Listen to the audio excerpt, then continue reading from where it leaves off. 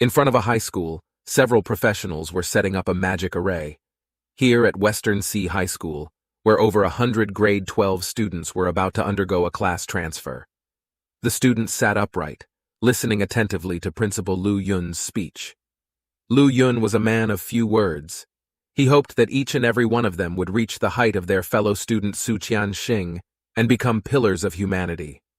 Su Qianxing, mentioned by Principal Lu, was once a student of the high school who successfully transferred to become a revered divine holy mage.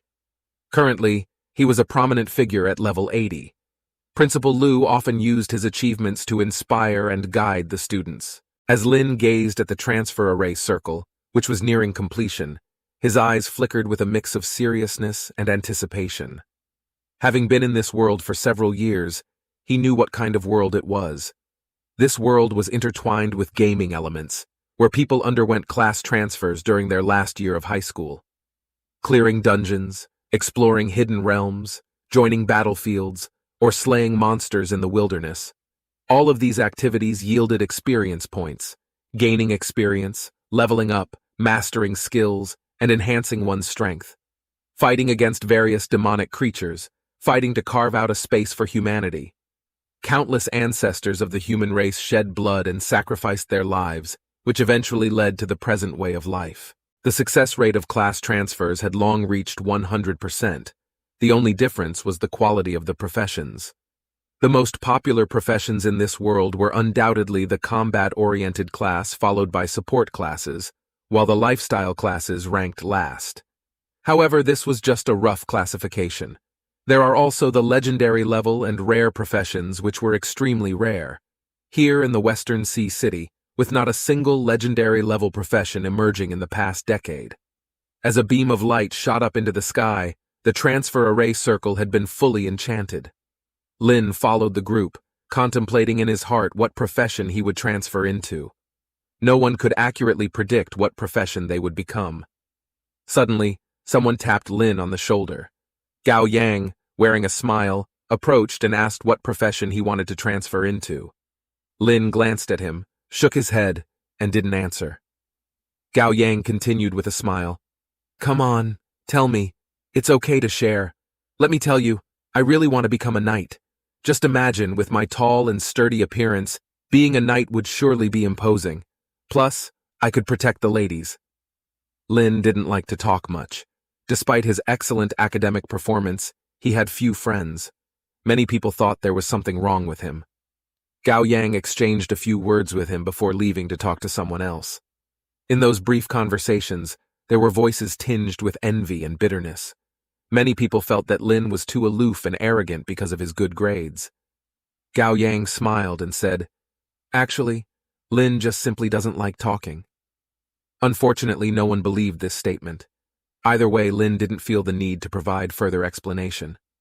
The group arrived in front of the array circle, and Principal Lu walked up to an elderly man with great respect. "Master Zhang, I appreciate your help today," he said. Master Zhang had a warm smile, appearing to be a very amiable old man. He didn't conceal his information, and everyone could see it. Zhang Qian, level 52, Array Grandmaster. Lin was slightly surprised to see that he was an Array Grandmaster, and his level was an impressive 52. Array Grandmasters were considered rare support class professions, and were not commonly seen. Moreover, they possessed tremendous power. Soon, Principal Lu Yun brought out a list, and started reading off the name of the students. The first student called was Shu Da. Shu Da responded, and entered the transfer array with a hint of nervousness. As the array roared to life, accompanied by a dazzling light, Shu Da's class transfer concluded. Lifestyle profession, farmer. Shu Da's face turned slightly pale. He hadn't expected to become a farmer. It was still a decent profession since everyone needed to eat, right? After stepping down from the array, Shu Da's close friends comforted him. The second person called hurried into the array. Again, a dazzling light enveloped the scene. Lifestyle profession, chef. The student was pleased with his profession because his father was also a chef. It could be seen as following in his father's footsteps. The third, the fourth. One person after another went up for their class transfers, and most of them ended up with lifestyle professions. Master Zhang and Principal Lu Yun sighed. So far, not a single rare profession had appeared. Master Zhang stood beside Principal Lu as the architect of the transfer array, and he was well aware of the class transfer situation. Lu called out another name. Charlotte responded promptly. Before setting off, Charlotte glanced at Lin, her eyes flashing with a hint of provocation. She and Lin were known as the two geniuses of the high school. However, in terms of academic performance, Lin always outshines Charlotte, who remained in second place. Charlotte had always held a grudge deep inside. She refused to accept defeat. Master Zhang, who had been keeping his eyes closed, suddenly opened them and glanced at Charlotte. This girl is impressive. Master Zhang detected that Charlotte's spiritual power was more than twice as strong as an average person's, indicating the potential for her to become a mage. The array activated, and a radiant light enveloped the scene. In the midst of the light, two enormous fireballs suddenly rose, bursting like fireworks. Lu Yun trembled with excitement. An anomaly! A rare profession! The appearance of the anomaly indicated the emergence of a rare profession. Rare profession. Elemental mage. Lu's excitement at this moment was overwhelming. Just a moment ago, he had been mentioning rare professions as a mere wishful thinking. Principal Lu and Master Zhang were both delighted. After Charlotte returned, a group of classmates gathered around her, bombarding her with questions. This was a main combat class profession, and moreover, it was a rare class. Lin heard his name and lifted his foot, walking towards the array. Charlotte watched Lin, her eyes filled with a sense of challenge. Principal Lu glanced at Master Zhang beside him and asked, "How is this child?" Master Zhang calmly replied, "Academic performance and class transfer do not necessarily correlate. You knew this."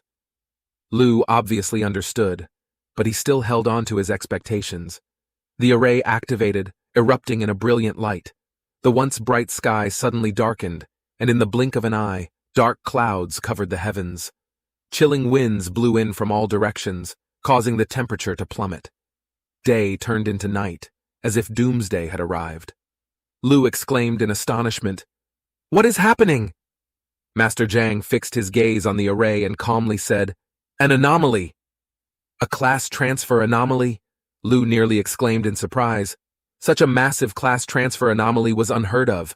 With that, he became agitated. With such a significant anomaly, not having a rare profession would be unacceptable. Charlotte clenched her fist. This anomaly was much greater than the one before. She felt a sense of unwillingness to admit defeat, but judging solely from the anomaly itself, she couldn't help but acknowledge its significance. Suddenly, a student shouted, "Look, there's a movement within the dark clouds." Everyone looked up. Within the dark clouds, flickers of lightning could be seen. Apart from the lightning, there seemed to be something else. Moreover, a crackling friction sound emanated from the dense clouds, causing discomfort in their ears. Finally, a sharp-eyed student caught sight of what was within the clouds, and he was so frightened that he fell to the ground. The dark clouds were filled with countless skeletons.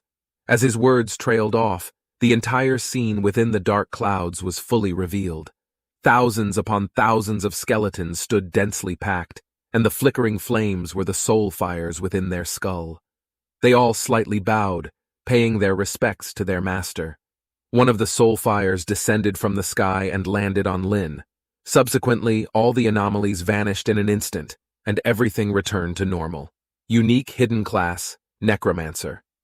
It was not just a rare class, it was a hidden class, and it was a uniquely hidden class. This meant that there was only one of this class in the entire world. Unless Lin died, there would never be a second person with the same class.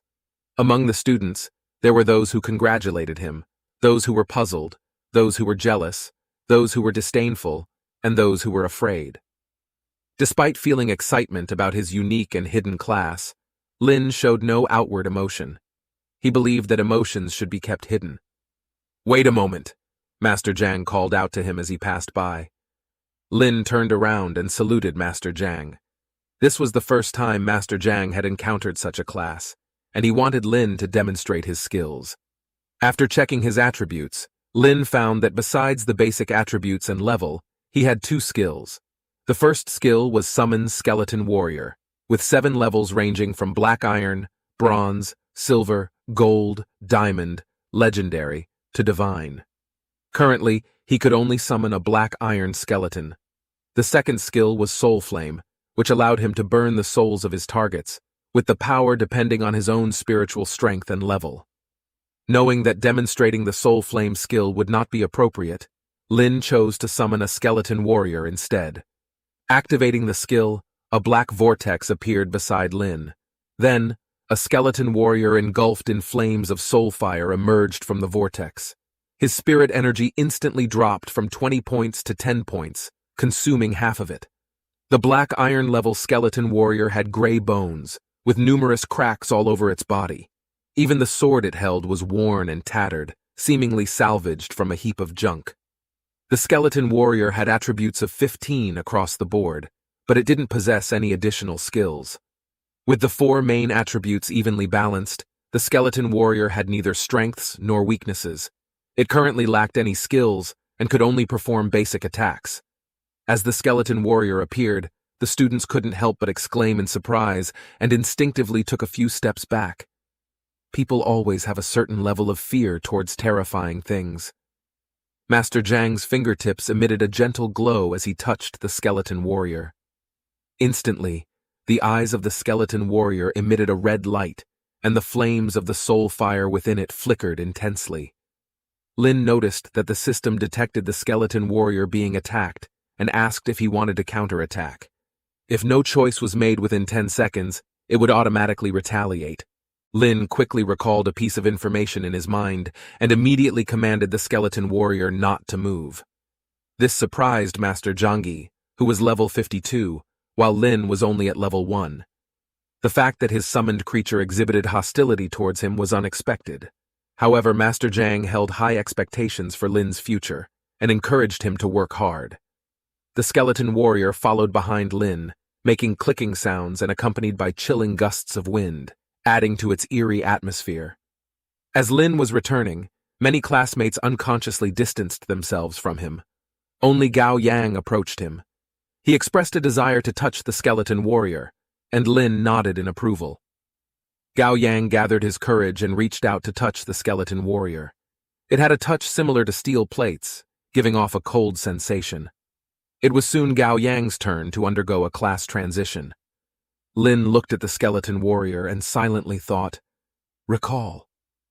A vortex appeared in front of him once again, and the skeleton warrior entered the vortex, disappearing from sight. The system displayed that his summoning space now showed 110 capacity. Lin carefully examined the description of the summoning space. The summoning space served as a place to store summoned creatures. Unused summoned creatures could be kept in the summoning space and summoned whenever needed. Summoned creatures called from the summoning space did not require the consumption of spiritual power. As Lin reflected on his class transition, he recalled the vision he witnessed during the process, a vision that was completely different from what others experienced. He saw a dragon, a colossal dragon. The dragon soared through the air, emitting cries of agony from time to time. In an instant, it descended to the ground and thrashed about madly. Lin observed countless skeleton warriors crawling all over the body of the dragon, numbering in the thousands. The skeleton warriors wielded their blades, continuously striking the dragon's body. Each blow inflicted terrifying wounds upon the dragon. No matter how the dragon struggled, it was futile. The transition formation erupted in a brilliant light. Gao Yang's class transition was complete. Advanced Melee Class, Sword and Shield Knight. It turned out that Gao Yang had become a knight, just as he had hoped. Gao Yang excitedly ran back, and for a rare moment, Lin showed a hint of a smile, and even gave Gao Yang a thumbs up. Gao Yang burst into laughter, patting Lin's shoulder. "From now on, we'll tackle dungeons together. I'll stand in front of you." "In that case, let me recall the phrase." Then he tapped his head and said, "If someone want to kill me, he would have to step over your corpse first." Lin was speechless.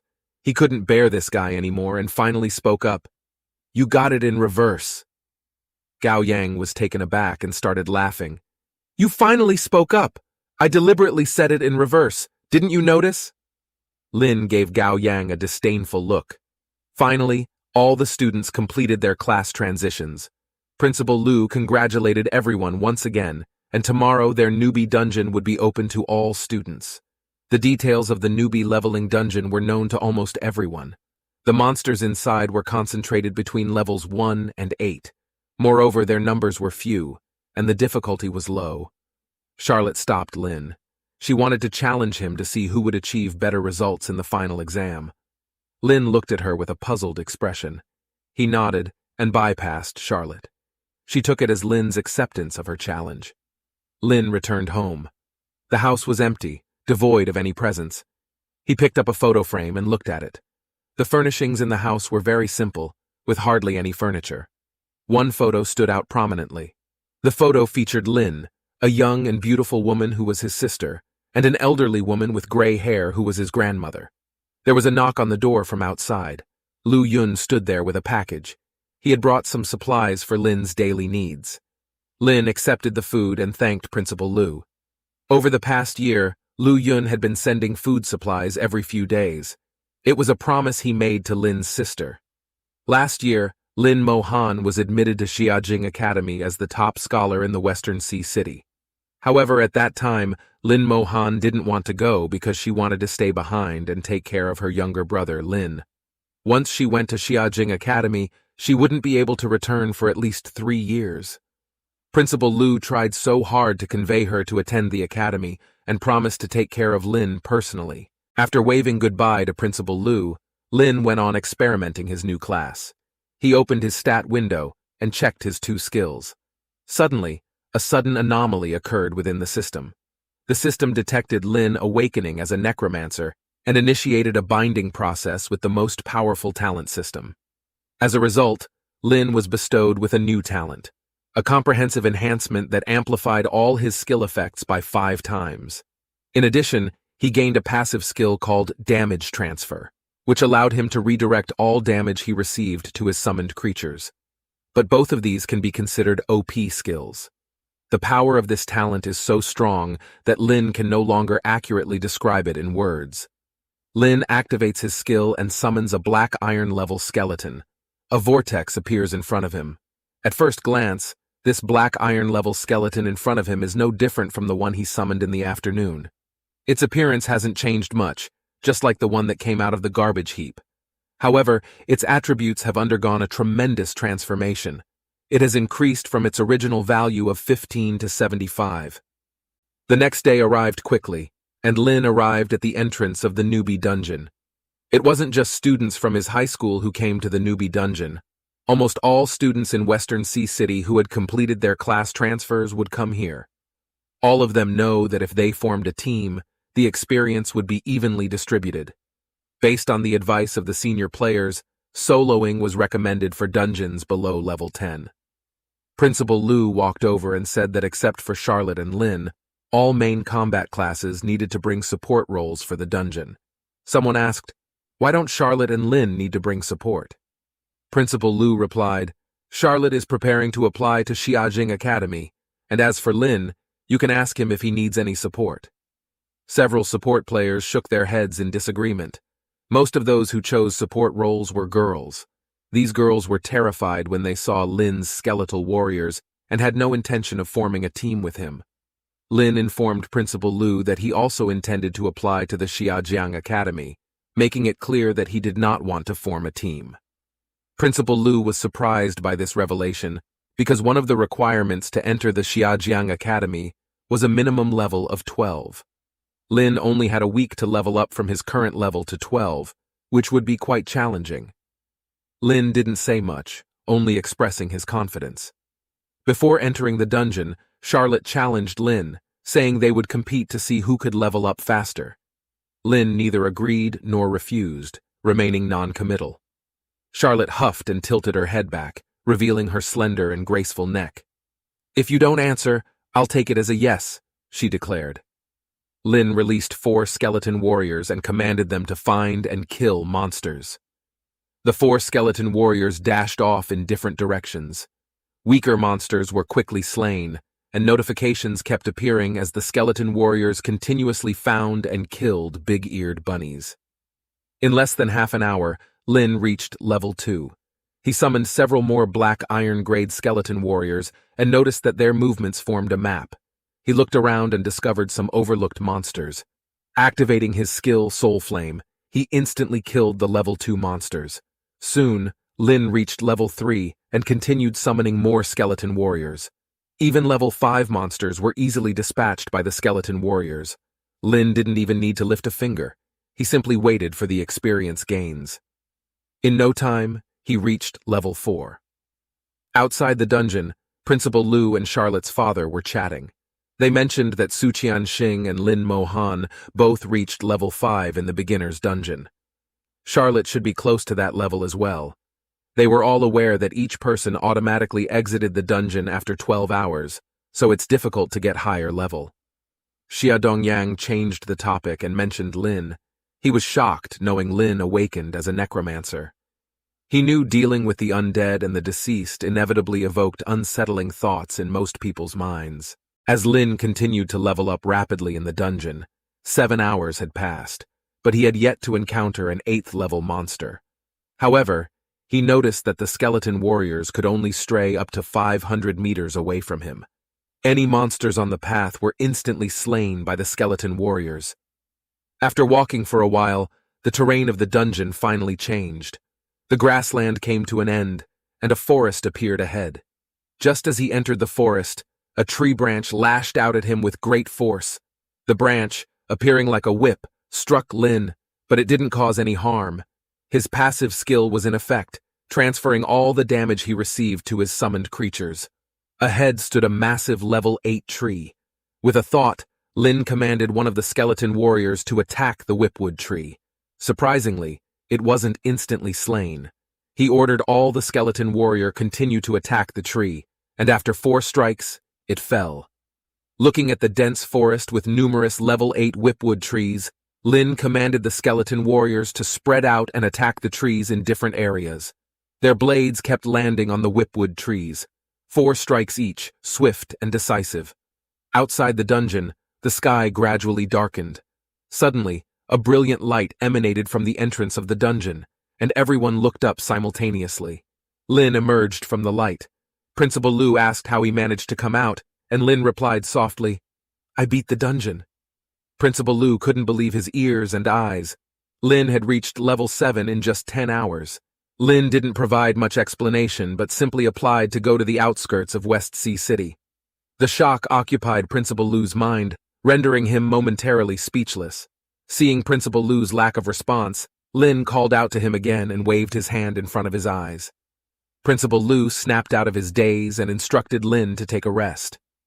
Principal Lu returned to his desk, and the other principals looked at him curiously. After taking a few sips of tea, Principal Lu revealed that Lin had completed the newbie dungeon. Everyone was astonished and could hardly believe it. Lin continued to replenish his spiritual energy through meditation. By now, he had summoned a total of 24 skeleton warriors, but his summoning space still had 70 vacant slots.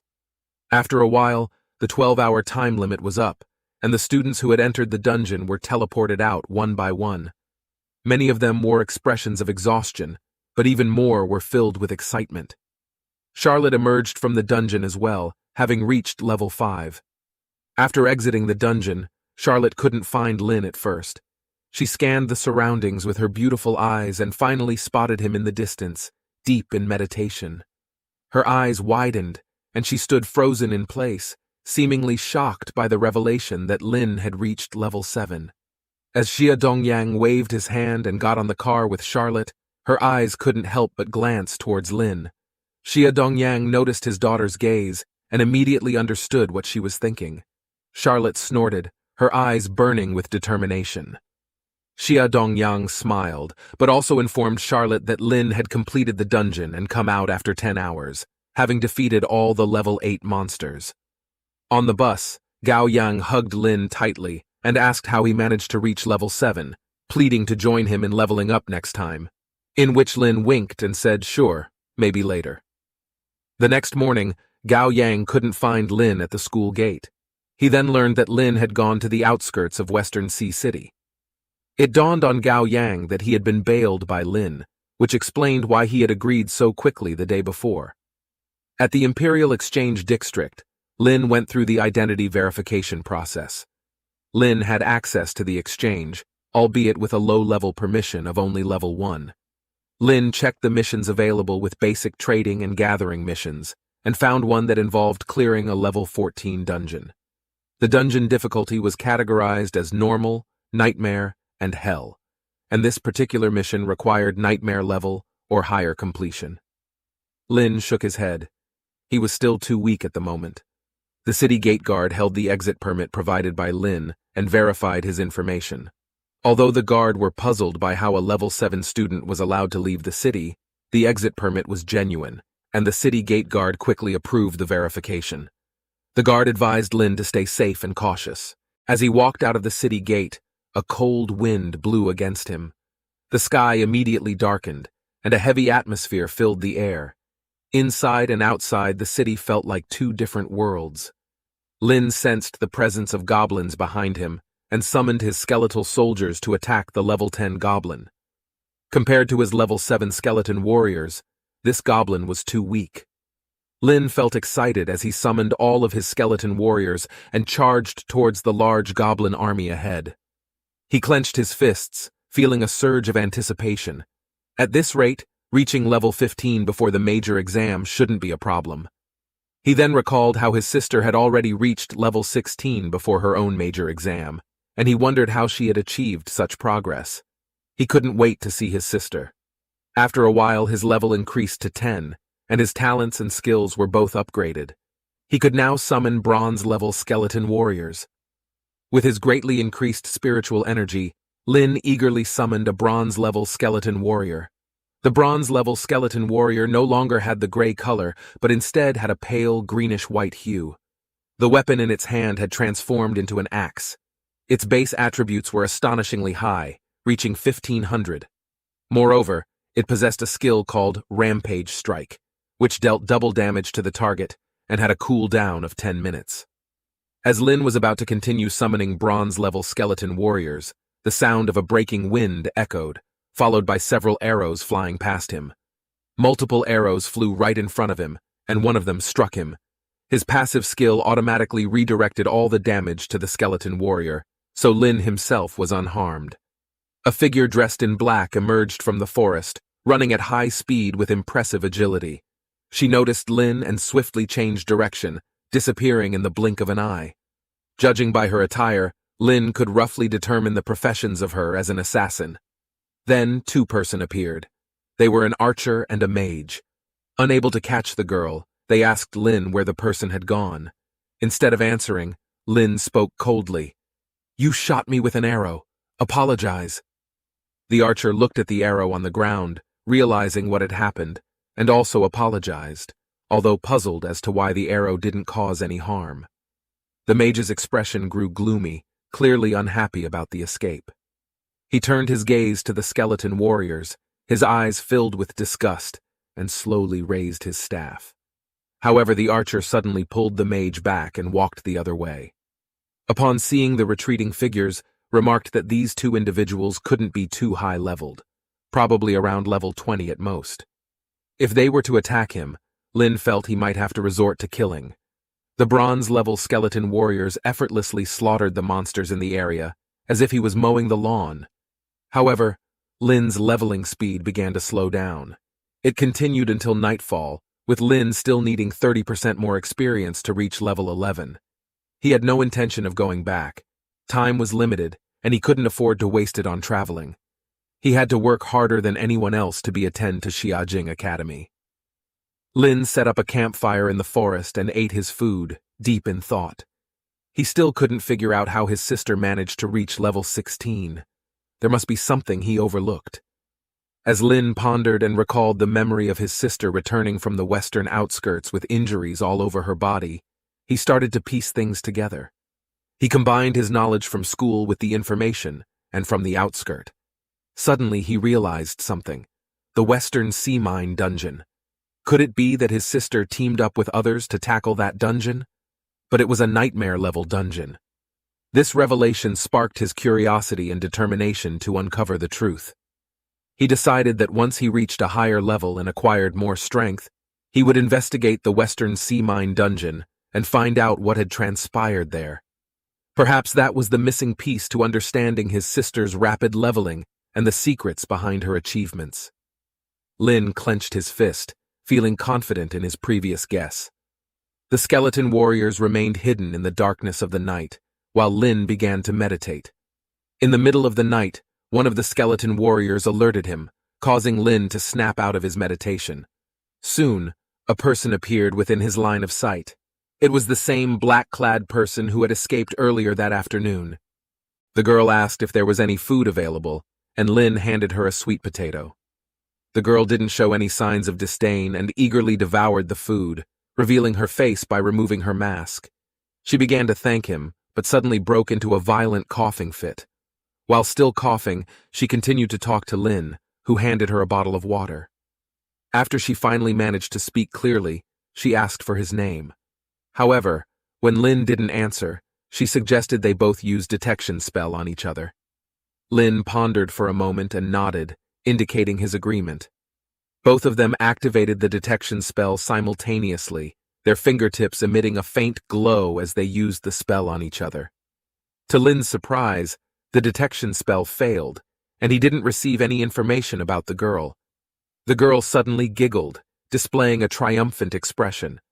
Although this was her first time seeing of the necromancer profession, she finally knew Lin's name and level. Her words started flowing rapidly, one after another. Lin looked at her calmly and asked, "Why?"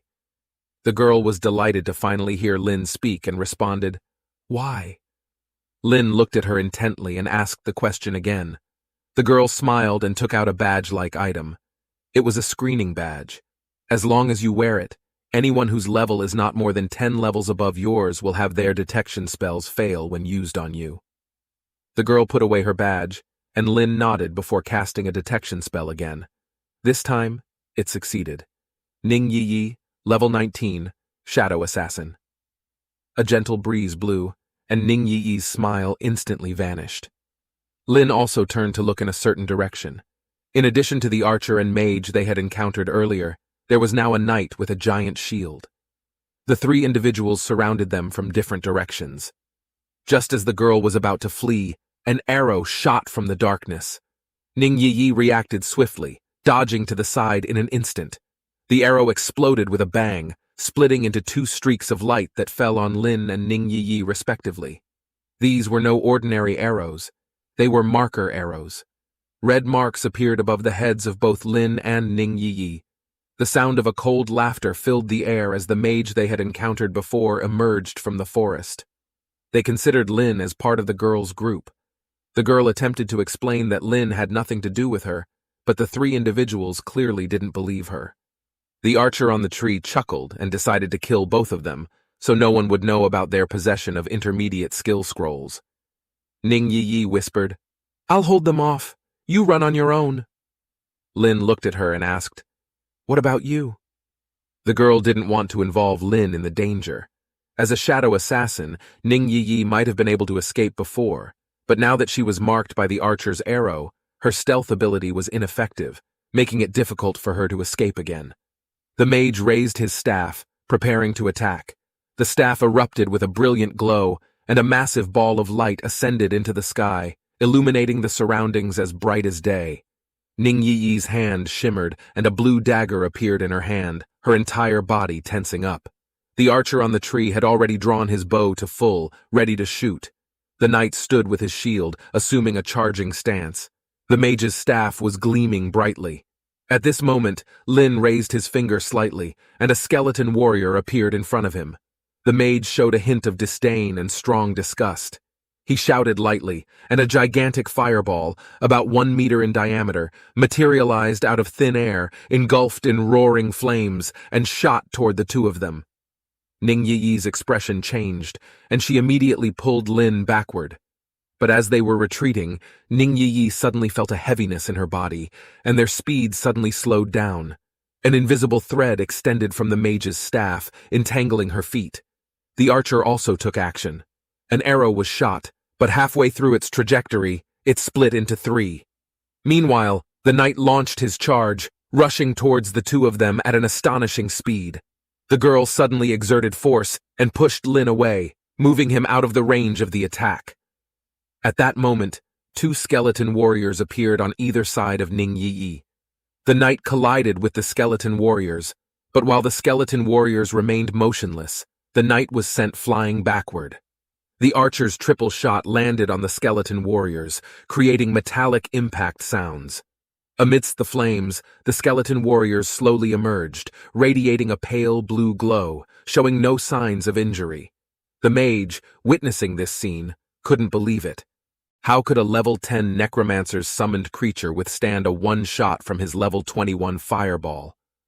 The archer and the knight were also stunned, shocked by the strength of these summoned creatures. With a grating sound, more and more skeleton warriors appeared, surrounding the three of them. A total of 44 skeleton warriors formed a tight circle around them, leaving no escape. With everyone stunned, including Ning Yi, she couldn't believe her eyes.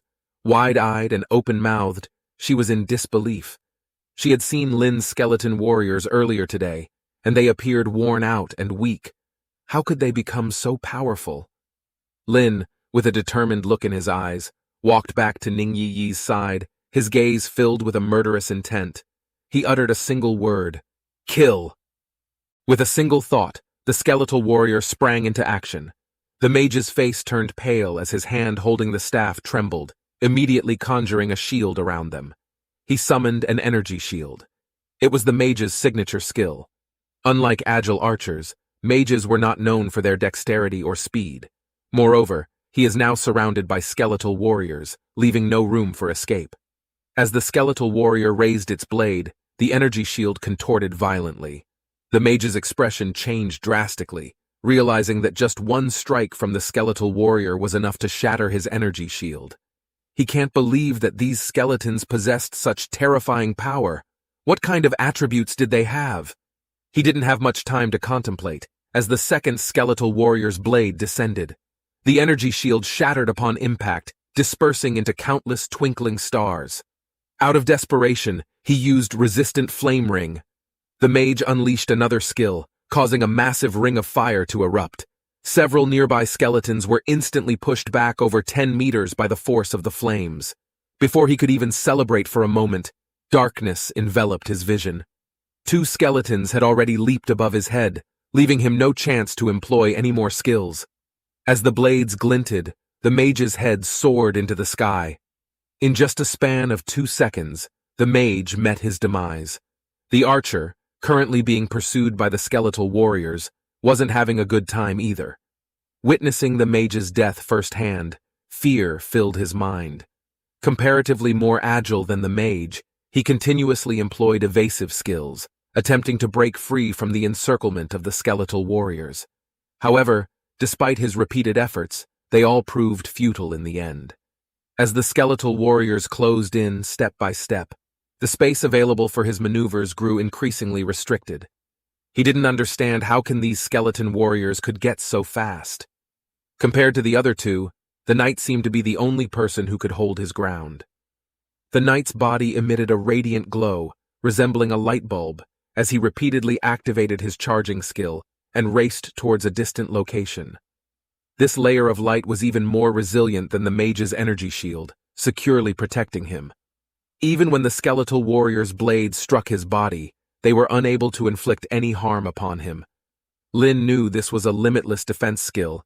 Only a few knights could master this skill, recalling his knowledge of this skill. It was one of the knight's core abilities. Once activated, it granted an immensely powerful defense for a short period of time. The knight, relying on his limitless defense, desperately fled. A pained scream echoed from behind, and he knew that the archer had also met his demise. With both the mage and archer dead, he was thoroughly frightened. How could these skeletal warriors be so terrifying? If he had known earlier, he would not have come. It wasn't worth losing his life for a mediocre intermediate skill scroll. Lin had no intention of letting him escape. There's no turning back. He would need to ensure a clean kill. One of the skeletal warrior's blades emitted a red glow simultaneously. Rampage strike, dealing 200% of their own strength as damage to the target. The knight couldn't believe that a mere skeletal warrior would also use skills. The sword, shimmering with a red light, struck the knight. The bright white light surrounding the knight instantly dimmed significantly. Then came the second strike, followed by the third. One after another, the skeletal warriors ruthlessly unleashed their skills, rapidly diminishing the duration of the limitless defense. Moreover, more skeletal warriors had surrounded him, cutting off the knight's escape route. A sense of despair washed over him. After a dozen seconds, the knight, filled with unwillingness, was struck down by the skeletal warriors. Either don't do it at all, or if you do, don't hesitate. That's what his sister has told Lin, and that's exactly how Lin acted. Ning Yi still hadn't processed what had happened. From the beginning of the battle until the end, it took around 20 seconds. All three of them had been killed. Meanwhile, Lin himself hadn't even moved an inch. He simply stood there commanding his army of skeletons. The skeletal warriors had returned, carrying various items in their hands. When a person dies, the contents and items of their storage space would be dropped.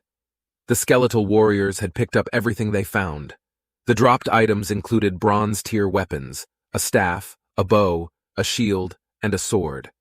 The 4 weapons and equipment were neatly arranged in front of them. Ning Yi informed him that these are all weapons obtained from the Carmen Orc Legion's dungeon. Lin was somewhat puzzled, as he had never heard of this dungeon before. Noticing Lin's confusion, Ning Yi continued to explain. The Carmen Orc Legion dungeon is a level 20 dungeon located outside Shanghai City. These 4 bronze-tier equipment pieces are of no use to him, but he can sell them for some money. Without hesitation, Lin collected all 4 bronze equipment pieces, and Ning Yi didn't express any objection.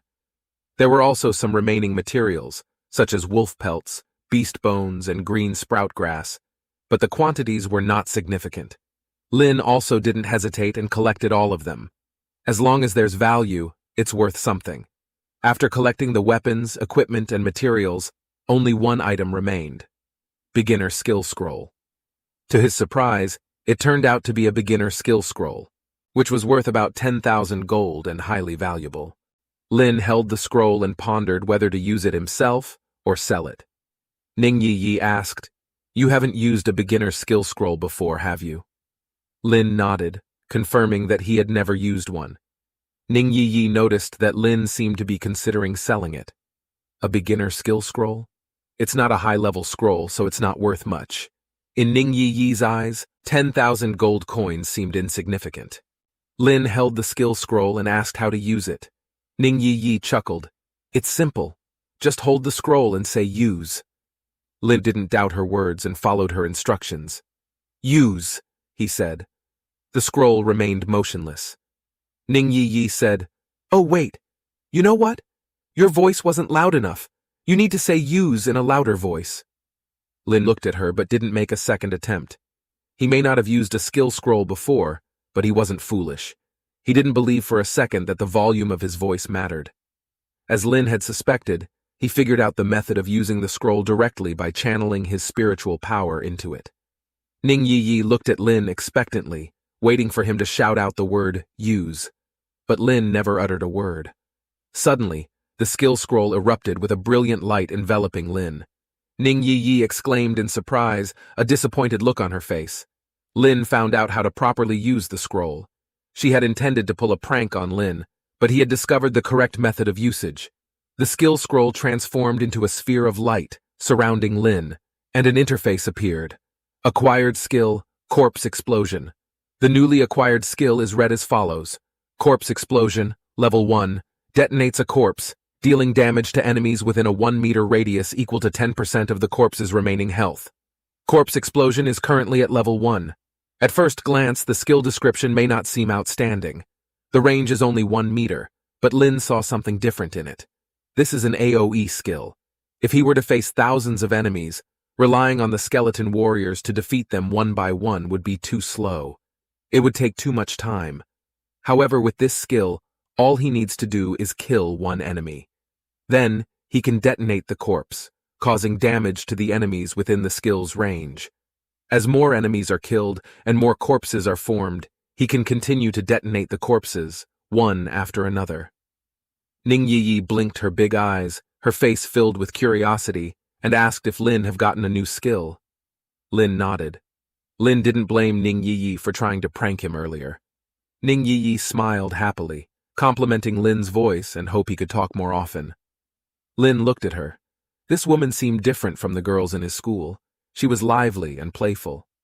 "Your voice sounds nice too." Lin rarely complimented others. Ning Yi appeared delighted and took out a box, placing it directly into Lin's hands. It was an intermediate skill scroll. In the exchange market, the price of an intermediate skill scroll could reach up to 1 million gold coins, 100 times the price of a beginner skill scroll.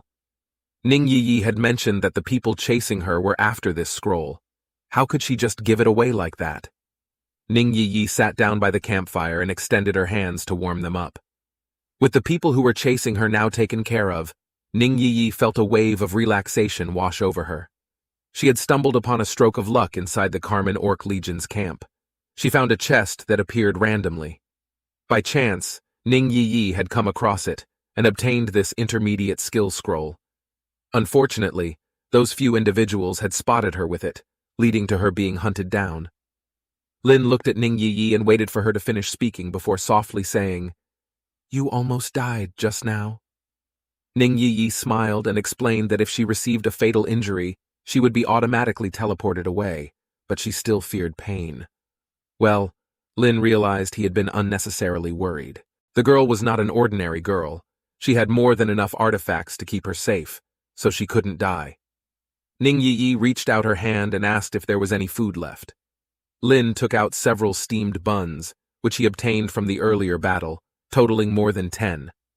Ning Yi shook her head, indicating that she didn't want anything from those people. Lin chuckled and exchanged the buns for sweet potatoes. Ning Yi happily took the sweet potato and started eating it. Watching Ning Yi savoring the food, it seemed truly delicious. Ning Yi continued her questioning, and Lin answered that he intended to go to Xinjiang Academy. In her eyes, with Lin's abilities, he would have no problem passing any academy entrance exams. Suddenly, Ning Yi thought of something and told Lin that after he arrived at Xiajing Academy, he must challenge the Divine Tower and aim for the highest floor possible.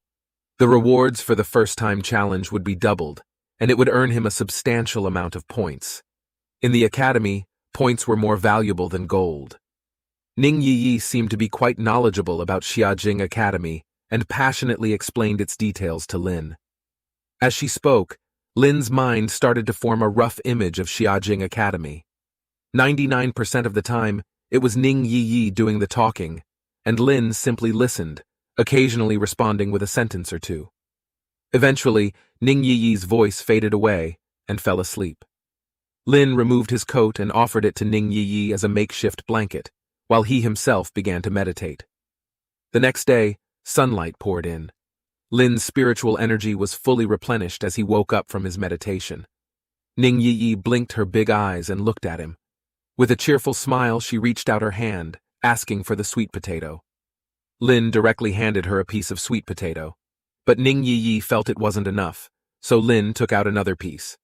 Almost all of the 20-something sweet potatoes he had brought with him were given to Ning Yi, and he didn't keep a single one for himself. Lin waved his hand and said, "There really are none left." Ning Yi smiled and said, "All right, I'll believe you." Holding the sweet potato, she bid farewell to Lin, expressing her wish to meet Lin again in the future, telling him to quickly level up, so he can take her on a journey and take her along to level up.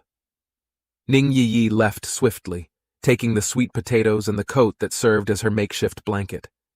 After Ning Yi left, Lin muttered to himself, "I'll bring you along to level up in the future." The forest was permeated with a faint smell of blood. 3 corpses lay on the ground. Lin gazed at the bodies and silently unleashed the skill he had just learned yesterday.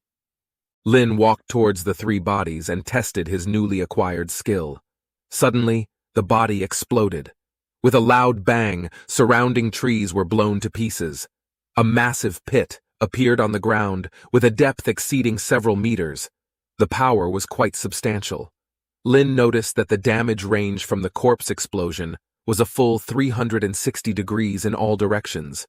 The body he just detonated belonged to the mage. He did a few more tests. Once again, there was a thunderous roar, even more powerful than before. Following yesterday's thoughts, Lin headed towards the Western Sea Mine.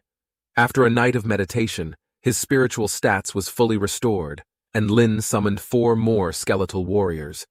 With the skill level of Summoned Skeletal Warrior reaching level 10, the skeletal warriors transformed from Black Iron level to Bronze level. The demand for spiritual power also increased. Now, summoning a single skeletal warrior required 70 points of spiritual stats. Lin had a total of 300 points of spiritual stats. At this point, Lin have a total of 48 skeletal warriors. Lin was already quite satisfied. He knew someday the summoning space will be maxed out, and he wasn't in a hurry. As Lin got closer to the Western Sea Mine dungeon, he started to see people gathering around. The monsters on the way to the dungeon were mostly cleared out. Soon, Lin caught sight of the entrance to the dungeon. It was a whirlpool similar to a newbie dungeon, but much larger. The whirlpool seemed to emitting a constant aura of bloodlust. At the entrance of the dungeon, many people were waving flags and shouting, searching for team members. Several people were also gathered in front of the dungeon entrance, seemingly engaged in discussion and their plans. Lin approached the entrance of the dungeon with a single skeletal warrior. He had kept the other skeletal warriors hidden, the skeletal warrior's bone friction making a sound that sent shivers down one's spine. Many people instinctively stepped back, creating a pathway for Lin. Arriving at the entrance of the dungeon, Lin checked the dungeon information. This was the real deal, and not a newbie dungeon designed for leveling up newcomers. The mine dungeon had 2 difficulty levels, offering normal and nightmare difficulties, with no hell difficulty available. Even in normal difficulty, the monsters were already elite creatures, several times stronger than those outside. The nightmare difficulty featured even stronger elite monsters, with an even higher level of difficulty. Typically, normal difficulty required a 3-person team, consisting of a tank, a damage dealer, and a support. The nightmare difficulty required a 5-person team, with dual support and dual damage dealers. From this, one could infer the difference in difficulty. The skeletal warrior stood silently beside Lin, showing no signs of movement. Finally, someone mustered the courage to use a detection spell, and it landed on both Lin and the skeletal warrior. A red light suddenly emanated from the hollow eye sockets of the skeletal warrior, directed towards the person who cast the detection spell. This startled the person, and the detection spell yielded no results, providing no information. Lin was wearing the shielding emblem given by Ning Yi. He didn't order the skeletal warrior to take action. It was just a detection spell, nothing serious. It seemed that everyone realized Lin was not an ordinary person, and started inviting him to join their teams. However, Lin declined. After reviewing the dungeon information, he chose the nightmare difficulty. Lin was teleported into the dungeon. Many people were shocked to see him entering the dungeon alone. They couldn't believe that someone would dare to enter a dungeon on their own. Some people approached the person who had used the detection spell earlier, asking for details. The person seemed slightly embarrassed and said he didn't see any information. Outside the dungeon, many people wore expressions of curiosity, as there had been numerous cases where overconfident individuals attempted to solo dungeons and ended up dying inside. The Western Sea Mine dungeon lived up to its name, with the terrain inside resembling an actual mine. The dungeon was filled with a heavy, oppressive atmosphere, accompanied by a strong stench of blood. Standing within a safe zone, Lin knew that venturing outside would result in immediate attacks. Lin cast a detection spell, revealing the true nature of the elite goblin monster. Its attributes were several times higher than those of ordinary creatures. A level 14 goblin with 800 strength, 400 agility, 200 spirit, and 1000 GP. It also possessed a skill called Stunning Strike, showcasing immense strength and resilience. Even a level 14 Knight-class profession wouldn't come close to matching half of its prowess. Without proper teamwork and coordination, defeating a nightmare-level dungeon would be a daunting task. Yet when compared to Lin's skeletal warrior, the difference in attributes was still vast. Lin summoned the skeletal warrior from the summoning space, and in an instant, the room was filled with an army of skeletal warriors. Afterward, he stepped out of the safe zone, officially embarking on the journey through the dungeon. The goblin guard roared in excitement and charged at Lin, only to be met with the skeletal warrior's large axe. It was quickly dispatched with a few strikes, and Lin received a notification. You have slain a level 14 goblin guard and gained 4,200 experience. A tinge of excitement flashed through Lin's mind. The experience gained was about 10 times higher than that of monsters at the same level. Killing a single monster here was equivalent to killing 10 outside. Lin felt that he had found the right direction and immediately issued a command.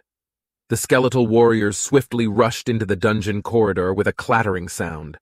Like an unstoppable army, they slaughtered their way through, and messages kept appearing. The screen was filled with rapid notifications, not only gaining experience, but also obtaining numerous items and materials.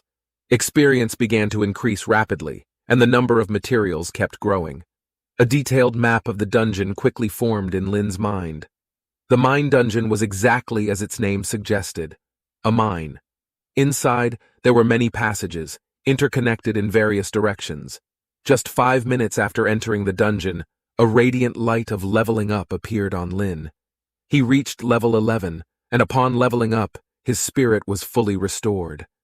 Lin immediately summoned 4 more skeletal warriors. He checked his own attributes and noticed that the increase in basic attributes had become more significant, with each level granting a boost of 20 attribute points instead of the previous 10. His spirit had also increased by 100 points. Lin understood that as his level increased, the subsequent attribute boosts would become even greater. This realization came to him after reviewing his attributes.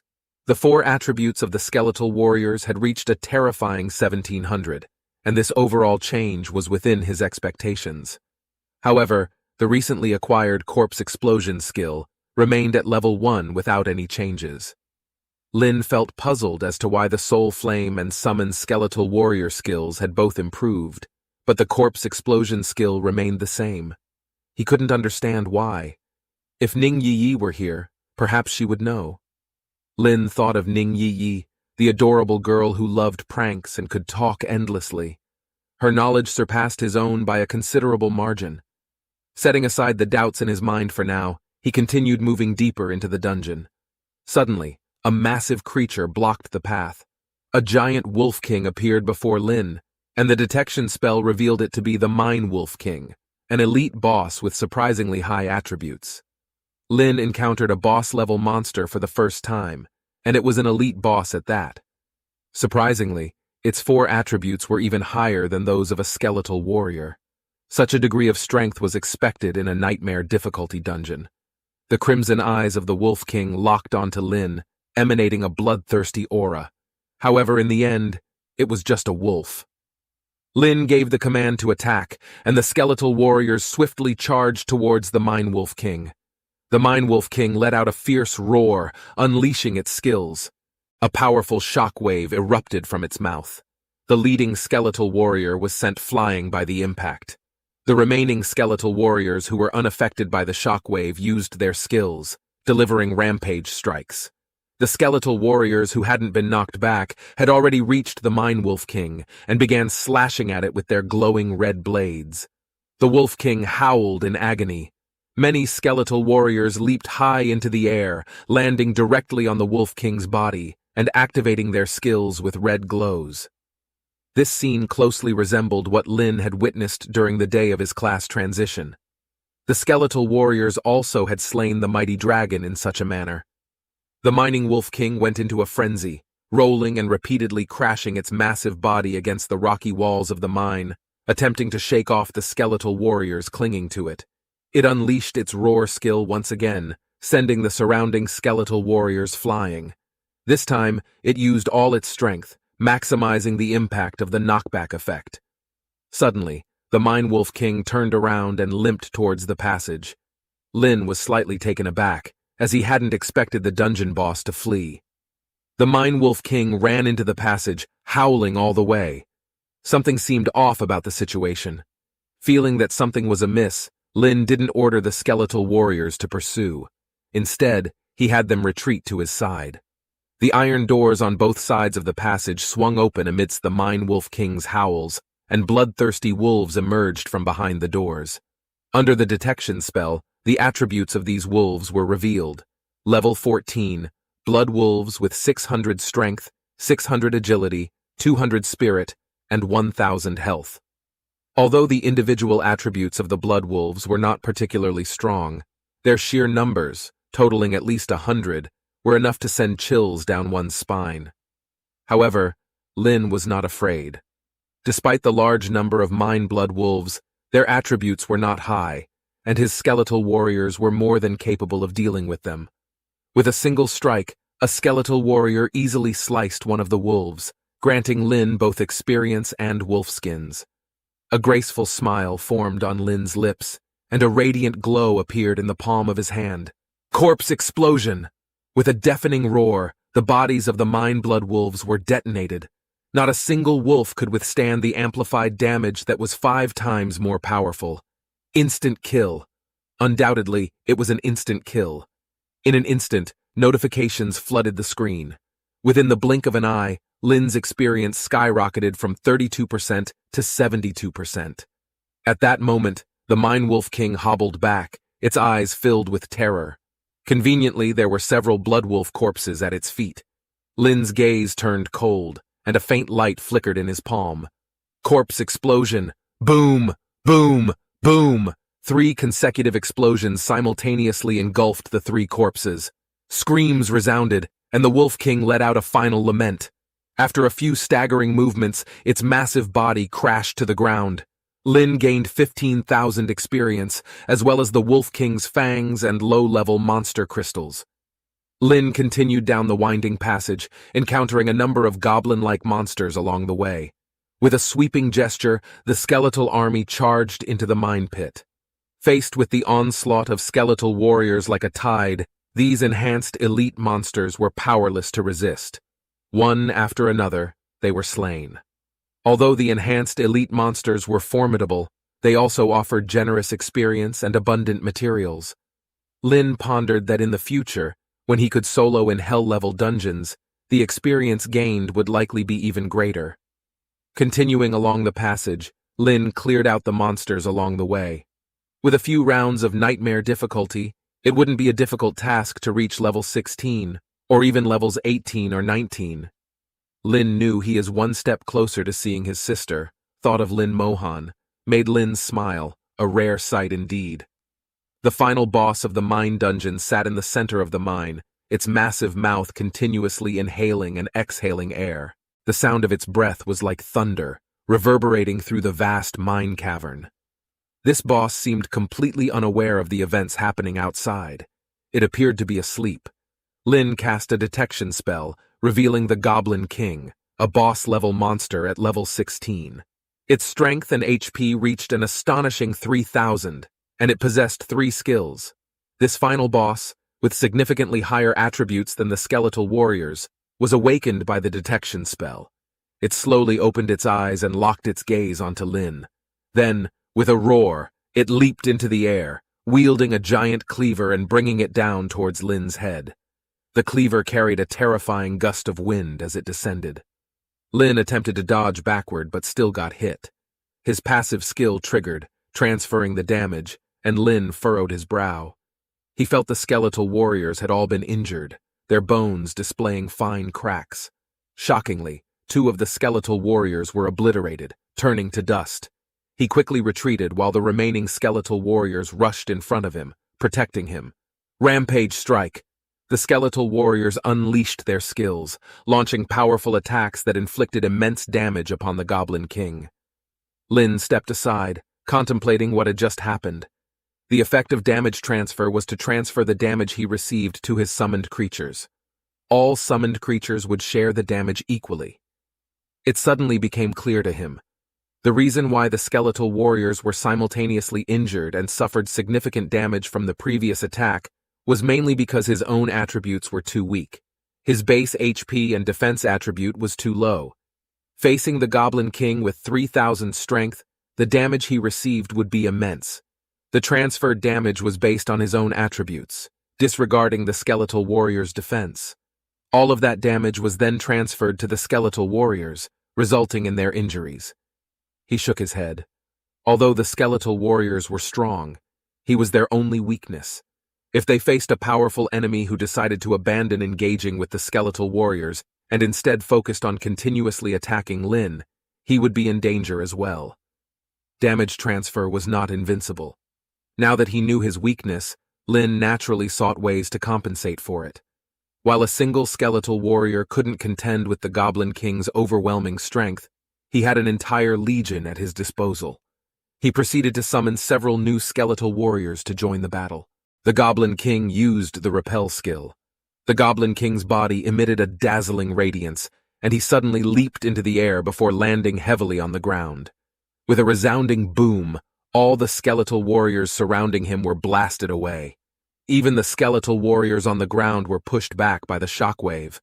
Following that, the Goblin King's eyes also emitted a radiant red light as he opened his large mouth and spewed forth flames. The flames engulfed the skeletal warriors, scorching them. Lin sensed that the HP of the skeletal warriors in the front was rapidly fading, on the verge of approaching the brink of death. A thought flashed through his mind, and the 4 skeletal warriors were immediately retracted into the summoning space. The Goblin King continued spewing flames, preventing the skeletal warriors from approaching. "I must interrupt his skill," Lin muttered, as a ball of purple flame appeared in the palm of his hand. Soul Flame. The flame silently and effortlessly landed on the head of the Goblin King.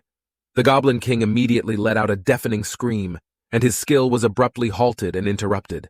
The Soul Flame disregarded defenses and directly inflicted spirit damage. The skeletal warriors swiftly gathered around, relentlessly launching their attacks. Lin continued using the Soul Flame to assault the Goblin King, preventing it from using its skills effectively. After 1 minute, the Goblin King fell to the ground, wearing an expression of unwillingness. As if it was saying, "What the hell, man? First is Sung Jin Woo and now you?" Defeated Goblin King. Experience 40,000. Obtained bronze grade weapon, Goblin King's dagger. Obtained bronze grade armor, robe of knowledge. Obtained Goblin King's crystal core. As the notifications appeared, a leveling radiance also emanated from Lin's body. Lin had finally reaching level 12. Soloing a nightmare-level dungeon took just over an hour, but it granted him more than 1 level of experience. Lin examined his rewards. Goblin King's dagger, bronze grade, strength plus 10, agility plus 10, 3% increase in assassin-type skill power. Robe of knowledge, bronze grade armor, spirit plus 10, health plus 10, 5% reduction in cool-down time for mage skills. The dagger had no use for Lin, so he stowed it away to sell later. Lin immediately changed into the robe of knowledge, increasing his spirit and health by 10 points each. In addition to the equipment, there was the Goblin King's crystal core. The Goblin King's crystal core was larger than those of lower-level monster cores and had a more captivating appearance. It glowed a vibrant red, resembling a ruby. Holding it in his hand, Lin could feel a warm sensation emanating from it. By taking the core back to the trading post, he could exchange it for 10,000 gold coins. After leveling up, Lin's spiritual power was completely restored. He immediately summoned 4 more skeletal warriors. The skill to summon skeletal warriors had also reached level 12, and the total number of summoned warriors had increased to 60. With a good mood, Lin walked towards the exit of the dungeon. Lin abruptly appeared at the entrance of the dungeon. Lin immediately caught everyone's attention. Onlookers were surprised to see him actually come out unscathed, and some even noticed the robe of knowledge he was wearing. Lin didn't pay attention to the gossip around him.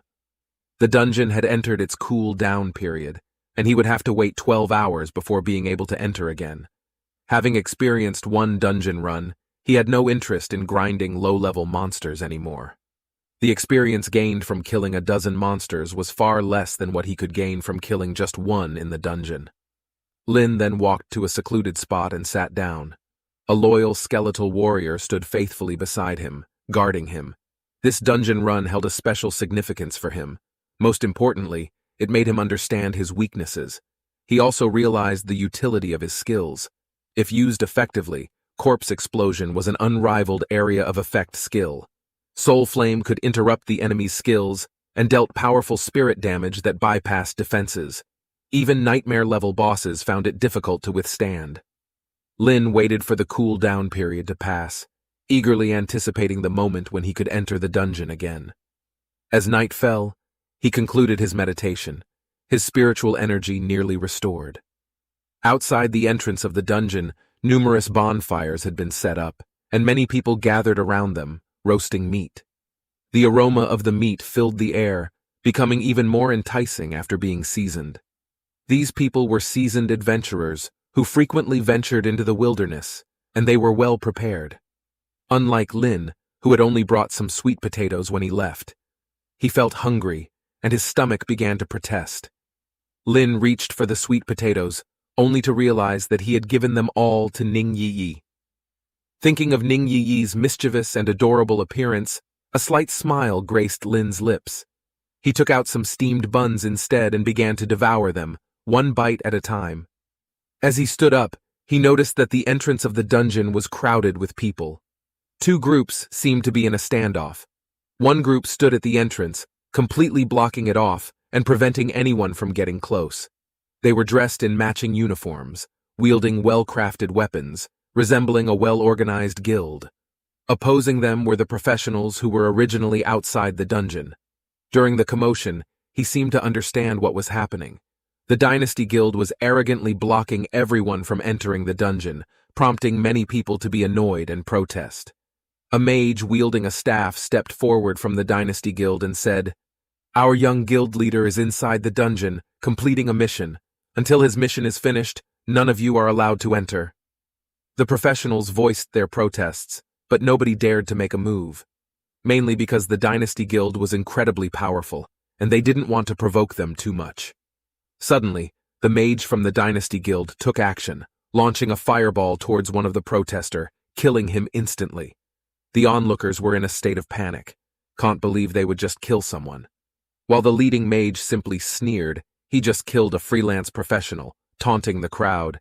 If they have the gut, they can find their revenge in the Dynasty Guild. Lin was filled with questions. He approached a nearby professional and asked what was going on. The professional explained that the Dynasty Guild needed the Goblin King's crystal core, which had a low drop rate and could only be obtained in nightmare-level dungeons. Furthermore, it only dropped once every 100 days. The task listed on the trading post was actually posted by the Dynasty Guild, but nobody had been able to complete it. Also, it was quite ridiculous, considering the value of the Goblin King's crystal core was at least 30,000 gold coins. The guild offered to buy it for only 10,000, so who would sell it to them? What a coincidence. The Goblin King's crystal core in his storage space. The Dynasty Guild would undoubtedly return empty-handed. Originally, Lin had considered selling the Goblin King's crystal core in a couple of days when he returned. But now, hearing what the person had said, it was clear that the crystal core was anything but ordinary. Lin then asked how to use the crystal core, and the professional explained that the Goblin King's crystal core could be forged by a blacksmith into the Goblin King's ring. The Goblin King's ring provided a +10 boost to all attributes and increased the level of all skills by 1. It could be used at level 15 and was renowned as the strongest accessory for characters below level 40. Rumors had it that the young guild leader of the Dynasty Guild was aiming to enter the Xiajing Academy, so he was determined to obtain this equipment. With an understanding of the situation, Lin smiled slightly and walked towards the entrance of the dungeon. He didn't care about the Dynasty Guild. They were just obstacles to his leveling progress. The people who were previously protesting suddenly stopped and looked at Lin. With a skeletal warrior by his side, Lin proceeded towards the dungeon entrance, the sound of bones cracking accompanying their steps. The professional became extremely nervous and tried to pull Lin back. The professional urged, his voice filled with concern. The mage representing the Dynasty Guild stared coldly at Lin. Behind him, several members of the guild focused their gaze on Lin. They were all above level 20. Knights, warriors, mages, archers, and support classes were among their ranks. Moreover, their equipment was exceptional, ranging from weapons to armor and accessories, all of them bronze grade. Lin stood in front of the mage and calmly said, "Move out of the way." The Dynasty Guild's mage treated his words as if he had heard the most amusing joke. Lin continued, "Don't stop me from entering the dungeon or I'll kill you." Lin spoke coldly. He wasn't joking at all. The mage sneered and cast a detection spell that landed on Lin. Then, a mocking laughter escaped his lips as it turned out that Lin was just a level 12 nobody. Even though they had never encountered the class of a necromancer before, the fact that he was just a level 12 nobody was undeniable. Despite the voices urging Lin to retreat, he paid no attention to any of them. His voice gradually turned cold as he spoke. "One last time, step aside or die." The mage felt a chilling sensation emanating from Lin's words, causing an involuntary shiver to run down his spine. The gaze in Lin's eyes sent a shiver down his heart, leaving him wondering how could a level 12 makes him feel terrified. However, in the next moment, he snapped back to reality, raising his staff in a threatening manner. He intended to kill Lin if he took one more step. Lin looked at the mage, his lips twitching slightly. With a casual utterance of a single word, the skeletal warriors dashed forward like lightning. In the blink of an eye, the skeletal warrior appeared before the mage, raising its weapon to strike. The mage wore a smirk on his face and simultaneously activated a faint pink energy shield. The skeletal warrior's blade struck the energy shield, causing it to deform dramatically, nearly reaching the point of breaking. In that instant, the mage's face turned pale. What kind of summoned creature was this? Lin ordered the skeletal warrior to use its skills, and the skeletal warrior's blade immediately emitted a dazzling red light. Rampage strike. The mage was frightened out of his wits. Who could have anticipated that this summoned creature would also possess such a powerful skill? He felt the threat of death. Without a doubt, if this attack lands, not only would his energy shield shatter, but he would also die. Resist Flame Ring! The mage activated his skill in an instant. The flame ring erupted, pushing the skeletal warrior several meters away. The members behind him were also astonished. The mage shouted, "What are you all waiting for? Attack!" The mage felt like he had just narrowly escaped death. His face turned pale, and he shouted loudly. A knight responded to his call, activating a charge skill. Holding up his shield, he charged forward and forcefully collided with the skeletal warrior, covering a distance of over 10 meters. To everyone's surprise, the knight let out a girly scream. Among the screams, the knight was sent flying. The skeletal warrior remained unmoved. In terms of strength, the skeletal warrior was clearly superior. It charged forward once again, faithfully carrying out Lin's command. The mage quickly retreated, instructing his companions to kill Lin. The best way to deal with a summoner was not to kill the summoned creature, but to eliminate the summoner themselves. As long as the summoner died, the summoned creature would naturally disappear. Two archers simultaneously released their arrows. Several arrows flew towards Lin, yet he didn't dodge or flinch. His expression remained unchanged. A black vortex appeared in front of Lin, and two skeletal warriors rose simultaneously, blocking the incoming arrows perfectly, one on the left and one on the right. The arrows struck the skeletal warriors' weapons, producing a metallic clashing sound, but they didn't cause any damage. The two archers quickly retreated, shocked that Lin had more than one summoned creature. The mage shouted loudly, and immediately, all of the knights and warriors rushed to stand in front of him, shielding him from the skeletal warriors. With no immediate danger, the mage raised his staff and pointed it at Lin, rapidly chanting an incantation. A giant flame erupted from the ground. Several seconds later, a fire serpent shot out from his staff, heading straight towards Lin. This was a rare skill that only a level 20 mage could learn, and it was considered the strongest skill for a level 20 mage. Some of the people behind Lin were worried for him. However, Lin remained calm and still.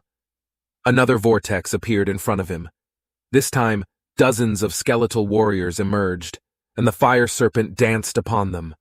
With a thunderous explosion, a brilliant blaze erupted. In the midst of the flames, dozens of skeletal warriors charged forward, pouncing towards the members of the Dynasty Guild. The mage's face turned incredibly grim.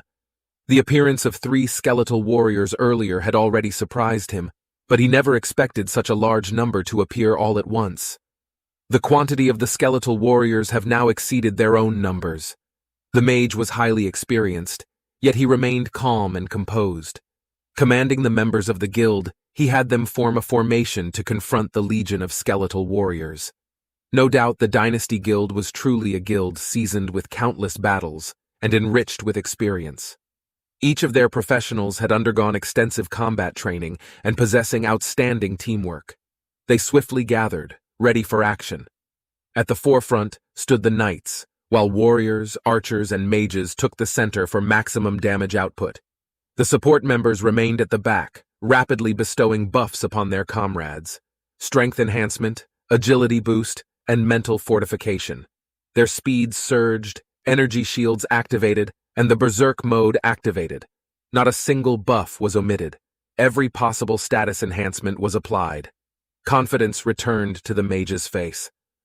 At this moment, Lin raised his hand, ordering the onlookers to step back. At this point, no one dared to defy his words. Who could have imagined that he alone would confront a dozen members of the Dynasty Guild? Everyone immediately stepped back, creating a considerable distance. The mage suddenly caught sight of a flash of purple flames before witnessing a tragic scene. A skilled archer let out a scream. The archer's life rapidly plummeted, teetering on the edge of death in an instant. Swiftly, a healing spell landed on the archer, but it failed to save him. Much to everyone's horror, the archer was dead, struck down in an instant. The mage's loud commands made the whole team grow even more tense. With dozens of skeleton warriors charging towards them, even the valiant knight was now overwhelmed. He had to endure the attacks of over 10 skeleton warriors simultaneously. Activating his limitless defense, he was continuously bombarded by the rampage strikes from the skeleton warriors. Though healing spells rained down upon him, he still felt unbearable pain, fearing that he might fall at any moment. One healing spell after another was thrown his way, yet under the relentless assault of the skeleton warriors, the radiance of his limitless defense was rapidly waning.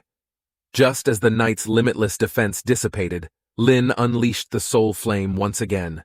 The soul flame flew towards the knight, causing the knight to wail in agony.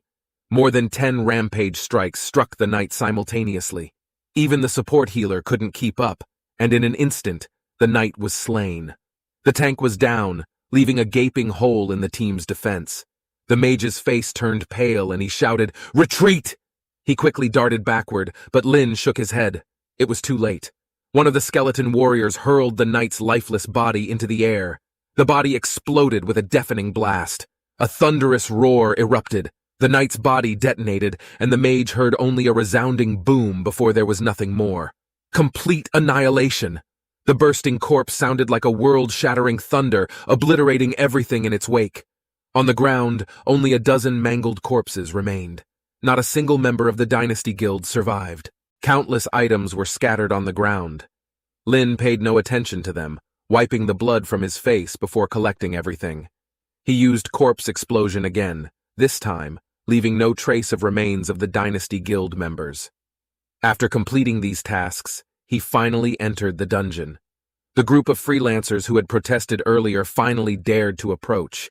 They could hardly believe that a single person had wiped out the entire Dynasty Guild team. The onlookers knew that the Dynasty Guild wouldn't take this lying down, and they were uncertain about what to do next. One of them suggested that they should leave immediately, departing from Western Sea City and the province, far away from the Dynasty Guild's influence. His proposal was immediately accepted by everyone. With his instigation, everyone began to retreat, and in the blink of an eye, the entrance to the dungeon became devoid of people. Half an hour later, several individuals were teleported out of the dungeon. A blond man's face bore a hint of disappointment. Despite their venture into the dungeon, they still couldn't obtain the Goblin King's crystal core. Suddenly, a female adventurer beside him noticed that there was not a single person nearby, not even their own team members or other freelancers. They couldn't fathom what had happened. The few individuals who accompanied Hao Ran, who's the son of the guild leader on this dungeon run, looked panicked.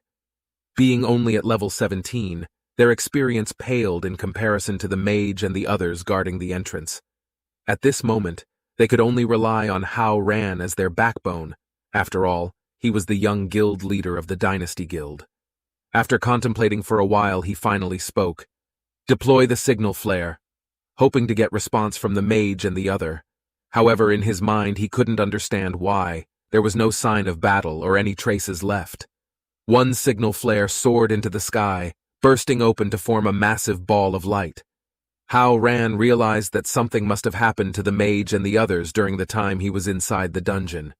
He instructed everyone to follow him and leave first, as there might be danger in this area.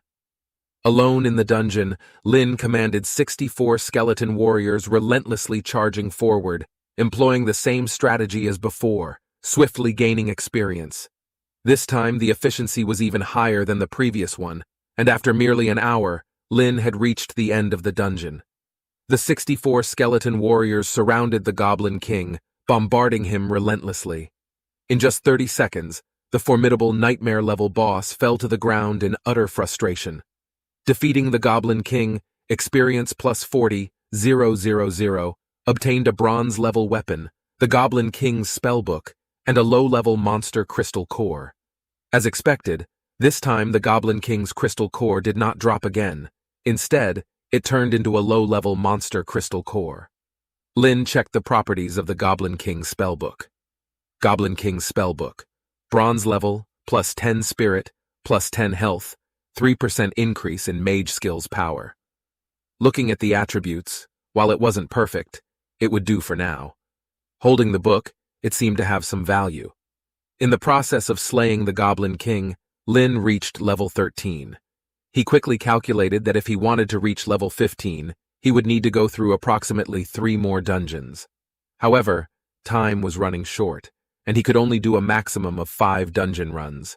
At most, he could reach level 16, which was still slightly lower than his initial expectations. But level 16 would be sufficient for the entrance exam at Xiajing Academy. Lin exited the dungeon. Outside the dungeon, it was eerily quiet, unusually peaceful. Lin pondered for a moment and essentially understood the cause and effect of what had happened. Leaving was probably the best choice for those freelancers. Surveying his surroundings, he didn't linger either.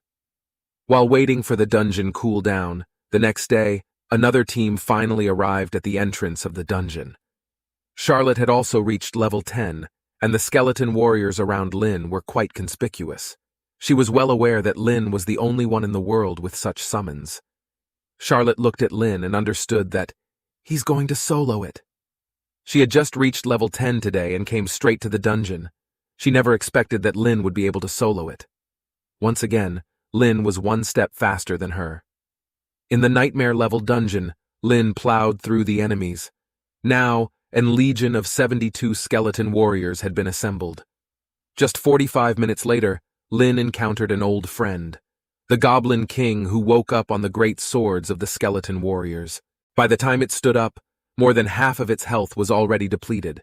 Flames erupted from its mouth, but was interrupted by the soul flame, interrupting its skills. In just 30 seconds, the Goblin King once again fell in utter frustration. After defeating the Goblin King, gained experience 40,000, and the loot dropped as before. Lin glanced at the items and stored them in his storage space. The Goblin King's eyes carried a mixture of unwillingness and frustration. That gaze seemed to suggest that it recognized Lin. Lin waved his hand, indicating that it didn't matter who killed him. At least Lin gave him a quick death. In truth, he said he didn't want to kill the Goblin King either, but there was no other way. He needed to level up. Lin softly spoke to the Goblin King, regardless of whether it understood or not. Another 12 hours passed, and Lin returned once again to see his old friend, after slaying the Goblin King. Lin also reached level 14, and the number of skeleton warriors increased to 76. While waiting outside the dungeon for the cool down, he encountered an old classmate. Hearing a familiar voice, he opened his eyes and saw Charlotte. Dust smudged her delicate face, and she had injuries, clearly having just experienced a battle as she had just come out of the dungeon. She stared at Lin, her face full of dissatisfaction. She asked him what level he was, and Lin calmly replied that he was level 14. Charlotte couldn't believe it. How could Lin have leveled up so quickly? She had teamed up with others and repeatedly cleared the Western Sea Mine dungeon on normal difficulty twice, and it took her from level 10 to 11. Back-to-back dungeons had left her completely exhausted. She knew Lin could solo dungeons, but he couldn't possibly level up this fast. Charlotte couldn't have imagined that Lin was running nightmare-level dungeons. Her sense of dissatisfaction towards him only grew stronger. She huffed, "I won't admit defeat." Saying so, she turned and left. Lin watched her, not knowing what to say. Suddenly, he saw Charlotte and a few others enter the dungeon. Lin witnessed something incredible. Dungeons had cooldown periods, but Charlotte had just come out. How could she go back in so quickly? He had tried both normal and nightmare difficulties, and dungeons always had cooldowns. Yet Charlotte could re-enter repeatedly. An hour later, she completed another dungeon run. After coming out of the dungeon, Charlotte didn't forget to glance back at Lin. He could see her exhaustion from her expression, the kind of fatigue that resulted from continuous battles. Shortly after, in just a little over 10 minutes, Charlotte found another team and went into the dungeon again. Half an hour later, exhausted, she exited from the dungeon. She was so tired that she didn't even want to move a finger. Charlotte, with her weariness, sat down beside Lin. Lin asked her why she was pushing herself so hard, and Charlotte replied with annoyance, she can't believe that Lin has the nerve to ask her why. For years, she is always second behind Lin. She must surpass Lin. Lin never expected Charlotte to hold such deep resentment. If he had known, he would have given her an easy time during a certain exam and let her achieve first place too. Charlotte looked up at the sky. She also wanted to get into Xiajing Academy. Level 15 would be secure, but level 16 would guarantee her admission. Lin recommended her to run nightmare-level dungeons to level up faster. Charlotte stared at Lin with her big eyes, thinking he was joking or perhaps teasing her. Nightmare dungeons required elite teams, and those people were all 16 or 17 level professionals. Nobody would take a level 12 like her. Charlotte gave Lin a disdainful look, as if saying, "Do you even understand anything at all?" Hearing Lin's silence, Charlotte continued, "That's why she better run several more normal level dungeons. She should be able to get to level 14, and with some effort, level 15 might be possible." Finally, Lin spoke up, finally asking how Charlotte was able to bypass the dungeon cooldown. Charlotte turned into a surprised Pikachu face, not expecting that there were things Lin didn't know. Lin didn't speak, only silently watching Charlotte for her answer. Seeming to have found something fun, Charlotte had a mischievous grin on her face, teasing Lin to say something nice. Then she would tell him. Lin turned his head away, closing his eyes. Seeing this, she pouted, showing him her cool-down amulet. Lin quickly recalled that this item was not something taught in school. Charlotte said that the cool-down amulet could offset the dungeon cooldown time, allowing people to enter the dungeon repeatedly. The amulet looked like a stopwatch. Under the detection spell, Lin obtained the item information, primary cooldown amulet. Available usage, 7/10. Introduction. This item can offset the dungeon's cooldown time, only effective for dungeons below level 20. This was the first time Lin had heard of this item. Lin asked if this item was expensive. Charlotte didn't know, because it was given to her by her father. But she remembered her dad's expression. He seemed a bit distressed when handing it over to her. Charlotte's family was very wealthy, with many successful companies under their names, and very well known in the Western Sea City. If someone like her father would find something expensive, the item itself was obviously valuable. Charlotte scratched her hair. She had to use up all 7 dungeon reset chances within 2 days, and she felt like she might be exhausted to death. Seeing her troubled expression, Lin thought for a moment, offering to carry her through the dungeon. He guaranteed that Charlotte could level up to 15 without lifting a finger. Charlotte suddenly remembered this stern guy beside her could solo dungeons. Charlotte quickly made a decision, willing to share the amulet with him. Lin knew even though the experience gained each time would be less, the fact that there were more entries which will result in a greater overall gain. It was a win-win situation, and Charlotte happily agreed. Lin told Charlotte to rest first, and they would start running the dungeon in 2 hours. Charlotte stretched lazily, preparing to nap. She quickly fell asleep, drifting off within moments. Sleeping so defenselessly in the wilderness was quite dangerous. However, Charlotte slept peacefully, because Lin was by her side. Charlotte curled up, sleeping soundly like a kitten with a small smile at the corner of her mouth. 2 hours later, Lin's dungeon cooldown ended. Charlotte got up, stretching languidly, accompanying Lin into the dungeon with a skeletal warrior on their side. Charlotte used the primary cooldown amulet, making her dungeon cooldown time disappear. Lynn started the dungeon, then selected the nightmare level difficulty. Charlotte's face changed drastically, thinking that Lynn had chosen the wrong level. Before her words fell, the two had already disappeared at the entrance of the dungeon. The heavy, oppressive atmosphere made it hard for Charlotte to breathe. She clung tightly to Lynn, staring at Lynn in fear. Lynn turned his head back to look at her, asking if she was scared. Bracing herself, Charlotte declared she wasn't scared, but just looking at the terrifying attributes of the monsters made her teeth chatter. Lynn told her that all she had to do was follow him. A large number of skeleton warriors appeared in the room. An unwillingness rose in her heart, and she quickly caught up with Lynn. They ran through the long mine tunnel, seeing the Mine Wolf King boss. The nightmare-level Wolf King was twice larger than the normal-level Wolf King. A skeleton warrior slain a nearby elite monster and then threw the elite monster's corpse into the air toward the Wolf King. At the same time, Lynn also raised his hand. Corpse explosion! A huge explosion rang out, and the terrifying sound startled Charlotte. Experience rapidly increased, and a swarm of notifications surged in. Several more loud explosions followed. The Wolf King, who was unimaginably terrifying in her eyes, fell to the ground with a howl. The Wolf King that would usually take a team of 20 minutes to kill had been vanquished instantly within less than a second. She then realized that this was not a normal level, but a nightmare-level dungeon. When Charlotte learned that Lynn had started soloing nightmare-level dungeons from level 10, she finally understood why Lynn could level up so quickly. From the moment they entered the dungeon till now, it had only been around 10 minutes, and they were already about to face the final boss. The enormous Goblin King stood before them. Then, the skeleton warriors charged up like bears to a beehive, swarming the Goblin King. With a dozen ear-splitting sounds, everything returned to calm. A level-up glow appeared around Lynn. He leveled up to 15. Charlotte. Looking at the item drop, it was a shame it wasn't staff.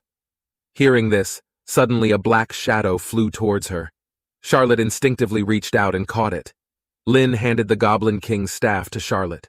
Seeing that Lynn hadn't used any weapons from start to finish, Charlotte knew in her heart that Lynn didn't care about attributes from these bronze-level gears. Lynn didn't know what Charlotte was thinking. He was currently checking the changes in his attributes after leveling up. He quickly calculated that he could reach level 16 after running the dungeon 5 more times. Looking at the Goblin King lying on the ground, he touched it and apologized, saying he would kill it 5 more times. Seeing Lynn actually talking to the Goblin King, Charlotte found it very strange. The boss obviously couldn't understand him. For some reason, Charlotte thought of the scene where Lynn had just apologized to the boss, and she suddenly found Lynn somewhat endearing and cute. Upon leaving the dungeon, Charlotte immediately used the primary cooldown charm. Only a dozen seconds later, they entered the nightmare-level Western Sea Mine dungeon again.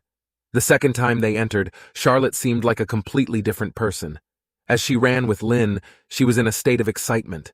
The excitement overflowing on her face made Lynn feel a bit strange. The third time, fourth time, and fifth time, quickly, they have used up all of the entries. Charlotte successfully leveled up to 14. There was still a day and a half left before the final exam. They could run the dungeon 2 more times, and by then, she would definitely reach level 15. Charlotte temporarily lost her competitive mindset towards Lynn. She knew that they could definitely enter the Xiajing Academy together. Charlotte suddenly asked if Lynn was interested in competing for the top position in the province. Charlotte explained that if Lynn could become the top place in the province, he could earn a lot of points. Most importantly, there was an opportunity to join the Creator Academy. The Creator Academy is the strongest academy within the Empire. While the Xiajing Academy recruits prodigies, the Creator Academy is for the top-ranking individuals among those prodigies. Charlotte looked at Lynn with her brilliant eyes. She genuinely thought Lynn had a chance. Lynn spoke softly. He was determined to go to the Xiajing Academy where his sister was. If given the opportunity, he would also try to enter the Creator Academy at a future date. Suddenly, Charlotte saw a blond young man behind Lynn. She recognized him at a glance. It was Gao Yang. He was at the entrance of the dungeon, seemingly looking for a team. Gao Yang was already at level 11, but unfortunately at level 11, Knights just couldn't tank the monsters. As expected, after searching for a while, Gao Yang couldn't find a team and looked disappointed. Lin was ready to take Gao Yang to grind the dungeon together. Charlotte chuckled and followed him.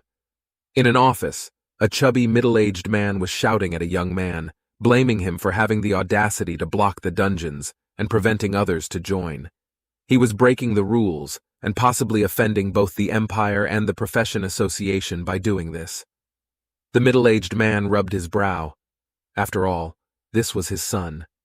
He instructed the young man to stay at home for the next few days and wait for the final exam. The young man asked about the missing guild members, and the chubby guild president replied that he had already sent people to investigate. The president sneered. It seemed that someone dared to challenge his dynasty guild. In front of the dungeon, Charlotte called Gao Yang over. Gao Yang's eyes were rolling rapidly, revealing a profound and meaningful smile. Charlotte's tsundere personality was well known. Only when she was with Lin would she tone it down a bit. She raised her fist and made a threatening gesture. Gao Yang was startled, saying he was just joking. Charlotte told him to follow them to grind the dungeon together. Gao Yang let out an excited howl, clasped his hands together and thanked them both. Gao Yang's expressions and actions were extremely exaggerated. Charlotte clenched her fist and said if he continued like this, she wouldn't take him. Gao Yang immediately surrendered, instantly becoming serious. But seeing him like this made Charlotte want to punch him even more. Charlotte snorted, and a fireball appeared in the palm of her hand telling him to act natural.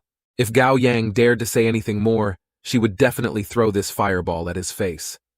When Gao Yang learned that the two had a 10-hour cooldown, he then decided to go grind some wild monsters and let the two rest. Before he left, he winked at Lin, cheered him on to conquer Charlotte tonight, and then ran off as fast as he could. Charlotte stomped her foot in anger and threw the fireball at him.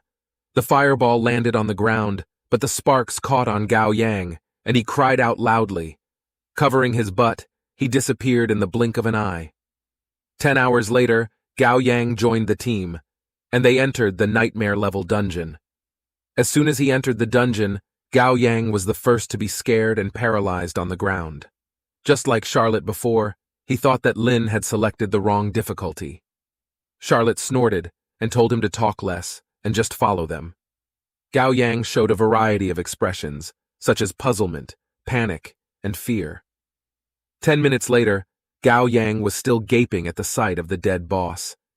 He wiped the corner of his mouth and suddenly hugged Lin's thigh, saying that he wanted Lin to carry him every day, and he could dress up in skirts and cheerleader outfits to cheer Lin on. Charlotte helplessly remarked that Gao Yang had no backbone and lacked the spirit of a knight. Gao Yang didn't care. With Lin's presence, who needs to be a knight? Lin shook his head and then calculated in his heart. After one more run, he would reach level 16, Charlotte would reach level 15, and Gao Yang would reach level 12. As for Gao Yang, he wasn't planning to go to Xiajing Academy. His goal was another higher-level academy in the province that wasn't as competitive. The setting sun cast long shadows over everything. On the southern city wall of Western Sea City, several principals stood together, looking at the wild area outside the city wall.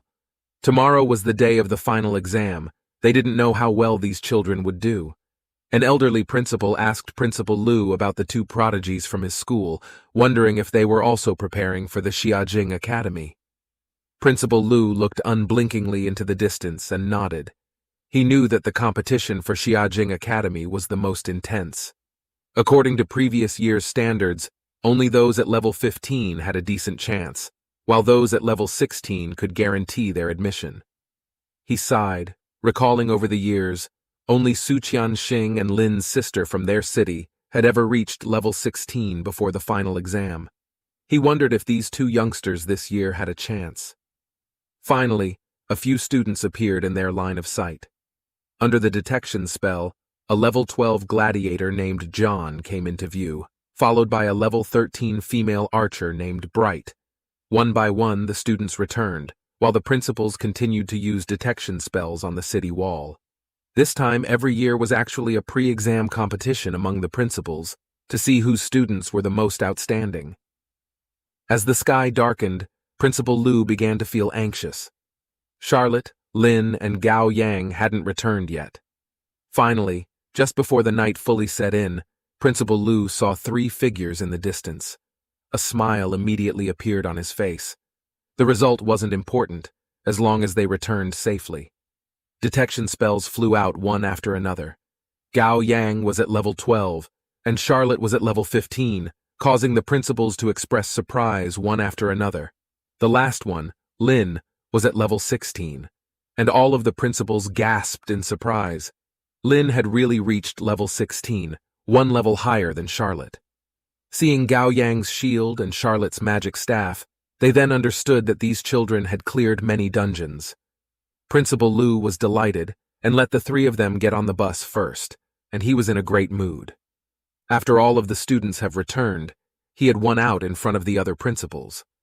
Moreover, perhaps this time both Lin and Charlotte could be admitted to Xiajing Academy, which would be an extremely honorable achievement for Western Sea City and the high school. As night fell, Lin continued his meditation. He followed his own thoughts and didn't place too much emphasis on the final exam. He was confident he would definitely get into Xiajing Academy. If he had a chance, he would also try to strive for the top spot in the province. The next morning, Lin woke up on time. Exactly 100 skeleton warriors were quietly waiting in the summoning space. Arriving at the school, many classmates had already arrived. Gao Yang waved vigorously at Lin, and after a while, Charlotte also arrived. Charlotte was much more popular than Lin, and the students flocked around her. But contrary to her usual demeanor, Charlotte came over to Lin and asked him how he was feeling. Lin nodded slightly in response. Charlotte smiled and hoped to see Lin at Xiajing Academy. After everyone had arrived, Principal Lu came over and gave each person a teleportation stone. The teleportation stone would take everyone to the exam site. Principal Lu once again reminded the students to pay attention to their safety. The students activated their teleportation stones one by one, and with a stream of light, each person disappeared. The exam site was extremely spacious, like a huge square. There were probably tens of thousands of people. The light of teleportation never stopped. The examinees from Western Sea City were all distributed in the same area. Under the gaze of everyone, a towering gate descended from the sky. The trial tower was activated, and a solemn voice resounded across the entire square. It started explaining the exam rules.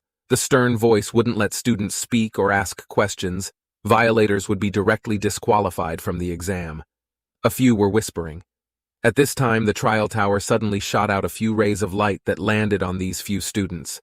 These students then instantly disappeared. Gao Yang immediately covered his mouth. The rules were so strict. At this moment, the entire venue was exceptionally quiet. You could hear a pin drop. Even breathing became careful and cautious. The stern voice spoke up again. The trial tower would arrange different exams according to professions. Combat types would have combat exams, and support professions would have non-combat exams. After passing the basic exam, each profession will have the right to choose the difficulty level. Various difficulties and results will grant points. Apart from personal equipment, no other items can be used. The stern voice detailed the rules of the exam. Everyone queued up to enter the trial tower one by one. Lin followed the crowd into the tower.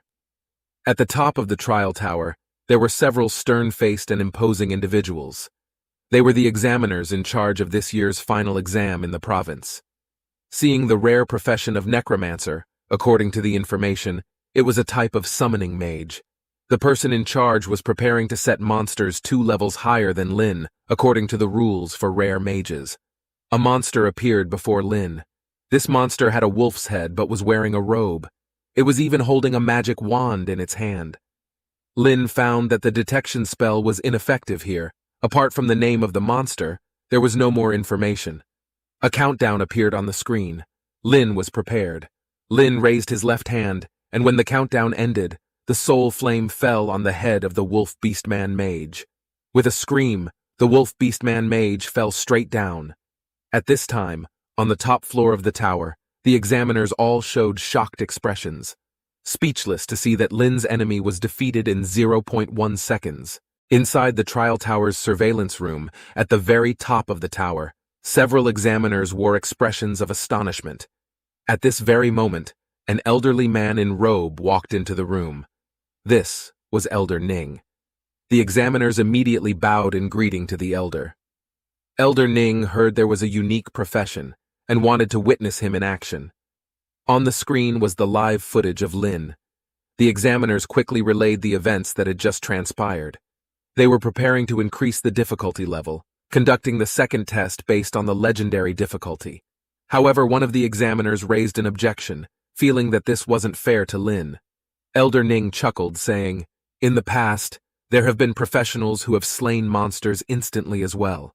For this test, they will deem Lin as the top scorer with, and reward him the initial 100 points. If Lin passes the second test, they'll grant an additional 1,000 points." Elder Ning was prepared to provide these points from his own pocket. After waiting for a short while, another monster materialized before Lin.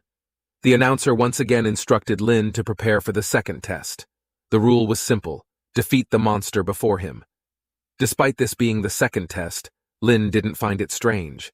He believed this was just the normal rule of the trial. As the countdown ended, he once again unleashed his soul flame. The mage monster before him let out a harrowing scream and was instantly obliterated. Another instant kill. The examiners all turned to look at Elder Ning simultaneously. Elder Ning simply smiled, telling them to proceed with the second round of the examination. As the first round test concluded, the authoritative voice echoed in the ears of all the examinees, informing them that out of over 10,000 combat class students, only half had passed the first round. The scores were then announced. Without a doubt, Lin was in first place. A girl named May was second, while Charlotte ranked third. Richard from the Dynasty Guild secured fourth place with a time of 5.5 seconds. Upon seeing these rankings, Richard's anger reached its peak. He couldn't believe he hadn't even made it into the top 3. Glancing at Lin's 0.1 second score, he was convinced there had been a system error. That voice resounded once more, announcing the starting of second round of the examination. The voice emphasized the potential dangers of this round. There might be casualties, and all candidates must judge their abilities wisely. If they face danger, they may withdraw during the test. The second round was structured like a dungeon raid, divided into 3 difficulty levels: normal, nightmare, and hell, with different points awarded for each level. Lin quickly discovered that the goal of the second round was to see who could slay the most monsters within 30 minutes. Without a second thought, Richard chose the hell difficulty. In his eyes, killing a monster in hell difficulty was equivalent to defeating 5 in the normal difficulty. He summoned his weapon, revealing his class as a berserker. Charlotte pondered for a moment and decided on the normal difficulty. As an elemental mage, she wasn't adept at close combat, so she aimed to win by quantity over quality. Inside the surveillance room, the examiners were commenting on each candidate's choices. May, who was in second place and also was a shadow hunter, which was a rare assassin-type class, also opted for hell difficulty. By now, most of the noteworthy candidates had made their choices, with only Lin remaining. Every examiner was eager to witness Lin's choice and his performance. After hearing the rules, Lin formed his own judgment. This was a test on individuals' stamina. Engaging in continuous combat for 30 minutes would strain any class, though Lin felt he was an exception. Lin chose hell difficulty. Outside the examination area, all the school principals from province had gathered. Every principal looked on enviously at Principal Liu. Principal Liu was visibly ecstatic after seeing Lin's performance. Once all the candidates had made their selections and the countdown ended, the second round of the examination began. In an instant, Lin was transported into a separate space. A beast clad in armor emerged from the ground, letting out an enraged roar. It was an elite orc warrior, with all its attributes in triple digits. Lin glanced at its seemingly pitiful stats, shaking his head, feeling it was too weak. It was much weaker than the nightmare-class mobs from the Western Sea Mine dungeon. He also understood that this was just a test. If the monsters were too strong, there would be a large-scale elimination. Lin summoned 2 skeletal warriors, each with an impressive 4 stats, all 2,500. They charged towards the pitiable elite orc warrior and killed it in less than 1 second. After each monster was defeated, it took 5 seconds for another to spawn. The examiners in the monitoring room were left dumbfounded. They couldn't believe that Lin's summoned creatures were so powerful, and that he had 2 of them. After witnessing several of these instant kills, the examiners had grown numb to the sight. Monsters would spawn and die in an instant. The examiners no longer wanted to watch, turning their attention to the other participants. Richard, with redness in his eyes, activated his berserk mode, swung his massive sword non-stop. Charlotte held her staff, casting large fireball spells. Turning attention back to Lin, he was seen comfortably settled in a corner, eating a sweet potato which he pulled out from his pocket. Some examiners noted this down, while others eyed Lin's sweet potato, feeling a pang of hunger. Elder Ning had been silent since the beginning of this round, watching Lin intently. He was deeply intrigued by Lin. As the 30 minutes quickly elapsed and the test concluded, Richard, panting heavily, slumped to the ground. He had defeated 50 monsters and believed he was in the lead. After half of the participants were eliminated in the first round, another half dropped out in the second round, either due to failure or voluntary withdrawal. Eagerly awaiting the results, Richard's anticipation peaked when the scores were announced. To his astonishment, he ranked 4th once again, while Lin had scored a staggering 1605 points. Jumping to his feet, he quickly calculated in his head. In the hell difficulty, each monster was worth 5 points, so the maximum points one could earn in a minute was 60, making the limit for 30 minutes 1,800 points. With a score like Lin's, it meant he had killed 301 monsters, and he would have killed all of the monster instantly. This was impossible. Outside the examination hall, Principal Liu trembled uncontrollably, his cup quaking in his hand, spilling its contents. Even in the past, where the 2 prodigy from their province, Su Qianxing and Lin Mohan, had only scored 700 and 650 points respectively. Principal Liu was at a loss for words. Soon, the 3rd round of the examination began. This time, the candidates would face a boss-level monster. There were also 3 levels of difficulty. Without giving it a second thought, Lin opted for the hell difficulty. He was up against the boss-level orc captain. Observing the monster's stats, Lin felt it was somewhat underwhelming. Even though it was the hell difficulty, the boss seemed to have been significantly weakened. He also realized that it would be unlikely for the examination to present a genuine hell-level boss, as it would inevitably lead to student casualties. The same location, the same format, but a different opponent. Lin once again summoned 2 skeletal warriors. Feeling a tinge of disappointment, he found the test too simple. Richard engaged the boss head-on, recklessly clashing with it. Charlotte, on the other hand, continuously dodged the orc captain's attacks while retaliating with her fireball. Mei utilized a stealth ability, positioning herself behind the boss, waiting for the right moment to strike. Back to Lin, his 2 skeletal warriors unleashed a rampage strike. Their weapons glowed red, and with a strike from each, they finished off the boss with ease. The examiners engaged in discussion, realizing they still hadn't gauged Lin's true strength. They could only wait for the 5th round of tests. Some believed that the 5th round would surely reveal his genuine capabilities. Listening to the examiners' discussions, Elder Ning simply kept stroking his beard, with most of his attention focused on Lin. The results were once again displayed. Unsurprisingly, Lin remained in the top position. He quickly scanned for Gao Yang's position. Although he was only ranked 670th, the score was still commendable. Lin was delighted to see that Gao Yang was not eliminated. The 4th round of the examination started shortly after. The voice of the examiner echoed once more, informing the candidates that the difficulty of this test would increase further. They were given the option to withdraw. With their current scores, admission into a top 100 academy in the kingdom was already assured. Yet no one chose to bow out.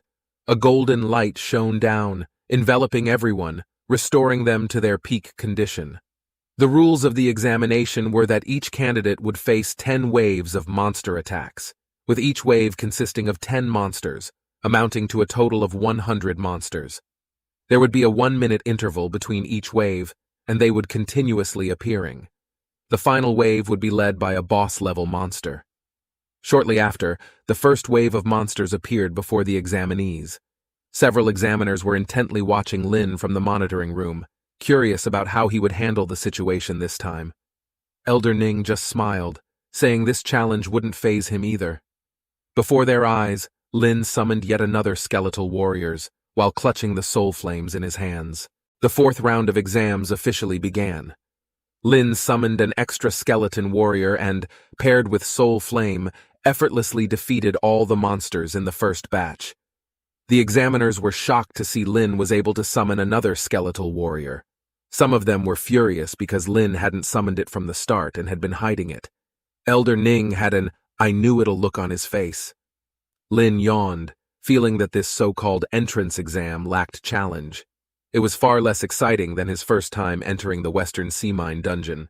He found another spot to sit and began eating his sweet potatoes. The examiners grew more and more annoyed and decided to observe others first. Charlotte was using AoE skills to hold off and gradually wear down the monsters, while Richard maintained his bold and broad combat style. A giant two-handed sword danced in the air, producing a whooshing sound, swung in all directions. Watching Lin was extremely boring because there were never actions.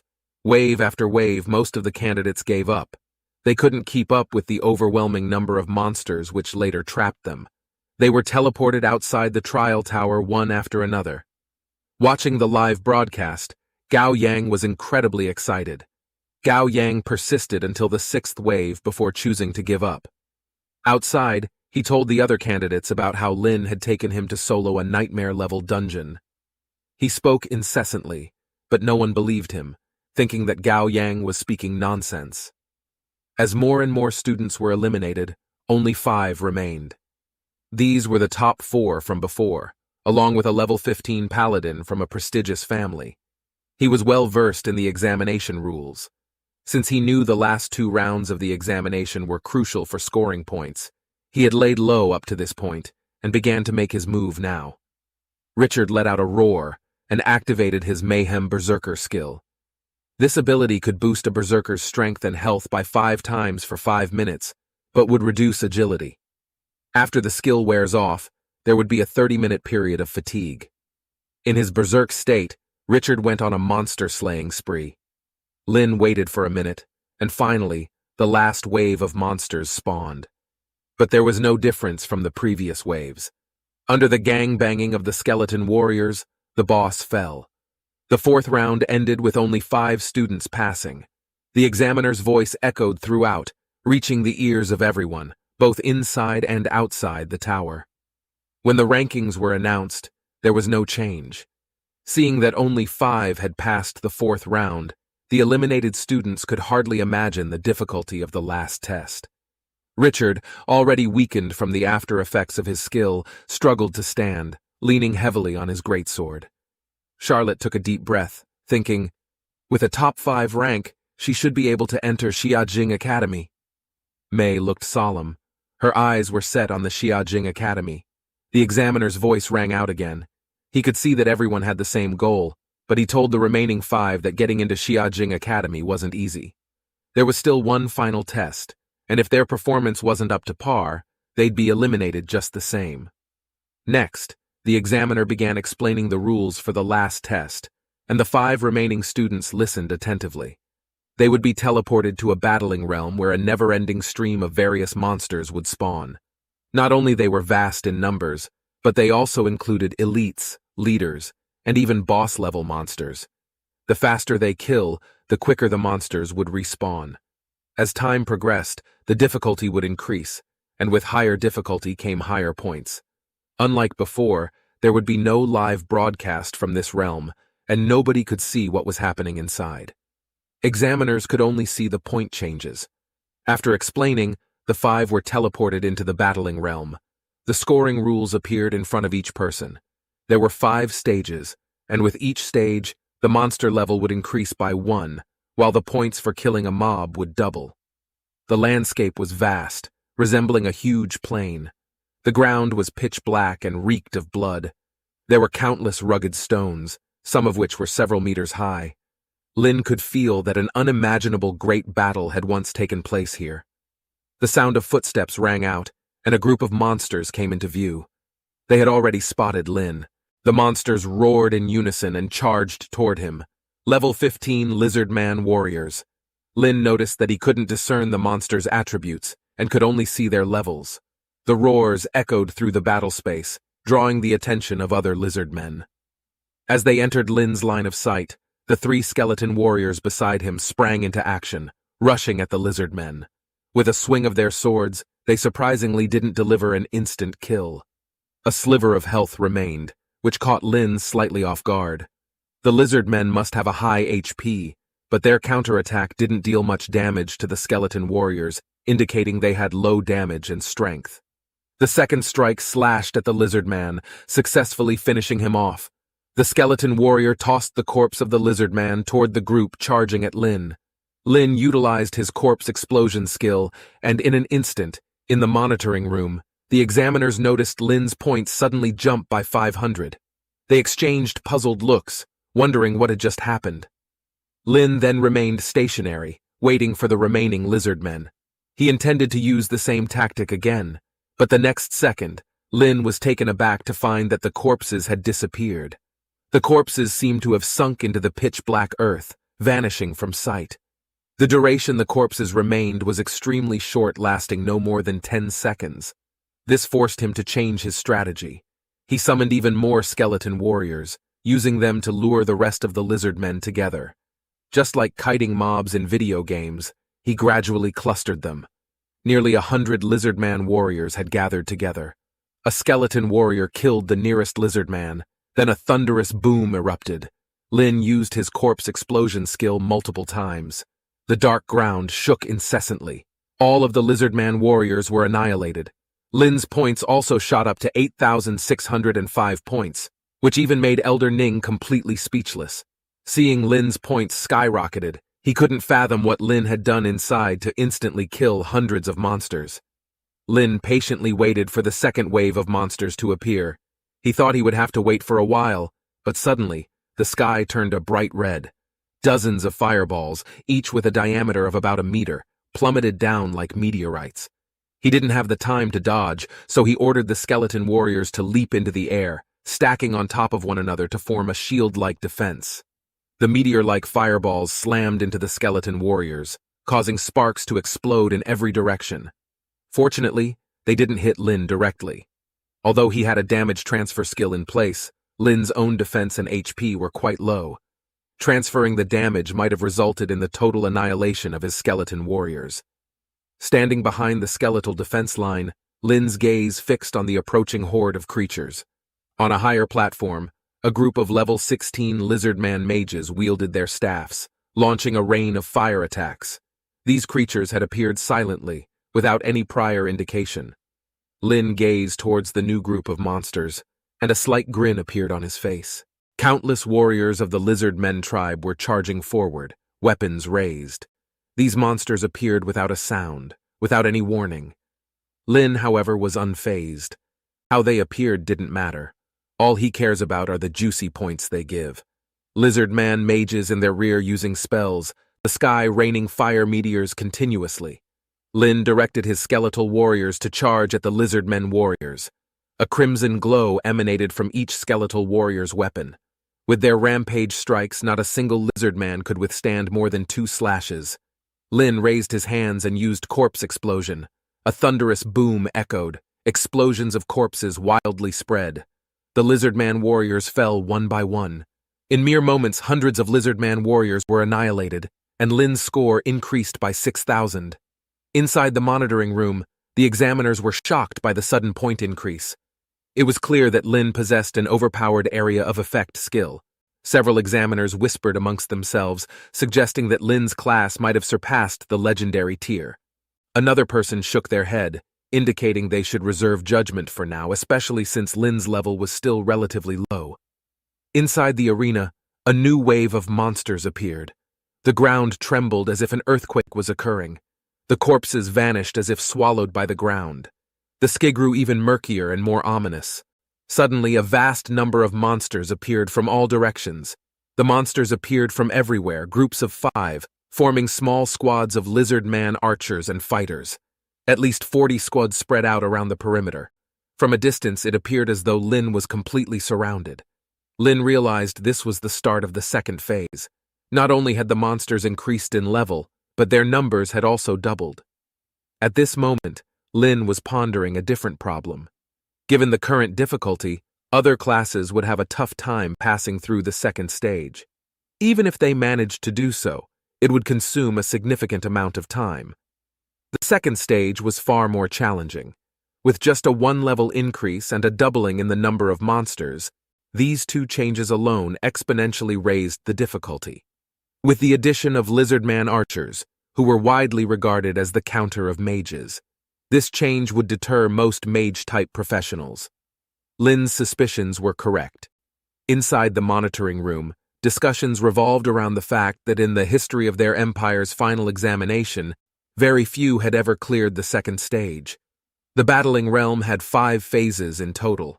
The current record was clearing the third phase, and this record was set over a century ago. Since then, no one had ever broken this record. The examiners were all speculating, wondering if Lin could shatter the old record. Many had great faith in him, but they were clueless about the exact events happening inside. All they could do was keep their eyes glued to the leaderboard. At this very moment, the leaderboard updated again. Lin's total points had soared to 34,000. They soon realized that Lin had entered the second stage and subsequently eliminated over 200 monsters. One examiner remarked, "These second-stage monsters only increased by 1 level. They pose no threat to Lin," saying Lin was practically farming points. If he had the authority, he'd up the difficulty. Another examiner chimed in. He wanted to toss in a few dozen bosses for Lin to take on. Now that'd be entertaining. In the capital of the empire, below stood the renowned Jiajing city, a colossal door hovering mid-air. Normally this tower remained hidden. Its appearance signified the examination day of the empire. This was the trial tower's true form. Suddenly the sky darkened, and the temperature dropped sharply. Nightfall seemed to descend instantly, as a malevolent black beam shot from the heavens, speeding towards the trial tower. A massive golden ethereal hand manifested in the air, attempting to block the sinister beam. A mocking laughter emanated from within the beam as its dark glow intensified. A cold voice chuckled twice, proclaiming, "You cannot stop me." In the center of the darkness, a massive demonic skull appeared. The skull sported 2 horns and sharp fangs, looking exactly like the depiction of demons described in books. The dark beam collided with the massive golden hand, both disappearing without a trace or sound. Suddenly the sinister beam split in two. One part clashed with the golden light. The other dramatically increased its speed and in an instant swiftly entered the trial tower. Once again a giant hand materialized in the sky, firmly grasping the demonic skull.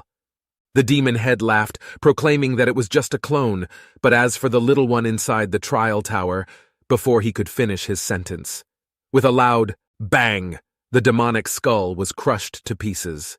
3 people appeared beside the trial tower, hovering in midair. They hadn't expected that the bastards from the abyss would launch a surprise attack. One of them made contact with the trial tower to gauge the situation inside. They discovered that something had sneaked in. They realized that the abyss's target was the examinees within the battling realm. When asked how long it would take to eliminate the threat, one of them responded, "An hour." Meanwhile, inside the trial tower's battling realm, all the students were fervently battling monsters. Suddenly, all of the monsters vanished. Immediately after, the landscape transformed. The atmosphere became even more oppressive in an instant. Lin immediately gathered his skeletal warriors, shielding himself. Suddenly, he heard a familiar voice calling out to him. Turning around, he saw Charlotte. It was unexpected for Lin to encounter another person in the battling realm. Both of them were clueless about the ongoing situation. Charlotte mentioned that she was fighting monsters when they abruptly vanished. At first, she was somewhat startled, but with Lin by her side, everything seemed less terrifying. Following that, streaks of light began to pierce the pitch-black battling realm. One after another, examinees appeared within. Then, a figure emerged. Following him, a voice echoed, belonging to a tall figure with white hair. He introduced himself as Bai Yiwan. Upon hearing this name, Everyone's eyes widened in shock. Bai Yiwan was one of the top powerhouses in the empire, revered by many as the White Divine. His voice instantly caused a powerful resonance within the battling realm. Not only did White Divine's voice reverberate in the battling realm, but it also echoed throughout every examination site. In the monitoring room, Elder Ning's expression shifted slightly, unsure why the White Divine would make an appearance. White Divine's voice rang out again. Demons from the abyssal world have invaded the battling realm. White Divine and others were currently repairing the rules of the battling realm, and the process would take about an hour. These abyssal demons were targeting the examinees. In the upcoming hour, everyone needed to protect themselves. He believed that as long as everyone united, the invaders from the abyss would be powerless against them. Finally, he proclaimed, "We, the people of the great empire, fear no battle and face death unflinchingly." His words, filled with intense emotion, resonated powerfully. The examinees, all young and full of vigor, were filled with heightened spirits. Emotions ran high, and shouts of determination erupted from the crowd. Even Charlotte swept up in the fervor, wanted to join in the shouting. However, seeing the still silent Lin, she restrained herself, lowering the hand she had raised. Lin started to think rationally. The teachings from his youth had always emphasized the terror of the abyss. It was a realm filled with countless monsters, innumerable demons, numerous dungeons, and abundant treasures. Rumors had it that even the weakest monster within the abyss was of level 70. Elder Ning thought to himself, how could something like this happen? He appeared much calmer than the other examiners, some of whom showed clear signs of panic. The attack from the abyss was deliberate, targeting the prodigies participating in the 5th round of the final examination. Those who could enter the battling realm were all future prodigies, representing the future of the empire. This move by the abyss was undoubtedly insidious. Suddenly, Elder Ning spoke, causing the other examiners to fall silent. His sharp gaze scanned the room, commanding them to inform those outside not to panic and to trust in the White Divine. Everyone chose to believe in the White Divine, and they began to pray for the examinees within the battling realm. The atmosphere inside the battling realm became even more oppressive. Suddenly, a crimson moon appeared in the sky. Some recognized it immediately. It was the blood moon of the abyss. Clearly, the abyss was making its move. Within mere minutes of White Divine finishing his speech, every student was battle-ready. This was the exam area just for the combat professionals. Thus, there isn't any support professionals. The students organized themselves in a battle formation. Knights stood at the forefront, followed by mages, and then archers. An icy voice echoed, looking over the young students, truly the future of the empire. He then claimed that sadly, all of them will die. The voice proclaimed that an hour was more than enough to slaughter them, lamenting only that they couldn't bring back their succulent flesh. This chilling voice, accompanied by the crimson-red moonlight, sent shivers down many spines. A flash of disgust crossed Lin's face. Suddenly, someone screamed. Under the moonlight, a gigantic figure appeared within far. Detection spells were instantly launched toward it, raising gusts of wind. Level 19 Lizard Man Warrior, Abyssal Corruption. Someone hastily recalled that the battling realm had a level cap, with 19 being the highest. Before they could finish their thought, they were silenced, as numerous figures appeared behind the initial giant, within moments, at least 100 in number, slowly moving towards them. All were level 19 creatures, entirely corrupted by the abyssal power. Each monster stood at a towering 3 meters, exuding a terrifying aura. They collectively advanced toward the students, causing the ground to tremble with each step. Under the moonlight, the monstrous figures looked more grotesque and terrifying than ever. Charlotte's face turned pale with fear, and she instinctively moved closer to Lin. It seemed that Lin provided her with a sense of security. After all, these students were merely 18 years old and had never experienced a real battlefield. When had they ever seen so many terrifying creatures? One by one, their legs trembled with fear. Much of their earlier bravery had been drained away. Lin looked at the monsters carefully. These weren't ordinary monsters, but he believed he could handle them. A thought crossed his mind. If these creatures were corrupted by the abyssal power and had mutated, could they grant experience points too? The group of massive lizard men was slowly approaching. They weren't in a rush, but inching closer as if taking their time, savoring the moment. It seemed to be toying with them, not eager to finish them off at once. The chilling voice of a demon echoed once more. The voice taunted and mocked the students without end, sarcastically repeating White Divine's earlier words. "Unity can overcome?" He said there are just 100 of these monsters, almost the same numbers as the students, asking if the students want a one-on-one or a group brawl. The demon then burst into malevolent laughter, its voice further shattering the spirits of the people. As the monster approached, the students retreated in fear. Richard's face had gone deathly pale, his legs shaking as he stepped back.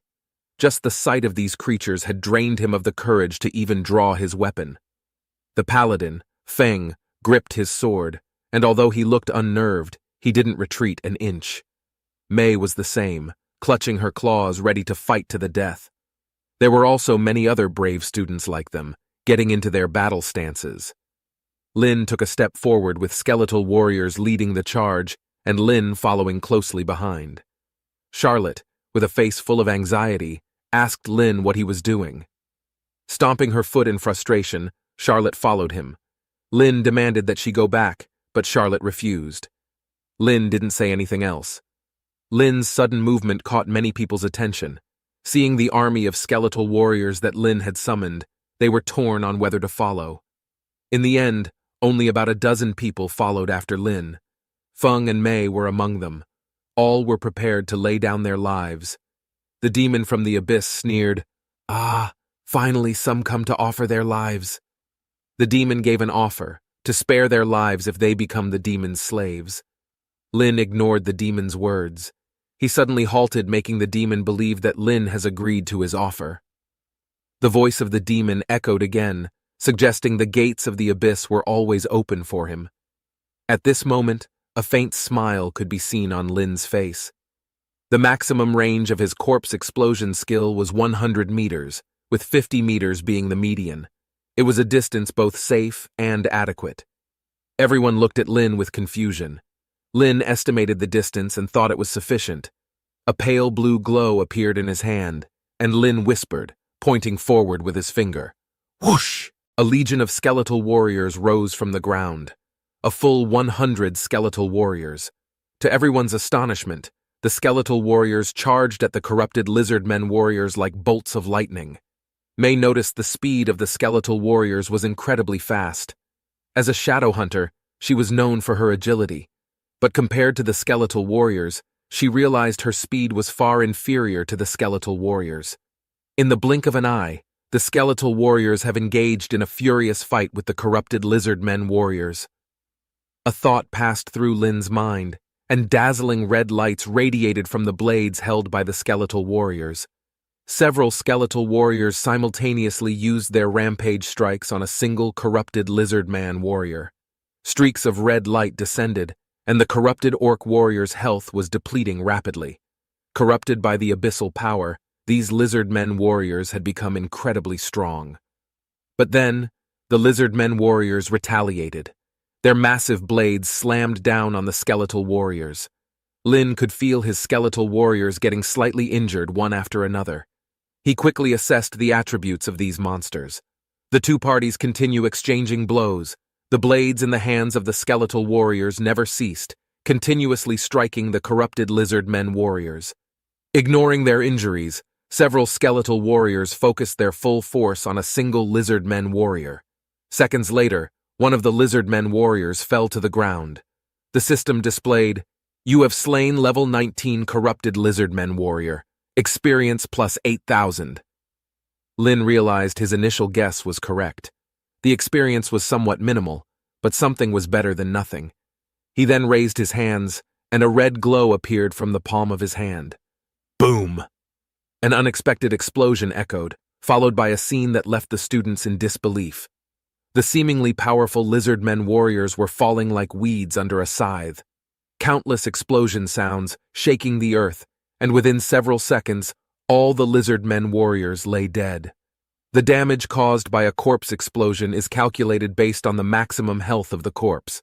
The higher the health points of the corpse, the greater the explosive power. The examinees looked at Lin in disbelief. Everyone was dumbstruck. One by one, they trembled with excitement. Richard knelt on the ground, unable to believe how powerful Lin truly was. Not only did the examinees were in shock, but even the abyssal demon couldn't accept it. He shouted, "Impossible! This can't be!" The demon was furious, threatening to kill Lin. Amidst the shrieks, the crimson moonlight suddenly burst forth a more powerful radiance. Another batch of monsters appeared from all directions. This time, the monsters spread out widely.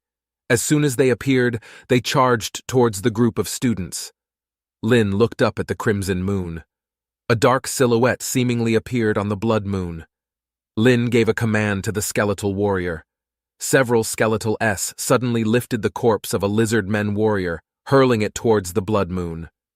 Following closely, Lin leaped towards the blood moon like a sharp arrow. The abyssal demon panicked, his voice trembling. Lin didn't speak, just coldly stared with murderous intent in his eyes. As the lizard man's corpse approached the shadow on the blood moon, Lin detonated it.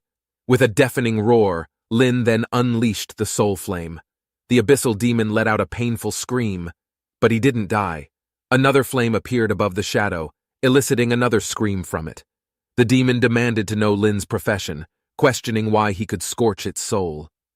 Lin remained silent, continuously unleashing the soul flame. The shadow, although still screaming, had become extremely weak. Outside the trial tower, 3 powerful figures watched the tower with grave expressions. The exclamation from the elderly man broke the tense silence, indicating a significant decrease in the interference from the abyssal energy. White Divine, with his anxiety intensifying, feared that all students inside the tower might have perished. However, the elder's words provided some relief to the White Divine. The students were still alive, but it seemed the abyssal demon had been injured. This was puzzling for the White Divine. With the demon manipulating the rules of the battling realm, how could a group of students injure it? Inside the battling realm, the madness of the abyssal demon was evident. Its focus shifted entirely to Lin, ordering all of the corrupted lizard-men warriors to change their targets, homing in on Lin. But Lin remained unflustered. He was aware that his corpse explosion skill had evolved to the next level, making it even more powerful. He stared coldly at the charging monsters, his skeletal army standing firm, ready for the imminent confrontation. The frenzied demon continued its roars from the blood moon, its voice brimming with malice and insanity. It seemed to have forgotten its primary objective and only wanted to kill Lin. In the battling realm, a vast number of lizard-man warriors abandoned their initial targets, setting their sights on Lin instead. The shadow screamed atop the blood moon. Countless lizard-man warriors, tainted by the abyssal power, charged towards Lin. The onlookers stared unblinkingly. A faint smirk graced Lin's lips. He was glowing, indicated that he has leveled up. Lin's sudden level up caught the attention of many. Only then did they realize that slaying these monsters tainted by abyssal power yielded experience. They found it hard to believe that Lin was using these powerful monsters to level. They also felt fortunate to have Lin on their side. Without him, they would have been doomed. With a mere thought, the corpses of 5 lizard-man warriors were thrown into the sky. The shadow on the blood moon seemed to understand this was it. Surprisingly, it didn't roar in anger or scream. Instead, it let out a chilling laugh. He called out Lin's name and said he would remember Lin's name. He claimed that when Lin ventures into the abyss, this king will ensure Lin receives a warm welcome. Lin did not respond, rather ignoring him. Corpses rocketed towards the blood moon, followed by a massive explosion. Amidst the deafening blast, the shadow let out a final scream before being obliterated. The blood moon shattered like broken glass, disappearing without a trace. And just like that, the battling realm returned to its usual state. Outside the trial tower, the elderly man once again wore an expression of shock. He said that the abyssal power has been eradicated, and the battling realm has returned to normal. He followed up by the students were safe, and there weren't any casualties. White Divine was slightly confused. Things had turned out in a manner entirely different from what he had expected. Very few things could surprise him now. White Divine yearned to know what exactly had transpired within the battling realm. Before that, he wanted to make sure all of the kids exited the battling realm and returned home safely.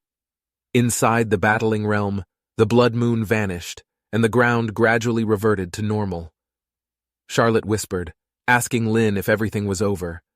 Her face was slightly pale, still shaken from earlier. If it weren't for Lynn, she believed she might already be dead. Lynn nodded in response, telling her it was over. Although he didn't offer any comforting words, that simple answer was enough to set Charlotte's heart at ease. Within the realm, the other students were still in a state of shock. Earlier, when the Lizard Man warriors were hunting them down, they had run for their lives, utterly powerless against the onslaught.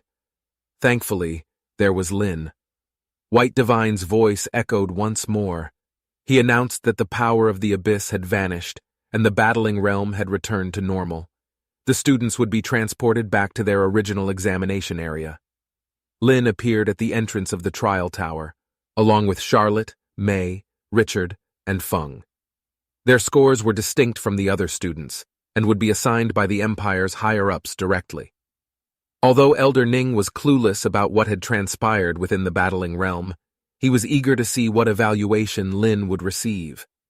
Many of the top powerhouses of the Empire began retracing the events inside the battling realm. From the moment Lynn and the others entered the trail tower, their every action was under scrutiny. Through this retrospection, what happened inside became clear.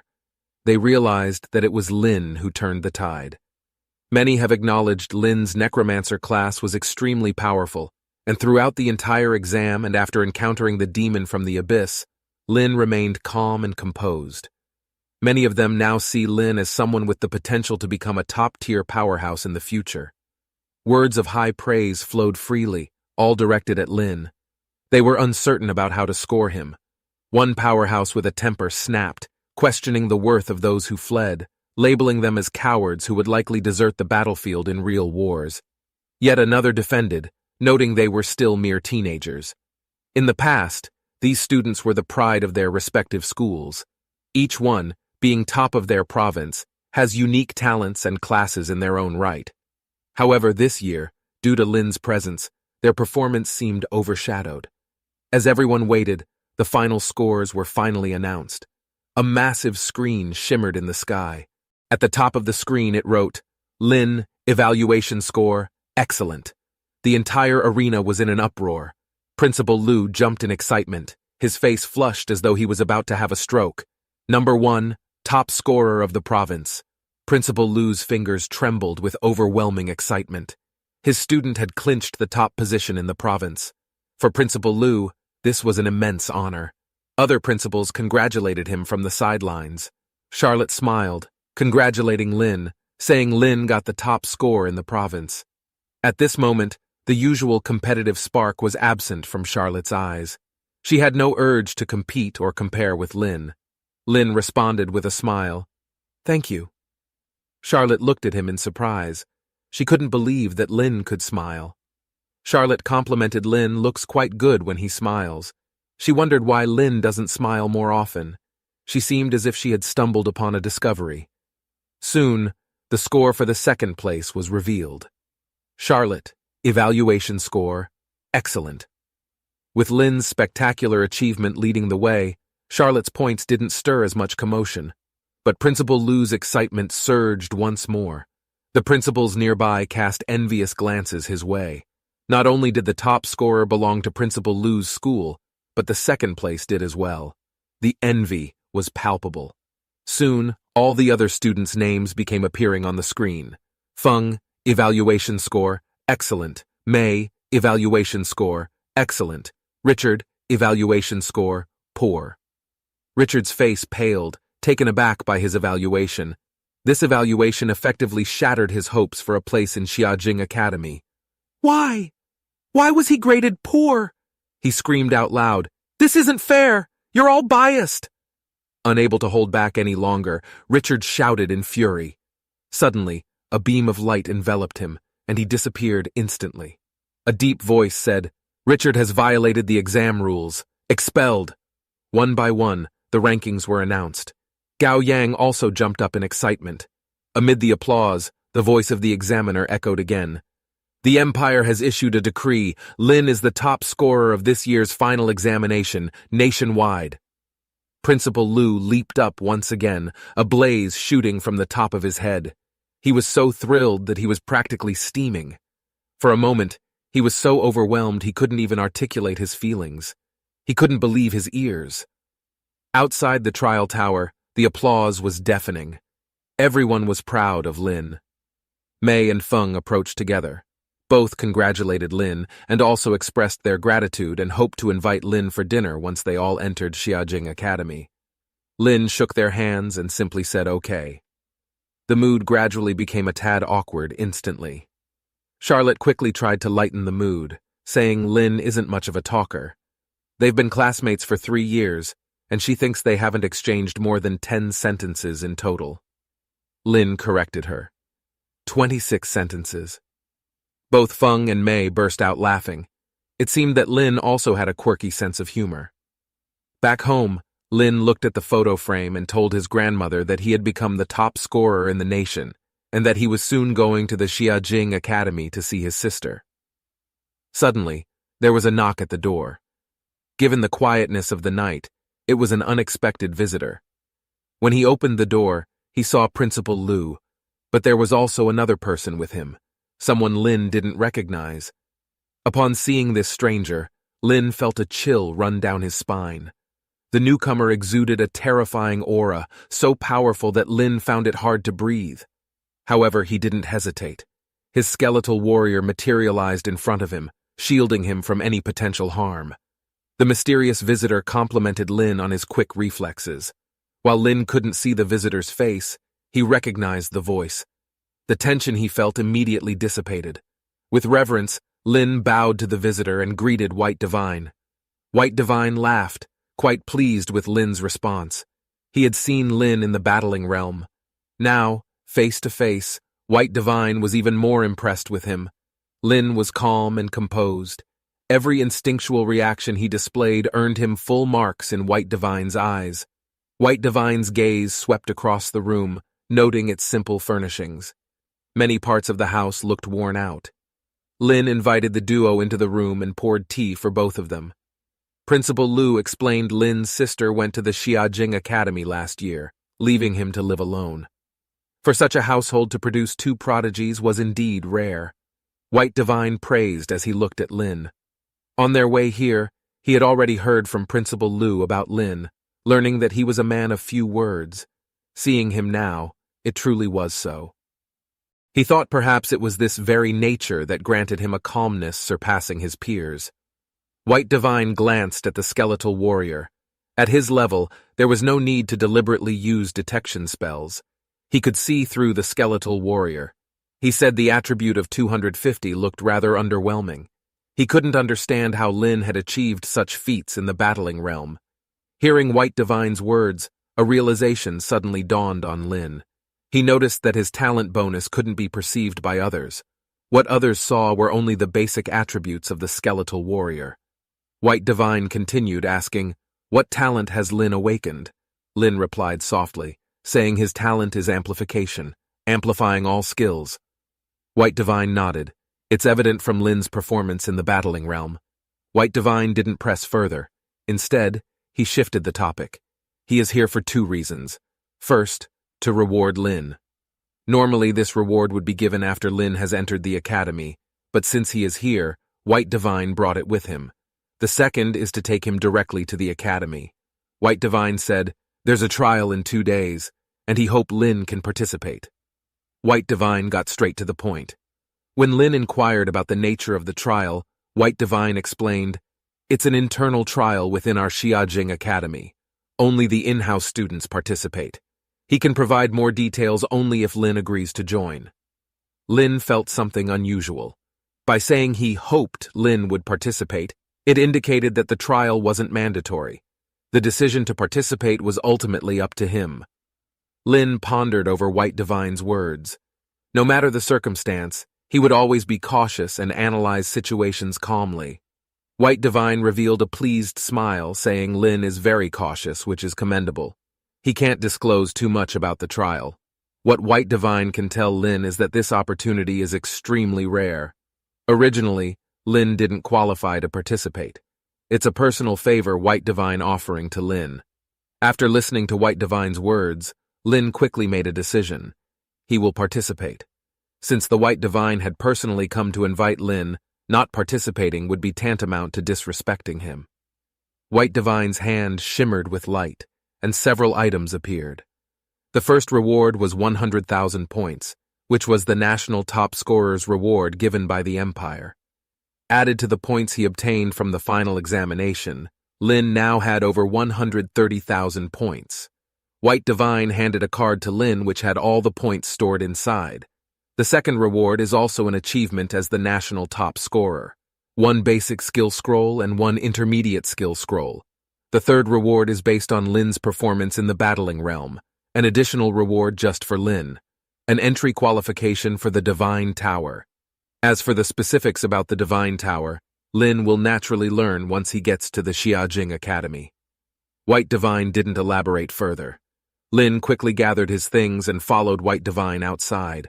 A rune flew out, transforming into a teleportation array.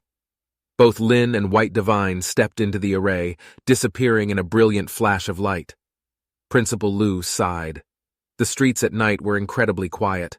No one would know that this seemingly worn-out house had produced 2 students of the Xiajing Academy in 2 consecutive years, one of whom was even the national top scorer. Principal Lu's eyes, filled with hope, gazed in the direction of Xiajing. "Give it your best, child," he said. His words were filled with warmth and hope. Soon they arrived at Xiajing Academy. A massive stone gate came into view.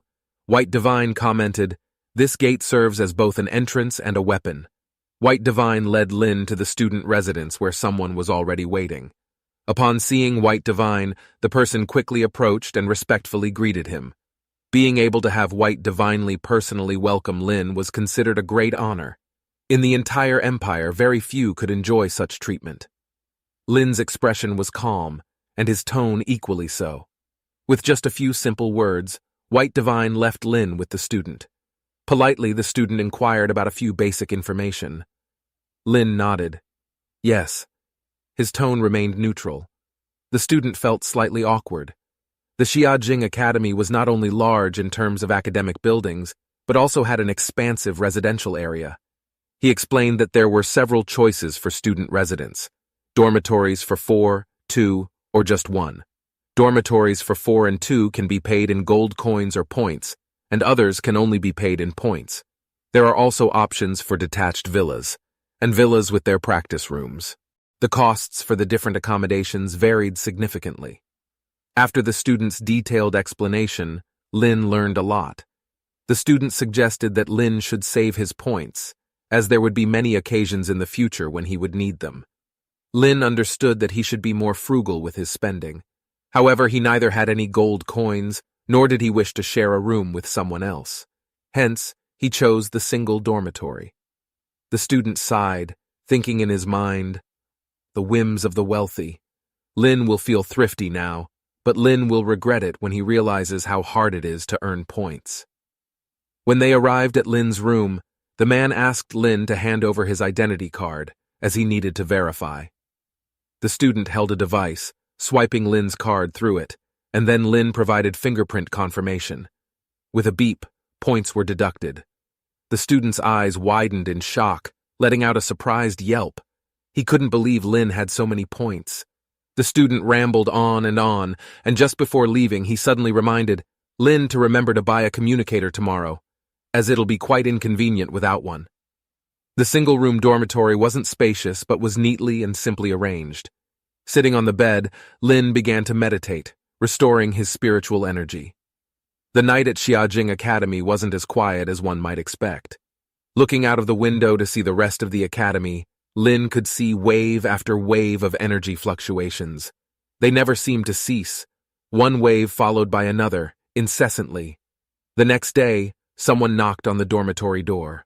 Opening it, Lin's eyes revealed both surprise and delight. It was Ning Yi Yi, whom he hadn't seen in days, standing lively at the door. She said with a smile, "What's the matter? Don't recognize me anymore?" Lin gave a slight smile.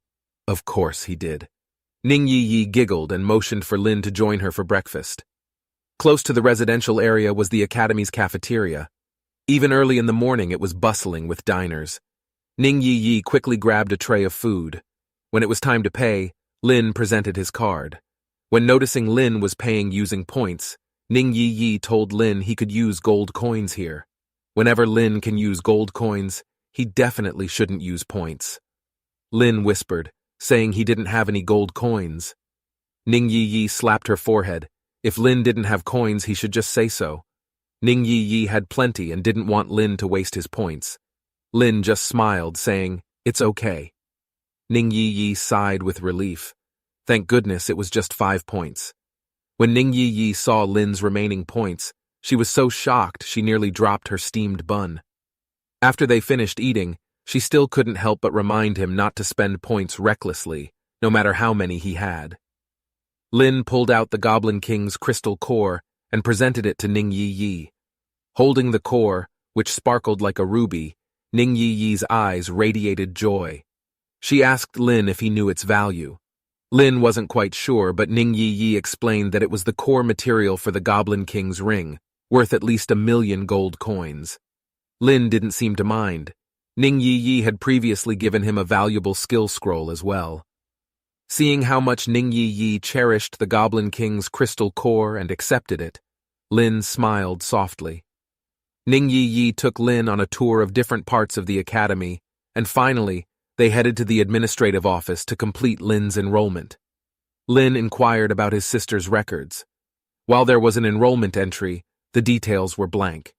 When he asked why he couldn't find any information on his sister, Ning Yi speculated she might be on a confidential mission for the academy, or possibly joined the Creator Academy. Listening to Ning Yi's explanation, Lin was reassured. Ning Yi, with a comforting smile, said it was time for the real business. They entered a classroom filled with students. A young female student approached Ning Yi upon seeing her. Ning Yi introduced Lin, mentioning he was this year's top national scorer. The female student shook hands with Lin and introduced herself as Tao Tao, a level 23 elf knight. Lin introduced himself as a level 17 necromancer. Suddenly, someone tapped their magic staff and disdainfully looked at Lin, his voice laden with arrogance and conceit. A man clutching a staff spoke in a voice tinged with arrogance and insolence. Clearly, he showed disdain towards Lin.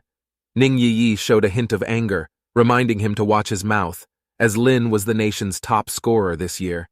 This man's name was Jacob. He scoffed, claiming that compared to their hidden dragon squad, a top scorer was nothing. He laughed, recalling past top scorers they'd met, saying most of them were all worthless trash. Overflowing with arrogance, he didn't take Lin seriously, let alone the title of the nation's top scorer. Ignoring Ning Yi's comments, he provocatively stared at Lin. He was aware that Lin was introduced by Lord White Divine. However, he warned Lin not to think that just because he had connections with Lord White Divine, he could do as he pleased.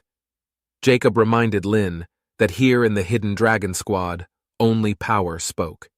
He added that they could accommodate Lin for the trial, but he instructed Lin to remain silent throughout. If Lin hindered them, Jacob would not hesitate to give him a beating. Lin had a feeling that this guy's arrogance was over the top. He had seen arrogant people before, but this man was genuinely off his rocker. Brain dead? Lin suddenly voiced out. Jacob's face changed instantly, and he asked what Lin just said to him. The staff in his hand immediately emitted a fiery blaze as a surge of immense energy emanated. Ning Yi swiftly stepped in front of Lin, and at this moment, Tao Tao also stood between them, blocking Jacob and urging him to stand down. As Tao Tao stood firm, Jacob gradually calmed down, and the flames on his staff extinguished. Shooting Lin a fierce glare, he moved to the side and stayed silent. Turning to Lin, Tao Tao informed him they would set off at 9 o'clock the next morning. The details of the trial would only be disclosed then. Lin nodded. Ning Yi took hold of Lin's arm and led him away, intending to shop for some essentials. Watching the pair leave, Tao Tao turned to Jacob and admonished him not to let personal grudges affect the trial. She also reminded him that Lin was introduced by Lord White Divine. Jacob gazed at their retreating figures, merely curious about the newbie who was to replace his brother's position. Tao Tao sighed, telling him that Lin was the nation's top scorer. While that title might not mean much to them, there's bound to be something special about him to be personally introduced by Lord White Divine. Furthermore, Lin's rare class was one they had never seen before. Jacob responded with disdain. New classes pop up every few years, and most turn out to be trash. As Ning Yi led Lin towards the Imperial Exchange, she advised him not to engage in petty feuds with people like Jacob. Lin wasn't really bothered. Upon reaching the Imperial Exchange, Lin quickly sold off the items he had acquired from the Western Sea Mine dungeon. Meanwhile, Ning Yi helped him purchase some potions and a communicator. Shaped like a wristwatch and convenient to wear, it was a must-have for every student. After setting up their communicators, they exchanged numbers. Ning Yi waved her tiny hand playfully, laughing as she remarked that she could now bother Lin anytime and anywhere. Lin watched Ning Yi, who fluttered about like a beautiful butterfly and couldn't help but let out a light smile.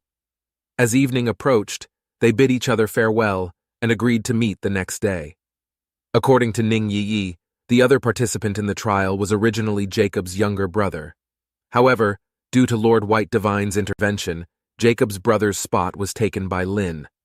This was the reason behind Jacob's evident anger towards him. But Lin didn't give Jacob much thought. In Lin's eyes, Jacob was nothing more than a trivial clown, hardly worth mentioning.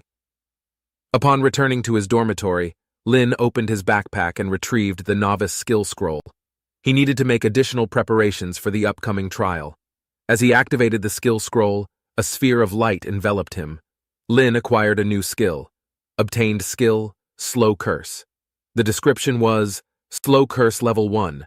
Curses enemies within a 5-meter radius, reducing their speed by 5% for 1 minute. Lin calculated in his head, with his special talent the curse's range would be expanded from 5 meters to 50 meters, and its slowing effect surged from 5% to a staggering 50%. Furthermore, its duration was extended to 10 minutes. This 50% reduction impacted both attack and movement speeds. With this, Lin could effectively halve the combat capability of his enemies. Lin reflected on his set of skills, which could now be categorized into summoning, AoE attack, and debuffs. He hoped to acquire more skills in the future. After analyzing his skills, he entered a meditative state, rapidly rejuvenating his spiritual energy. The next day arrived swiftly. His communicator rang with a melodious tune, and he received a call from Ning Yi. As soon as he answered, Ning Yi's quirky voice invited him for breakfast before assembling. Upon returning to the classroom, Tao Tao and a few others from the Hidden Dragon Squad were already waiting. Jacob glared disdainfully at Lin, warning Lin to not lag behind. Ning Yi retorted coldly, telling Jacob that he should be the one to not lag behind. Tao Tao, clearly exasperated, told them that regardless of any personal grudges or thoughts, they should be set aside until after the trial, emphasizing the trial's significance and the importance of not making any mistakes. As the team leader, it was her responsibility to ensure the team united. She first asked everyone to introduce themselves again, including their job class. The first girl was named Emma, level 20, with the job class of Elven Elder. The second was a tall man named Oliver, also level 20, with the job class of Prophet. Both the Prophet and Elven Elder were rare supportive job classes. Under Tao Tao's gaze, Jacob reluctantly introduced himself, Jacob, level 21, Warlock. Just like the Elemental Mage, Warlocks were part of the mage profession and were also considered a rare class. Then there was Tao Tao, a level 23 Elf Knight, Lin, a level 17 Necromancer, and Ning Yi, a level 19 Shadow Assassin. Tao Tao's gaze swept over everyone in the room. With a serious tone, she declared, "In this trial, they must unite. If anyone dares to lag behind during the test, don't blame her for being ruthless." Tao Tao's expression was stern as she lifted the teleportation stone. Suddenly, a colossal teleportation circle appeared under their feet, and in an instant, the massive silhouette of the divine tower emerged. Lin was slightly taken aback. He hadn't expected the divine tower to materialize in the sky like that. They were teleported once more, arriving at the trial site, and their feet touched solid ground. As their vision quickly adjusted, the blinding sunlight bathed them. They had arrived at Mermaid Island. In front of each person floated a glowing stone. This was the quest stone. Tao Tao instructed everyone to touch their respective quest stones to activate the trial quest. Lin also reached out. The moment he touched the quest stone, he understood the purpose of this trial. In the center of Mermaid Island, there existed a dungeon, the Mermaid's Tier Dungeon. Their mission was to venture into the heart of Mermaid Island and enter the Mermaid's Tier Dungeon. Their objective? Defeat the final boss within and obtain the Mermaid's Tear from it. There were 3 critical points to this trial. Firstly, each team can have a maximum of 6 members, with an average level of 20. The mission item would only drop at nightmare difficulty, and only 3 quest items would be available. Clearly, only the top 3 teams would be able to complete this trial. Lin didn't understand the need for secrecy. In the end, isn't it just clearing a dungeon? Tao Tao, having read the quest, looked somewhat serious. She hadn't expected this trial to be centered on Mermaid Island. Having experienced numerous trials and amassed vast experience, Ning Yi asked her to elaborate. Tao Tao began explaining that the Mermaid's Tear could be used to forge a special kind of equipment. The location of Mermaid Island wasn't within their empire's territory, and only 3 tiers would drop each year. Hence, every year, other than their own empire, professionals from other nations would also venture to Mermaid Island. For this mission, the Academy had sent 10 teams, with them being the second team. They had to compete not only against fellow students from their own academy, but also against professionals from other nations. Tao Tao outlined the entire situation. When asked about what to do if they encountered teams from other nations, Tao Tao explained that in the past, the most one could do was to guard the entrance to the dungeon to prevent others from entering. However, they shouldn't be careless, as deaths have occurred before. As the conversation continued, Ning Yi unconsciously glanced at Lin, remembering their first encounter. Lin comforted her, saying that they wouldn't encounter such situations. Taking a deep breath, Tao Tao instructed everyone to prepare to enter the dungeon. First, they needed to cast buffs on everyone. Oliver responded immediately, beginning to use his skills. Auras of light instantly enveloped everyone. Strength amplification, agility boost, defense enhancement, magic activation. With these buffs, everyone's attributes saw a significant increase.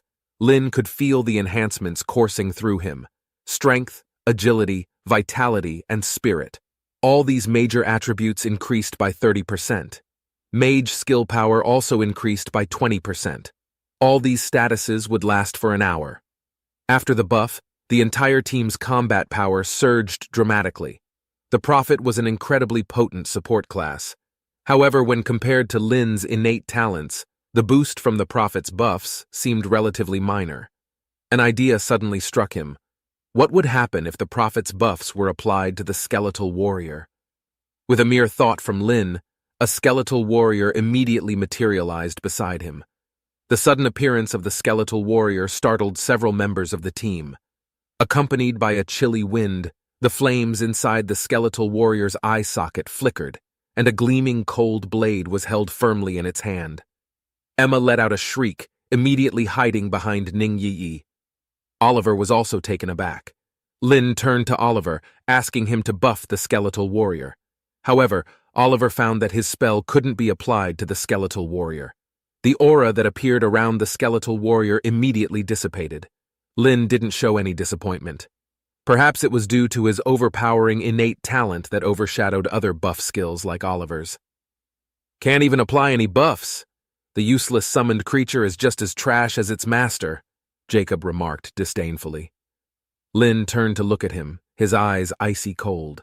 The skeletal warrior's eyes emitted a menacing red glow as it too turned to glare at Jacob. The flames in its eye sockets pulsed intensely, and a chilling wind blew. Jacob instantly felt his hair stand on end, and he unconsciously took a step back as a flame emerged from the staff in his hand. Reacting swiftly, Tao Tao stepped in between the two, telling the two to stop. Lin nodded and turned away. Jacob took a deep breath, struggling to regain his composure. When the skeletal warrior had looked at him earlier, he truly felt as if his life was in danger, thinking he was about to meet his end. As a roar resounded through the air, the trial began. Everyone charged onto the island simultaneously.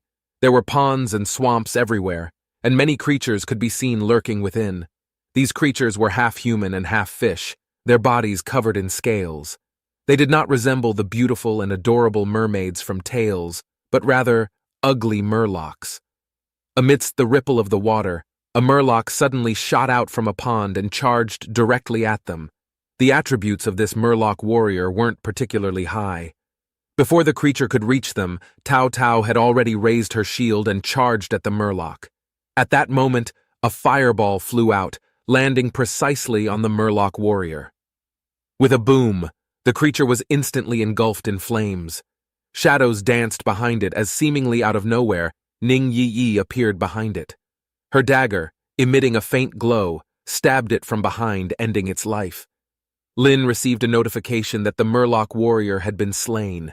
Everyone in the party has gained 1,500 experience points. Having quickly dealt with the murloc creature, the team continued to advance. They encountered several waves of monsters along the way. The closer they got to the mountain peak, the more numerous the monsters became.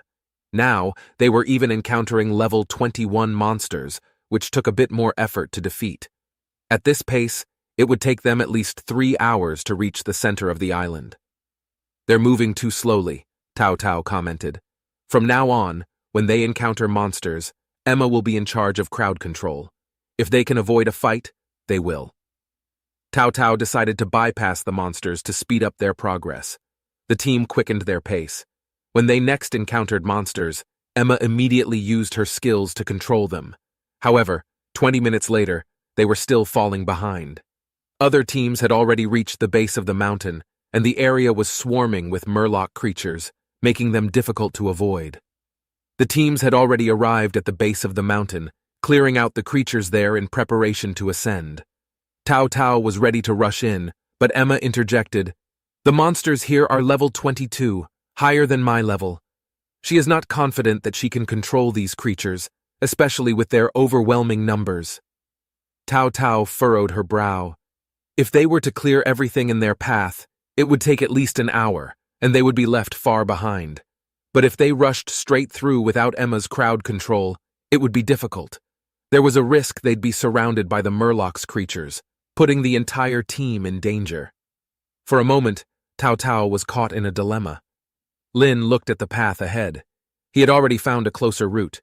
Stepping forward, he declared that he would handle it. Jacob scoffed almost instinctively. "You? What can a level 17 guy like you do?" Throughout the journey, Lin didn't lift a finger and merely followed behind. Ning Yi huffed and told Jacob to shut up. Tao Tao shot Jacob a glare, signaling him to remain silent. She turned to Lin and asked him about his plan. Lin responded he would use a skeleton warrior to distract the murloc creatures and lure them away. Tao Tao's eyes lit up. She suddenly remembered that Lin was a necromancer. Using summoned creatures to lure the murlocs was indeed a great idea. With a thought, Lin sent the skeleton warrior charging forward, causing Tao Tao's eyes to widen in shock. The speed of the skeleton warrior was beyond her expectations. In the blink of an eye, it had covered several tens of meters, appearing right before a group of murloc creatures. The murloc creatures let out sharp cries, immediately charging at the skeleton warrior. The skeleton warrior paid them no mind, turning around and sprinting away. Drawing a horde of monsters with him, it ran farther and farther. With the path now clear, the team rapidly advanced. In just a few minutes, they had reached the bottom of the mountain. By this time, there were already over 100 monsters trailing behind the skeleton warrior. Under Lin's control, the skeleton warrior kept running further into the distance. Then, suddenly, the skeleton warrior vanished. Lin had recalled it to the summoning space. The murloc creatures lost their target all at once, each looking around in confusion. Everyone breathed a sigh of relief. Ning Yi giggled, saying, "That was amazing." Oliver and Emma also looked at Lin with admiration. They owed him big time for this. Jacob said coldly, "Why didn't you do that from the beginning? We could have been on the mountain by now." Lin turned his head, looking at him as if he were an idiot. With a chilling gaze, he told Jacob that was the last time. Jacob looked disdainful, but suddenly, a scream echoed from the mountaintop. Everyone looked up to see a massive number of murloc creatures charging down the mountain. The teams that had previously ascended the mountain were now rapidly retreating back down. Tao Tao's expression changed dramatically, ordering everyone to fall back. The team quickly retreated, distancing themselves from the bottom of the mountain. Hundreds of murlocs rushed down from the mountaintop, completely blocking the way up. Someone deliberately lured the murlocs over, and this person wasn't from their academy or their empire. It was a professional from another nation. Turned out, it was an Onmyoji class. The Onmyoji took out 2 talismans and threw them out, one to the left and one to the right. The talismans exploded in the air, and 2 enormous creatures appeared. Just like the skeleton warriors, they attracted the monsters from the pond at the bottom of the mountain. The Onmyoji sat atop his shikigami, floating in the air, laughing heartily. Tao Tao looked at Lin, and with an okay look from Lin, a skeleton warrior was already on its way. The appearance of the skeleton warrior immediately caught the attention of the horde. A swarm of murlocs screeched and chased after the skeleton warrior. In an instant, a third of the surrounding murlocs were drawn away. With the sound of cracking bones, another skeleton warrior ran forward. The second skeleton warrior employed the same tactic and drew away another batch of creatures. The creatures at the base of the mountain were almost all lured away, leaving only those on the mountain path. Even with these remaining creatures, clearing them out would be much faster than before. The surrounding students from their academy saw the scene, and many praised Lin. At that moment, a third skeleton appeared, and everyone shouted with excitement. The Onmyoji, who was just riding on his shikigami, had clearly drawn so many creatures that the path was completely blocked. To clear these creatures, it would take several hours at least. He didn't expect the students from the Hidden Dragon Squad to reach the mountain so quickly. It surpassed his predictions. He rushed towards the top of the mountains where numerous archers ambushed from the mountaintop. With a command from him, all of the archers unleashed arrows that exploded in the air and rained down like a storm. The archers of the Sakura Empire suddenly launched their attack. Seeing the ambush and rain of arrows, the mages summoned a magical barrier while knights activated their defensive skills. In front of Lin, 2 skeletons appeared, shielding both him and Ning Yi. After the first wave of confrontation, neither side claimed victory. Their formation was chaotic, and they had been ambushed. The scene was utter chaos. Lin had yet to make a move. He was worried that if the skeleton warrior slashed someone, they might end up dead. Causing a death would be problematic. The seemingly intense battle had resulted only in minor injuries. Jacob suddenly spoke up. "Captain, I want to join another team." Tao Tao looked surprised. She hadn't expected Jacob to say such a thing. Jacob pointed at Lin. "Either he goes or I do." Not just Tao Tao, but Oliver and Emma also showed expressions of surprise. They hadn't expected Jacob to use this as a threat, especially now, when they were already at the entrance of the dungeon. Oliver spoke in a deep voice, telling Jacob was going too far. Emma chimed in, saying if it weren't for Lin luring those creatures away, they wouldn't have made it up here. Jacob, ignoring everyone else, reiterated, "Captain, your call." Tao Tao glanced at Lin and then at Jacob. She highly disapproved of Jacob's behavior. Yet deep down, Jacob believed that the captain would surely choose to keep him. Every other team was looking for mages, and without one, they couldn't able to continue. Jacob waited for a response with an ugly smirk on his face. Tao Tao made her decision. Her gaze settled on Jacob, telling Jacob to leave the team. Jacob, full of confidence until that point, thought Tao Tao would surely pick him. He hadn't expected this outcome at all. He was stunned and lost for words. Tao Tao's gaze settled on Jacob, and she calmly told Jacob that he should leave the group. Just moments ago, Jacob looked confident. He was certain that Tao Tao would surely choose him. Yet against his expectations, She responded with words that left him speechless. He wondered if he had misheard. He questioned Tao Tao whether she didn't want to enter the Creation Academy. He then warned the party that if he left the team, everyone's trial would end on the spot. Tao Tao looked at him. Everyone here wants to enter the Creation Academy, including herself, but perhaps Jacob had forgotten her profession. Tao Tao was an elven knight. Knights have their own creed. Without Lin, they would never made it up this far. Asking Lin to step down was something she couldn't bring herself to do. Jacob sneered coldly, warning Tao Tao to not regret her decision before leaving the group. Lin slowly stood up, suggesting that everyone get ready to enter the dungeon. Tao Tao was taken aback. What is going on? What does Lin mean by preparing to enter the dungeon?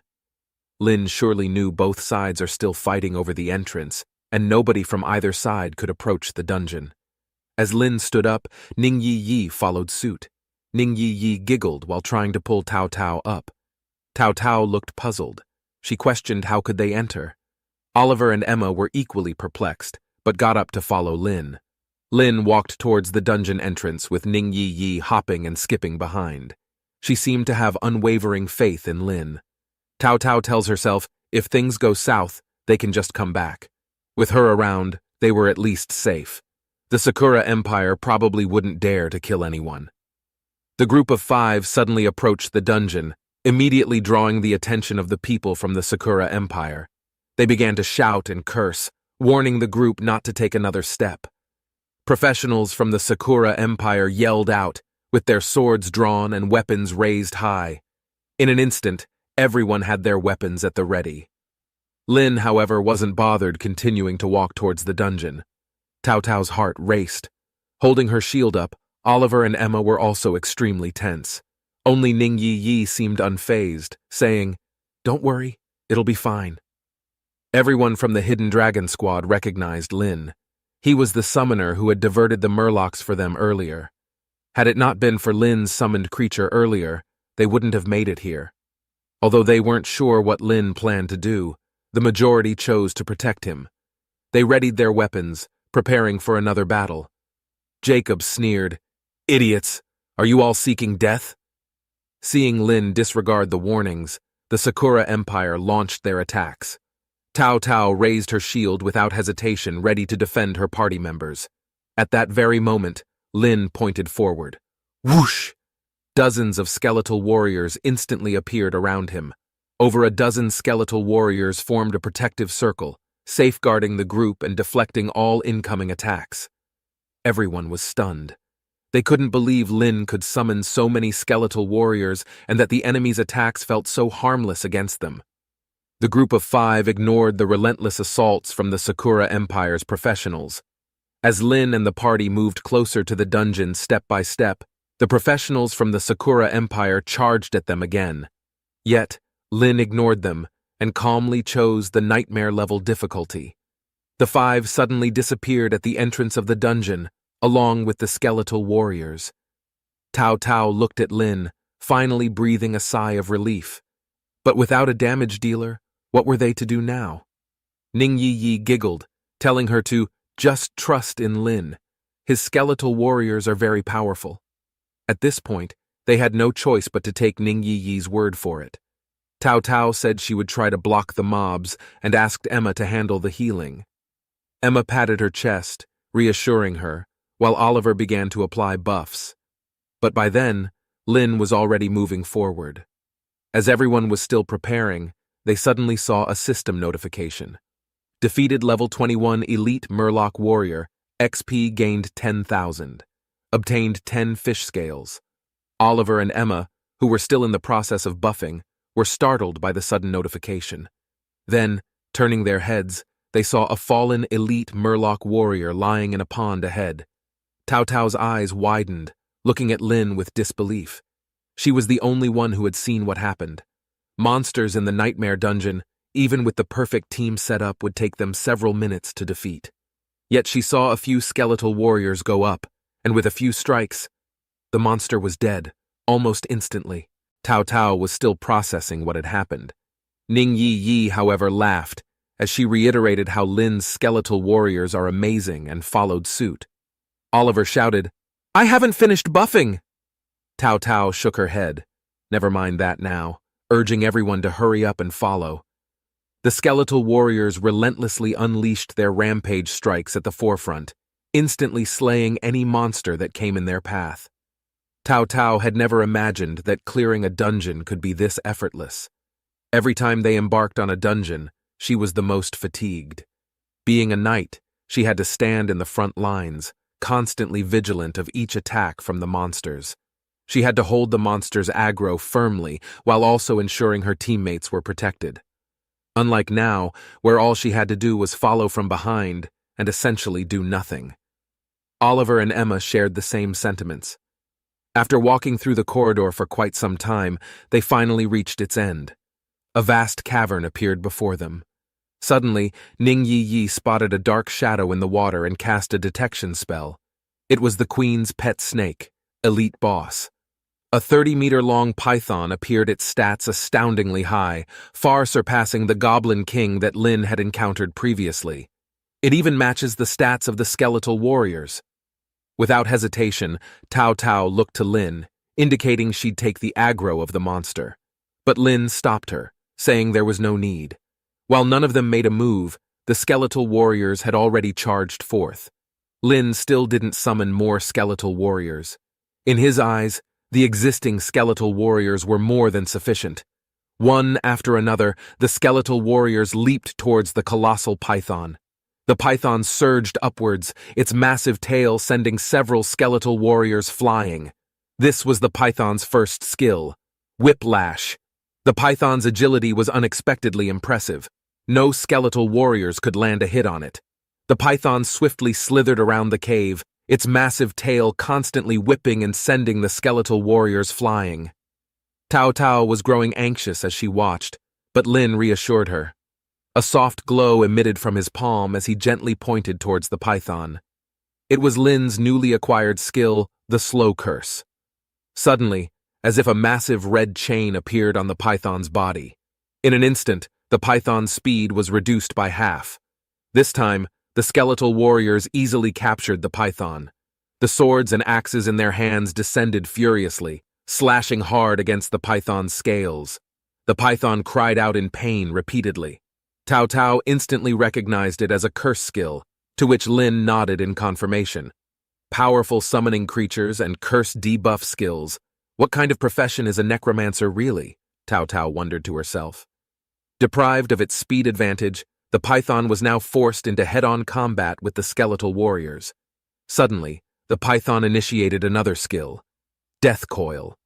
While a few skeletal warriors were tightly constricted, bone-cracking sounds could be heard far away, but they weren't severely damaged. The python then spat out venom, which splashed onto the skeletal warriors. However, the venom was ineffective against undead creatures. The python tried everything but remained helpless against the skeletal warriors. Minutes later, one of the skeletal warriors pierced through the python's head. The python let out a piercing screech and had a look of defiance as it slowly collapsed. System alert: defeated the level 23 Queen's pet snake. Experience gained 50,000. Acquired silver-grade armor, snakeskin armor. Acquired intermediate monster core. Tao Tao stared at the system notifications, then incredulously turned to Lin. Is it over already? What?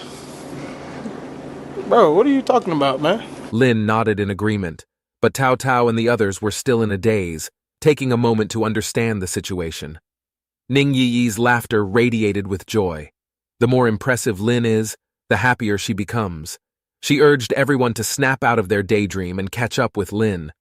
When Tao Tao and the group finally came to their senses, they hurriedly followed suit. The cave reeked of fishy smell, making the girls cover their noses as they moved deeper. On the other side of the cave, a captivating scene appeared before their eyes. Ahead lay a magnificent palace.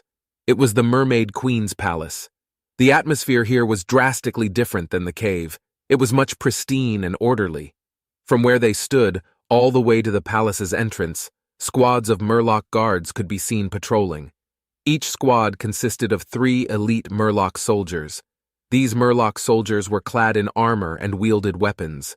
Ning Yi Yi quickly counted them, realizing there were 60 squads in total, amounting to a force of 180 elite Murloc soldiers.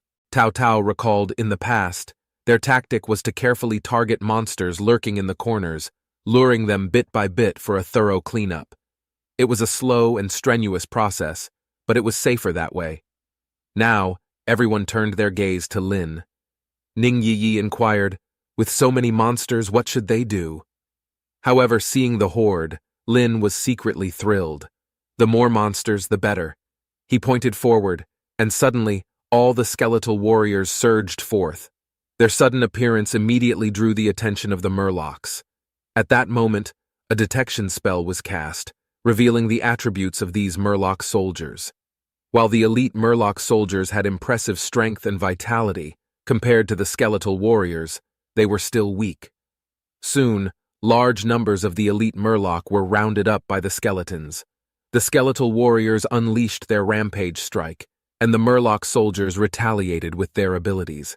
When their skills clashed, it was no surprise that the skeletal warriors emerged victorious. "Cover your ears," Lin whispered to Ning Yi, who quickly did so. Cao Cao and the others were still clueless about what was happening when a thunderous explosion nearly knocked them off their feet. Then came several more deafening explosions echoed. It was Lin's corpse explosion. After a series of thundering explosions, Cao Cao and the group were left in shock by the rapid system notifications that flashed before them. All of the elite Murloc soldiers had perished, granting them a vast amount of experience and loot. It was the first time Cao Cao and the others had experienced the thrilling sensation of rapidly gaining experience points. They were all visibly exhilarated. At that moment, amidst the sounds of explosions, the grand entrance of the Mermaid Queen's palace slowly opened. Along with the brilliance emanating light from inside, out appeared the Mermaid Queen herself. Despite her towering presence, the beautiful Mermaid Queen retained an elegant presence. Ning Yi found herself locking eyes with the Queen, her pupils losing focus. Unconsciously, she began to drift towards the Mermaid Queen. Lin quickly grabbed her and pulled her back. But it wasn't just Ning Yi. Cao Cao was also affected. A skeletal warrior blocked Cao Cao's path. Two more skeletal warriors simultaneously blocked the path of Emma and Oliver. Only Lin and Oliver seemed unaffected. Emma, gritting her teeth through the pain, exclaimed, "It's a temptation spell!" Swiftly, she cast a skill, and streaks of light enveloped the party. Regaining her senses, Ning Yi blurted out, "What happened to her?" Cao Cao shivered, her eyes refocusing, questioning, what just happened? Emma turned to the Mermaid Queen, telling them that the Mermaid Queen had a passive temptation spell. Only Lin and Oliver were not affected. Had it not been for Lin, they would have walked straight to her and been wiped out. Lin, Oliver, possessing strong, high spiritual attributes, remained immune to the Mermaid Queen's temptation spell. The Mermaid Queen glanced at her fallen elite Murloc soldiers and suddenly let out a piercing scream. The once beautiful Mermaid Queen transformed into a terrifying visage. Her scream stirred tumultuous waves, and a fierce wind began to howl. Cao Cao observed the Mermaid Queen's insane attributes. In a conventional raid, defeating her could take hours, if not longer. However, right now, she couldn't even begin to predict what would happen next. Lin has completely shattered her established understanding of any professionals. The skeletal warriors struggled against the raging winds. Cao Cao wasn't sure how long the skeletal warriors could hold. The scene reminded her of a pack of wolves surrounding a mighty lion. The Mermaid Queen, wielding her trident, launched relentless attacks on the skeletal warriors. From the surging waves, several skeletal warriors sustained severe injuries. One, struck directly by the trident, was instantly slain. Cao Cao gripped her shield tightly, feeling that her turn to join the fight was soon. She asked Oliver to grant her a buff, then turned to the others, telling them to prepare for battle once Lin's skeletal warriors couldn't hold out any longer. Lin said softly, "No need." A soft glow emanated from his palm. He used his skill, Slow Curse. A red chain appeared on the Mermaid Queen, reducing her speed by half. Sensing the curse, she let out another ear-piercing scream. This time, her tidal surge skill was stronger than ever. A radiant azure light illuminated the palace as massive waves swept in, scattering the surrounding skeletal warriors instantly. Cao Cao looked towards Lin, suggesting he call back his skeletal warriors so they could step in. Lin recalled the injured ones, then pointed a finger. A chilling wind howled, revealing a sea of darkness in front. He unleashed the remaining 87 skeletal warriors. As soon as they appeared, they charged towards the Mermaid Queen. "There are so many of them. How can there be so many summoned creatures?" Oliver and Emma began to question. Only then did they realize that Lin hadn't deployed all his summoned creatures earlier. He had only dispatched a fraction of them. Ning Yi looked at Lin, thinking to herself, "Lin has grown stronger, much stronger." Nearly 100 skeletal warriors launched an onslaught on the Mermaid Queen. They relentlessly cast rampage strikes, battering her repeatedly. The Mermaid Queen suffered deep cuts and wounds, her screams echoing constantly. Her trident whirled frantically, and she darted around erratically. Under the effect of the slow curse, her speed was halved, making it impossible to shake off the skeletal warriors. Suddenly, her scream pierced the air. The Mermaid Queen activated her skill once again. This time it was the Queen's Lament. Emma hurriedly used the skill, hoping to cancel out the Mermaid Queen's skill, but this time it did not have any effect. Her level was too low to counter the Mermaid Queen. However, Lin assured her it was fine. Lin knew that the skeletal warriors lacked emotions and fear, and the skill does not affect them. The blades and axes of the skeletal warriors never ceased their assault. Finally, with one last scream of anguish, the Mermaid Queen fell to the ground. Experience gained 80,000. Obtained silver tier weapon. Mermaid Queen's sword. Obtained silver tier weapon. Mermaid Queen's staff obtained Mermaid's Tear. The description of the Mermaid Queen's sword was a level 20 silver tier weapon. It granted 50 strength and 50 vitality, and it also increased the power of warrior-type skills by 10%. Mermaid Queen's staff was also a level 20 silver tier weapon, granting 50 spirits and 50 vitality and increasing the power of mage-type skills by 10%. Ning Yi jumped in excitement. They had completed their trial mission. They were one step closer to the Creation Academy. Cao Cao smiled and said, "As long as they complete a few more trial missions and level up a bit more, they will be able to enter the Creation Academy." She then followed up saying they owe a lot to Lin this time. Without him, they probably wouldn't have been able to complete the trial. Emma agreed, and then whispered while saying Jacob was the absolute worst. Oliver said, "Don't even mention that guy. They should never team up with someone like him in the future." Cao Cao gritted her teeth. She despised people like Jacob the most. Lin quickly calculated the time. He turned to Ning Yi and asked if she had any cooldown amulets. Ning Yi's eyes sparkled, instantly understanding Lin's intention. Everyone else also looked at Lin and understood his train of thought. Outside the dungeon, the two empires remained in a standoff. Almost an hour had just passed, and another conflict had erupted between the two empires. Neither side had the upper hand. Suddenly, 5 figures emerged from the dungeon entrance. The people from the Sakura Kingdom were shocked at first, then started sneering upon seeing them, saying things like, "Only half an hour and they're out? Looks like they couldn't handle it and ran away." Another remarked, "Those skeletons are only good as meat shields." In their eyes, the skeletal warriors were merely a tad tankier and had a number advantage, nothing more. The members of the Sakura Empire were quick to mock and scoff. They never would have believed that Lin and his group had cleared the dungeon.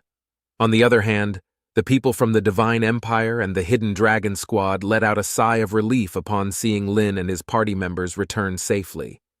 Everyone began comforting them, saying, "It's okay. What's important is they came back safely." Jacob scoffed. "Lucky you guys even made it out alive, insisting on leading the group into the dungeon, and look what happened. Failed, didn't you?" No one paid attention to Jacob. Cao Cao scanned the surroundings and noticed that nobody else had entered the dungeon. She instructed her party to be on guard, prompting Oliver and Emma to draw their weapons and stand in front of the dungeon entrance. Cao Cao turned to Ning Yi and signaled her to do as they had planned. Ning Yi pulled out the cooldown amulet from her bag, nodding to Cao Cao, telling her they were ready to go. Under the watchful eyes of all, Ning Yi Yi took out a cooldown amulet and activated it. In a faint glow, the dungeon's cooldown timer was reset to 0. The duo quickly entered the dungeon again. Tao Tao, Oliver, and Emma cheered them on, and then retreated back into the ranks of the Divine Empire. When everyone saw Ning Yi Yi using the cooldown amulet, they quickly realized that her identity was no ordinary one. Acquiring a basic cooldown amulet was no easy task. It was a sought-after item that would cost a fortune to purchase it. The more observant among them noticed that the two had chosen the dungeon's nightmare difficulty. Tao Tao gazed towards the dungeon entrance, hoping that the duo would be successful. Emma chuckled. They had all witnessed Lin's capabilities, reassuring Tao Tao that they'll definitely be all right.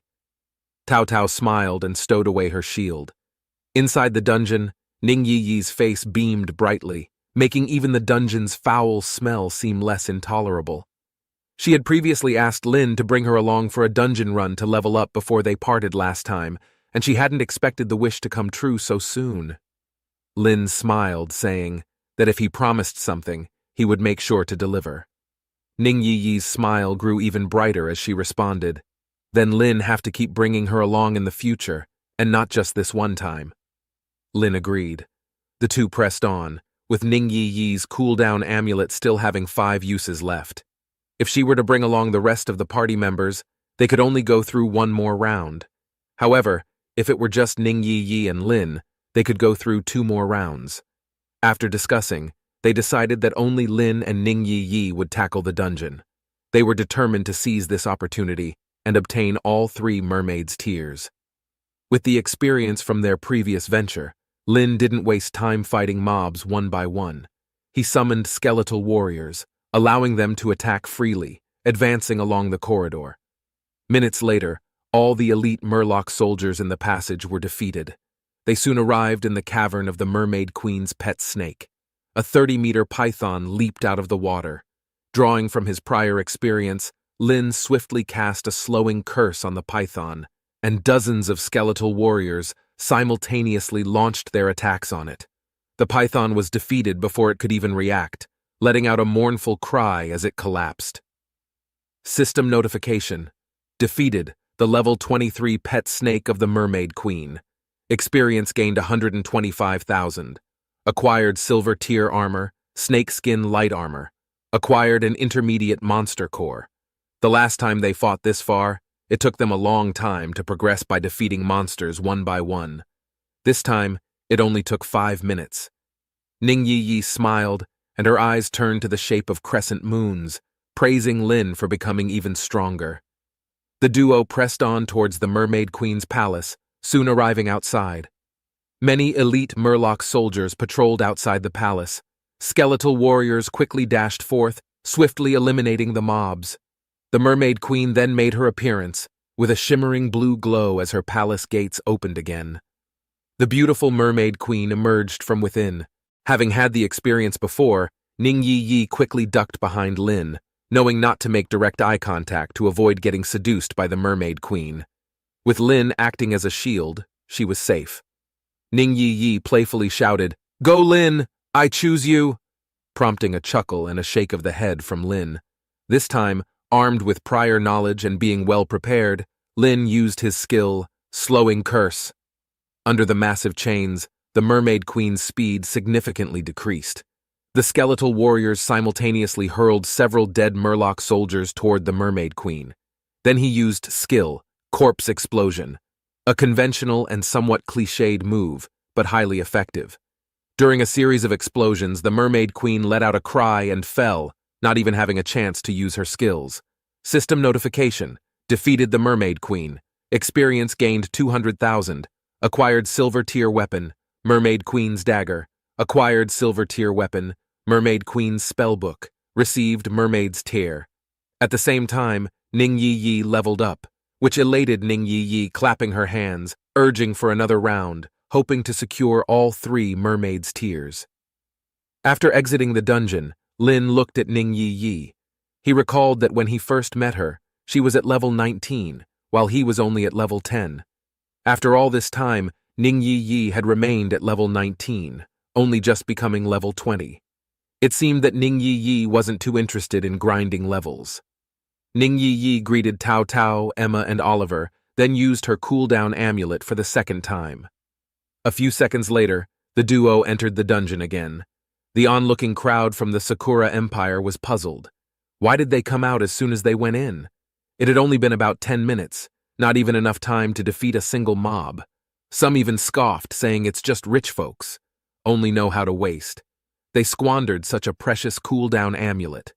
Perhaps even if they racked their brains, they would never realize that the duo was currently conquering the mermaid dungeon at nightmare difficulty. Only Tao Tao and the party members knew what was really going on. The trio exchanged glances, their eyes filled with astonishment. They were, of course, well aware of Lin's capability to solo the mermaid dungeon, but they couldn't have imagined it would be cleared in just 10 minutes. Inside the dungeon, Ning Yi Yi kept glancing at the timer on their communicator, curious about how long it would take this time, and wondered if they could surpass their previous record. Lin couldn't help but chuckle at her antics. While others treated the trials as missions, Ning Yi Yi seemed to treat them as a game. After defeating the Mermaid Queen, the final timer read 8 minutes and 58 seconds, even faster than their last attempt. With the third mermaid tear in their possession, the duo left the dungeon. When the two of them exited this time, they didn't re-enter the dungeon. People from the Sakura Empire were loudly shouting, each one of them showing disdain. They ceaselessly mocked them, and in their eyes, envy was more predominant. They seemed eager to snatch away the cool-down amulet in Ning Yi Yi's hands. Lin and Ning Yi Yi ignored them, simply heading towards the trio. After Lin and Ning Yi Yi returned, they rejoined the party. Suddenly, someone pointed at the dungeon entrance, shouting, "The dungeon gate has disappeared!" The announcement was like a bolt from the blue, causing everyone to turn their heads. The entrance of the dungeon began to tremble, and after a few shakes, the vortex at the entrance vanished entirely. Everyone knew that the dungeon would only disappear once all 3 mermaid tears were obtained. What on earth had happened? Suddenly, some remembered that Lin's team had just entered 3 times. Could it be them? Regardless of the possibilities, the dungeon vanished in front of their eyes. They knew it was impossible to get the mermaid tears again. Since the trial is complete, Lin advised his party to leave. Captain Tao Tao nodded in agreement. Regardless of what had happened, the people of the Sakura Empire naturally couldn't let Lin's team of 5 go. The mermaid tears must have been obtained by them. They demanded Lin's party to hand them over. People from the Sakura Empire were furious, and everyone surged forward aggressively. The people from the Divine Empire were also puzzled. Some looked towards the team of 5, asking if they really had the tears. Tao Tao didn't deny it, affirming that the mermaid tears were indeed in her possession. Everyone took a sharp intake of breath. This confirmed that they had indeed cleared the dungeon. Doubt was evident in nearly everyone's eyes, but regardless of their confusion, their priority was to unite against the common enemy. They quickly formed a battle formation and charged towards the people of the Sakura Empire. Suddenly, a loud rumble echoed in the sky. A person from the Sakura Empire appeared in front of Lin, with 2 massive shikigamis hovering in the air. The onmyoji revealed himself. He sat atop one of the shikigamis, and solely from the looks, it was evident that he was very powerful. Tao Tao appeared slightly tense, recognizing that this profession was unique to the Sakura Empire. It was the legendary class onmyoji, which can summon powerful shikigamis. It won't be easy to handle. Just as Tao Tao was about to rush forward, Lin had already made his move. A flash of flames erupted in the palm of his hand. Skill, soul flame. One of the shikigamis had a flame appearing above its head. In the blink of an eye, the flame penetrated the shikigami. The shikigami let out a deafening, earth-shaking scream. The onmyoji's expression shifted instantly. Without hesitation, he activated his skill and coldly glared at Lin, saying, "You are seeking death!" A surge of dark mist rapidly emanated from within him, spreading outwards. Accompanied by an ancient and deep chant, another terrifying shikigami appeared in the sky. Standing much larger than the previous shikigami, this shikigami wore armor, had a serpent's head on a humanoid body, and wielded a massive axe. As soon as it appeared, it lunged towards Lin. The attacks from the Hidden Dragon Squad seemed ineffective against it. The Onmyoji sneered. With their level of attacks, they could at best just tickle his Shikigami. Several skeletal warriors simultaneously leaped high into the air, confronting the descending giant axe Shikigami. All at once, they used the skill, Rampage Strike. Their great sword gleamed with a red glow. With an impressive strength of 2,700, these skeletal warriors, in an unexpected turn of events, swiftly vanquished what seemed like a powerful Shikigami, causing it to turn into a wisp of blue smoke and disperse into the air. Lin was slightly taken aback. How could it be so weak? A Shikigami that looked so mighty was surprisingly fragile. The others were also dumbfounded. Their attacks had seemed ineffective, yet Lin's skeletons managed to cut down the seemingly powerful Shikigami in just a few strikes. Was the Shikigami truly that weak? Or were the skeletons simply too strong? After the Shikigami was defeated, the Onmyoji, who was its master, suffered a backlash. His face turned pale, and he spat out a mouthful of blood. At this moment, a beam of flame appeared again in Lin's hand. The Shikigami, which was already wailing in pain, was struck by the soul flame once again. Two skeletal warriors silently appeared by its side, their blades cutting through the Shikigami. Seeing another two skeletal warriors charging at him, the Onmyoji screamed again and hurriedly urged the Shikigami he was sitting on to escape quickly. The look in his eyes when he looked at Lin was filled with both resentment and fear. Everyone was shocked by this scene. During the chaotic battle, both sides halted. The people of the Sakura Empire looked at Lin with nothing but fear. They couldn't believe that his skeletons were so powerful, easily cutting down the strongest Shikigami from their side. They began to question Lin's level and profession. The Onmyoji knew that Lin was a level 17 necromancer. He thought that Lin must have awakened some unique talent. Being so powerful only at level 17, it only suggested that this necromancer profession was much more powerful than anyone had imagined. He had to bring this intelligence back. The Divine Empire had a new powerful professional among their ranks. With that thought, he rode away on his Shikigami without looking back, abandoning his party and the people. Several more skeletal warriors emerged from the ground, lining up and standing in the center of the field. They emitted a pale blue-white glow from head to toe, and the great swords in their hands gleamed with a chilling light. The flames in their eye socket flickered continuously, with gusts of cold wind blowing. Step by step, they approached the professionals of the Sakura Empire. Seeing even the most powerful professional among them fleeing, the rest didn't dare to stay. One person started to flee, followed by a whole group. With everyone screaming and running away, the Sakura Empire's formation completely collapsed. The professionals from the Divine Empire, laughing and talking among themselves. Those guys from Sakura Nation are so funny. They got scared and ran away. Seeing them flee in such a panicked state was truly hilarious. With so many professionals, they were scared away by a few skeletons. They're utterly useless. Another pointed out that these skeletons can even tackle nightmare-level dungeons. If it really came down to a fight, wouldn't those from the Sakura Empire just be serving themselves up? Of course, they had to run, or they'd be dead. Many looked towards Lin while discussing. Lin's actions speak louder than words. The image of Lin swiftly killing the Shikigami just a while ago remained vivid in their minds. Everyone seemed relaxed, except for Jacob. His gaze, now and then shifting to Lin, was filled with resentment and regret. Had he not pressured Tao Tao or threatened the party before, he too would have been one of those who completed the trial. Then, he shook his head. In his heart, he felt he had done nothing wrong. His hatred towards Lin was overwhelming. Staring at Lin's back, he thought, "Just you wait." After the party returned to the trial stone and completed the trial, they were enveloped by a shining light. They soon found themselves in front of the virtual shadow of Divine Tower. A few seconds later, a majestic, deep voice echoed, "Trial mission is over. Begin the return." Each person was swiftly teleported back. In just over 10 seconds, they were back at the academy. Once in the classroom, Ning Yi Yi, exhausted, collapsed onto her desk. Tao Tao, with a smile on her face, relaxed after returning. Gratefully, Tao Tao approached Lin to thank him for his help during the trial. It was incredibly crucial for her. Lin simply implied that no thanks were needed. Ning Yi chimed in saying Tao Tao was being too formal with Lin, saying, "Lin may not talk much, but he's genuinely kind-hearted." Even though she hadn't spent much time with Lin, Ning Yi had an unwavering trust in him. Tao Tao smiled warmly as she looked at the two. Suddenly, Lin's communicator buzzed with a new message.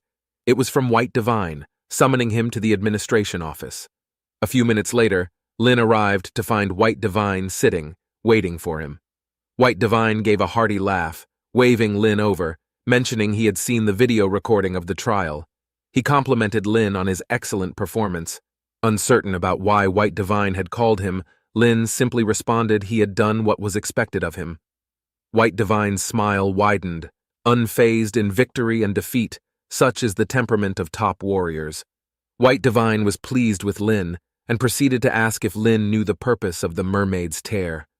Lin shook his head. He was mostly clueless. He still had no idea about the significance of the mermaid's tear, despite it being the objective of the trial. White Divine explained that very few were aware of its use in the trial, considering most were under-leveled for the item rendering it useless for most. The mermaid's tear, he revealed, was crucial for the successful awakening of talents during the second phase at level 40. Items that could aid in such awakenings were exceedingly rare. Even though the mermaid's tear was a lower-grade item, it's still very valuable. This time, Sakura Empire had figured out the location and time of the appearance of Mermaid Island, almost leading to the trial's failure. Thankfully, with Lin here, they secured the mermaid tear for their empire. White Divine then asked Lin what he wanted as a reward. Remembering that he couldn't access information about his sister, Lin asked White Divine if he could help him find someone. White Divine chuckled, anticipating Lin's request. He explained that Lin's sister, Lin Mohan, had joined the Creators Academy at the beginning of the year, which is why Lin could only see blank records. All students who join the Creators Academy have blank profiles, and this revelation left Lin somewhat shocked. His sister had joined the Creators Academy. He recalls Tao Tao's ultimate dream was to be a part of that academy. Ning Yi and Charlotte also told him that once he gets the opportunity, he should join the Creators Academy. In his mind, the academy always held an aura of mystique. To his surprise, his sister had already joined the academy, despite being in the school for less than a year. He wondered what prompted his sister to join the Creator Academy. Even people like Tao Tao, who were a part of the elite Hidden Dragon Squad, couldn't even get into the academy. White Divine seemed to sense the questions in Lin's heart. However, due to regulations, he couldn't disclose information about students of the Creators Academy. Before Lin joined the academy, he would not be able to see his sister. Without hesitation, Lin asked, "What's the requirement to join the Creators Academy?" White Divine, having anticipated this question, quickly fiddled with his communicator. Moments later, Lin's device chimed, indicating a new message. About Lin's sister's matter, White Divine felt he should have been informed already, so this didn't count as a reward. Lin could ask for another one. After some thought, Lin spoke. He would like a cooldown amulet. Lin knew how rare and invaluable these were, practically unobtainable in the open market, and for him, it would be incredibly useful. White Divine laughed heartily, thumping the table. Even a basic cooldown amulet was an extremely valuable possession. Although Lin had done well during the trial, a single trial was not enough to earn such a reward. Instead, White Divine offered Lin another task. If completed, he would secure the amulet for him. Lin accepted without hesitation. With a basic cooldown amulet, he could repeatedly challenge dungeons in a short amount of time, significantly boosting his leveling speed. White Divine advised Lin to reach level 20 before taking on this new task. If he was in a hurry, he suggested Lin level up at the Academy's dungeon hall. White Divine handed him a teleportation stone, mentioning it was an exclusive pass to the dungeon hall, not something every student possessed. Without uttering a word, Lin immediately used the teleportation stone, much to White Divine's surprise. Arriving at the dungeon hall, Lin was met with a cacophony of voices, a stark contrast to the solemn atmosphere he had expected. Students were actively recruiting members for their teams, some recruiting level 25 mages, others were in need of level 30 knights, and a few were on the lookout for support and healers. It seemed the dungeon hall was more a bustling marketplace than a place of solemnity. Many students sat on the floor, holding signs detailing their requirements, eagerly seeking out the perfect team members. Lin opened the communicator and read the requirements sent by White Divine for joining the Creators Academy. The first requirement was to reach level 30. From the information disclosed by White Divine, Lin's sister had joined the Creators Academy less than 4 months after entering the Xiajing Academy. That means Lin's sister had leveled up from 16 to 30 in just a few months. Normally, leveling from 20 to 30 would take about a year. Lin couldn't understand how his sister managed to level up, but he is happy to see his sister becoming even stronger. After reading the level requirement, Lin continued to the second requirement, which was to pass the level 30 dungeon, Abyssal Frontier, with Hell difficulty, which seemed somewhat challenging. Lin knew the Hell difficulty was much harder than the Nightmare level, but this got him wondering, once he reached level 30, could he solo it? The third requirement was to attain 1,000 contribution points. But how could one acquire these contribution points? They seemed to be different from the previous points used to purchase goods and services in the academy. Suddenly, a gentle voice came from behind Lin. He turned to see a young female student standing there.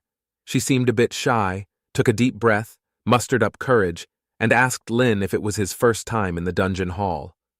Lin nodded. She introduced herself briefly as Harmony, offering to explain everything inside the dungeon hall to Lin. Lin knew there was no such thing as a free lunch, especially in Xiajing Academy. It seems this girl wanted to earn points as a side hustle. Lin asked how much, and she immediately said, 100 points will do. She seemed somewhat nervous, almost wanting to lower the price a bit. But 100 points weren't much for Lin, so he transferred the points to Harmony. Receiving the points, Harmony let out a sigh of relief, showed a sweet smile, and thanked Lin. Harmony began to introduce the dungeon hall. The main function of the dungeon hall was to grant the students the opportunity to various dungeons. Inside it, there were 2 dungeons below level 20, 18 dungeons between levels 20 to 30, 20 dungeons between levels 30 to 40, and the remaining 52 dungeons between levels 40 and 70. Additionally, there were 2 large dungeons for over 40 people raid party, and 1 extra large dungeon for over 100 people raid party, making a total of 95 dungeons. She then led Lin to a crystal ball, where each dungeon had corresponding clearance records, and setting new records would yield rewards. The center of the hall was the Mission and Team Recruitment Center. Here, professionals could complete missions to earn points or join teams and recruit members. For Lin, even without Harmony's help, he would have figured out all this information sooner or later. However, having someone explain saved him considerable time. Harmony, paid for her services, explained very meticulously. Through Harmony's explanations, Lin understood the specific rules inside the dungeon hall and the various functions.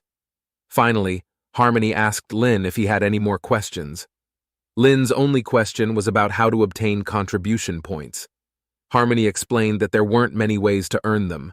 Participating in trials organized by the Academy was one way, and completing the Academy's assigned missions was another. In the mission center located in the dungeon hall, some missions were posted by the Academy, and completing them would earn contribution points. However, such missions were in high demand and usually completed soon after being posted. Lin checked the mission center, and indeed, several tasks were assigned by the Academy. However, the contribution points awarded for completing the tasks were minimal. They were usually 2 or 3 points, and the highest one was only 10 points. Considering he needed 1,000 points to join the Creators Academy, this could take a long time. Just at that moment, Lin's communicator rang. He saw a message informing him that he had received 50 contribution points. Another message was from Oliver, and after connecting, an excited voice came through. Oliver delivered the news that had earned 20 contribution points, and Tao Tao had earned 30 contribution points, which had made her very ecstatic. Upon hearing Lin received 50 points, Oliver said that Lin indeed deserved the highest points. He thanked Lin again and said that if there were more trial missions, he would definitely want to team up with Lin. He jokingly said he wanted to cling to Lin and be carried by Lin forever. Oliver excitedly spoke a lot before ending the call. Harmony was already stunned on the side. To think one could get 50 contribution points from a single trial mission was unimaginable. Contribution points were extremely hard to come by. It wasn't just Harmony. The several people nearby were also stunned. What kind of trial mission could award 50 contribution points? They had also done trial missions before, usually receiving around 5 or 10 points. Perhaps with exceptionally outstanding performance, one might get 20 points. Receiving 50 points at once was unheard of, unless it was those high-level trial missions after the Second Awakening. Some people felt Lin was bluffing since, after all, Lin didn't seem to be of a high level. They thought the two were just boasting. Lin didn't mind the whispers around him and thanked Harmony. Harmony quickly shook her head to say, "You're welcome," and then wished him luck. Lin went to the crystal ball and examined the dungeon requirements. Entry was for levels between 15 and 19. Entering the dungeon cost 10 points, and refreshing the dungeon cooldown cost 40 points. The current dungeon record was 58 minutes, and no one had broken it in 3 years. The second place record was 1 hour 17 minutes, almost 20 minutes slower. Lin paid the 10 points and chose to teleport into the dungeon at nightmare difficulty. Seeing Lin enter a low-level dungeon, the crowd in the dungeon hall instantly erupted into chatter. Some had actually thought Lin was a high-level pro, but it turned out he was just a noob under level 20. Recalling the 50 contribution points they just heard about, they all laughed, assuming he was indeed bragging. However, some people saw Lin chose nightmare level and was going alone and thought to themselves that Lin would get scared and leave after just a few minutes. However, Harmony felt that Lin wasn't talking nonsense. Upon entering the dungeon, Lin found himself in an ancient forest. The forest seemed ominous, and from within, the roars of beasts would occasionally be heard. The trees were of strange shapes. Lin summoned a large number of skeletal warriors and checked his level. He was still about 70% short of the experience needed for level 18. The summoned skeletal warriors went on to find and kill monsters on their own, rushing into the mutated forest with the unique sound of crackling bones. They dashed and crashed like tigers among sheep. Soon, Lin received system notifications, killing mutated bears and gaining 6,000 experience and 5 beast skins. Notifications soon flooded his screen. His experience steadily increased. Lin continued deeper into the forest, letting skeletal warriors clear the weaker mobs along the way, while he planned to go directly for the dungeon's boss. Soon, he came across a sizable pond, within which a huge shadow seemed to be lurking. A monstrous turtle-like creature with a colossal body crawled out from the water. It had a heavy shell covering its entire body, resembling spike armor. Its mouth opened to reveal a row of sharp fangs. Lin detected that this was a mutated turtle. This boss had 4,000 strength and 7,000 vitality, and its vitality was exceptionally high, surpassing the skeletal warriors, even higher than a level 24 mermaid queen. Such high vitality signified tremendous HP and defense. While Lin was checking the attributes of the mutated turtle, the skeletal warriors had already surrounded it. Swords fell on the turtle shell, making iron striking sounds. The turtle bit the skeletal warriors fiercely with its teeth, and its long tail whipped them like a whip. The difference in sizes between them was immense, and when the skeletal warriors were hit by its tail, they were sent flying. Even though they didn't suffer much damage, the massive force still had a noticeable effect. The boss used a skill super defense, and a vortex shield appeared around it, further increasing its vitality stats. The skeletal warriors jumped on it, continually striking the turtle shell with their swords. The attacks caused merely any damage. Even using a rampage strike couldn't break its defense. Lin finally understood why the record for this dungeon hadn't been broken for 3 years. Lin suddenly realized where the problem lay. If physical damage couldn't harm the boss, then he would use magical attacks. Flames suddenly appeared in the palm of his hand. Skill. Soul Flame. A flame also appeared above the mutated turtle's head. The flame swiftly penetrated into its body. The previously immobile mutated turtle started to struggle intensely, bursting into earth-shattering screams. Lin ordered the skeletal warriors to overturn the turtle. Seizing the opportunity, red light emitted from the swords of the skeletal warriors, and their rampage strike skill was activated. They attacked its stomach simultaneously. Soon, the skeletal warriors finally killed the boss. System notification: killed mutated turtle. Experience gained 150,000, while receiving 2 bronze-level gears and a low-level monster core.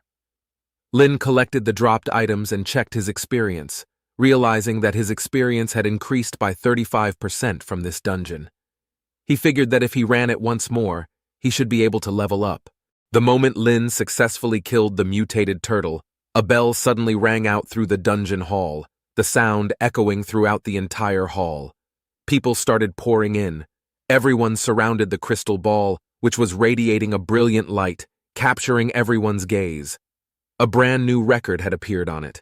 Everyone in the hall was shocked. They couldn't believe that the record for the mutated forest was cleared by a level 17 individual, and it only took 35 minutes. Among the murmurs, Lin appeared at the entrance of the dungeon. Lin also received a notification. Because he refreshed the dungeon record, he earned 1,000 points and 5 contribution points. While noting that this reward was a one-time reward for each dungeon, however, Lin was still very pleased to receive contribution points. Everyone looked at Lin, who was standing at the entrance of the dungeon. They didn't know what to say. Those who initially doubted him also swallowed their words, wondering how he managed to clear it solo and break the record. Lin, looking at another dungeon, the Spider Lair. It was a level 20 dungeon, and entry required levels 18 to 20. Lin felt a bit regretful. This meant he would need to clear the mutated forest once more. Lin was surrounded by a group of people, all chattering and whispering. Seeing Lin walk back from the entrance of the Spider Lair, someone immediately realized that the Spider Lair required level 18, and Lin was only level 17. Lin once again approached the entrance of the mutated forest and chose to pay points to remove the cooldown time.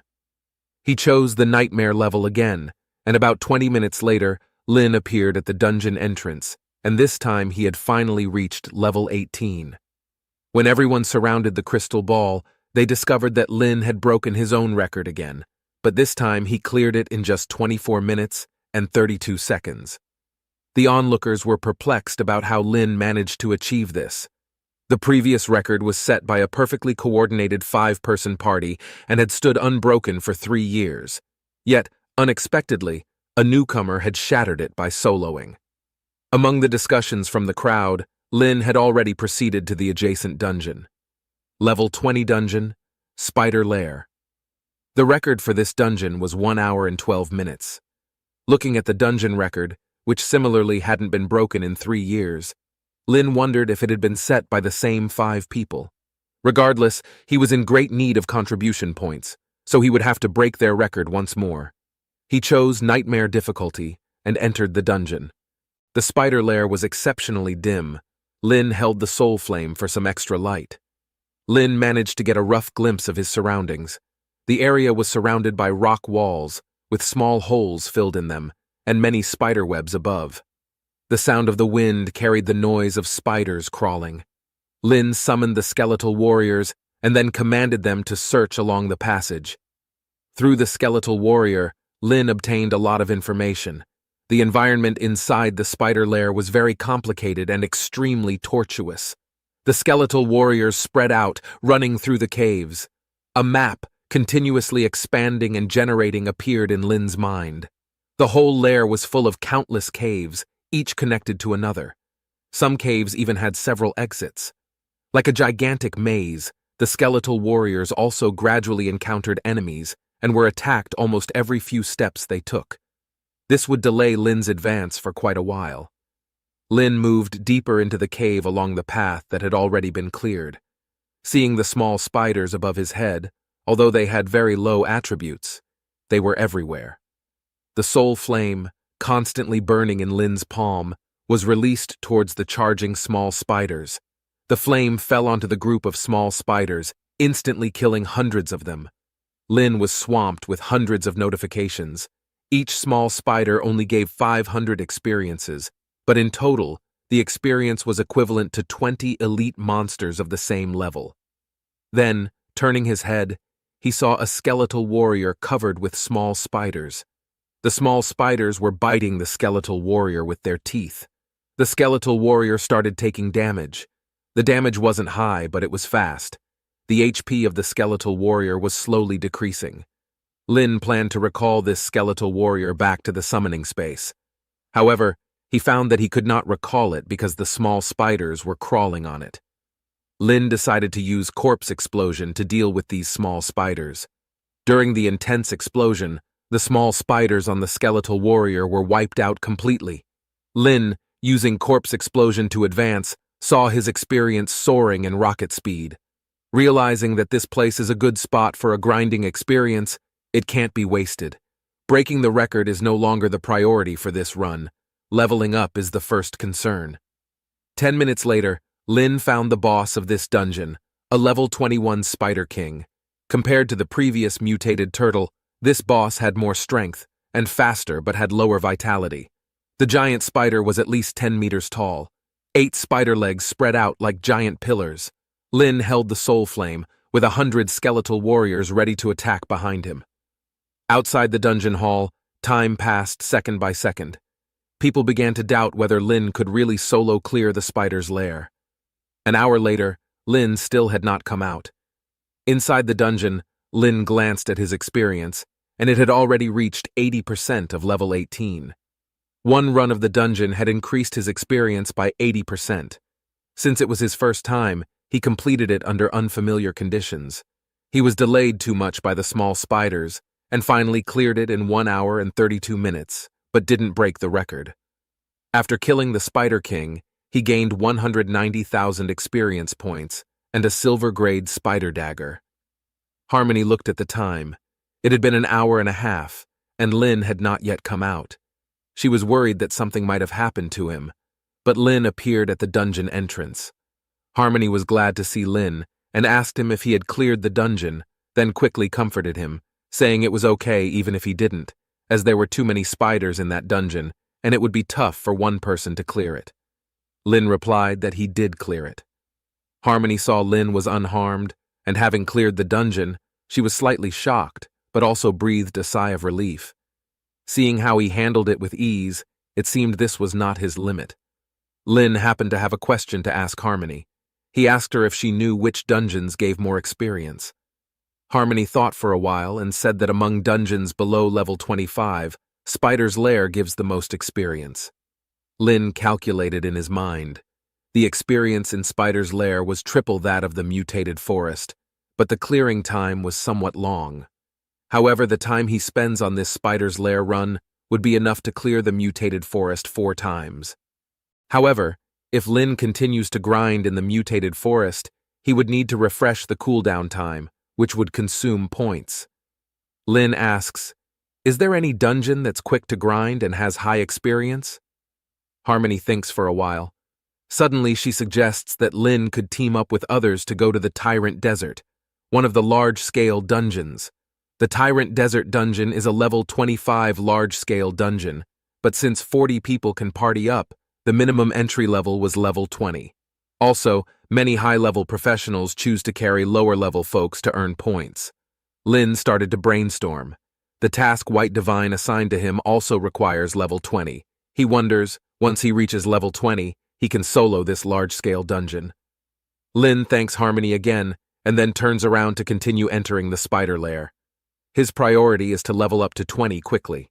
He uses points to refresh the dungeon entry and sees thousands of little spiders inside. Lin summons his skeletal warriors and begins to grind. White Divine and some upper echelons watching the replay. White Divine begins to explain Lin's accomplishments. A tall and robust white-haired old man named Meng Anwen, stroking his beard, gives Lin very high praise.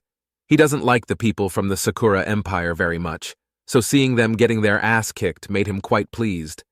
A middle-aged man, Hong Shan, is the principal of the Hidden Dragon Squad.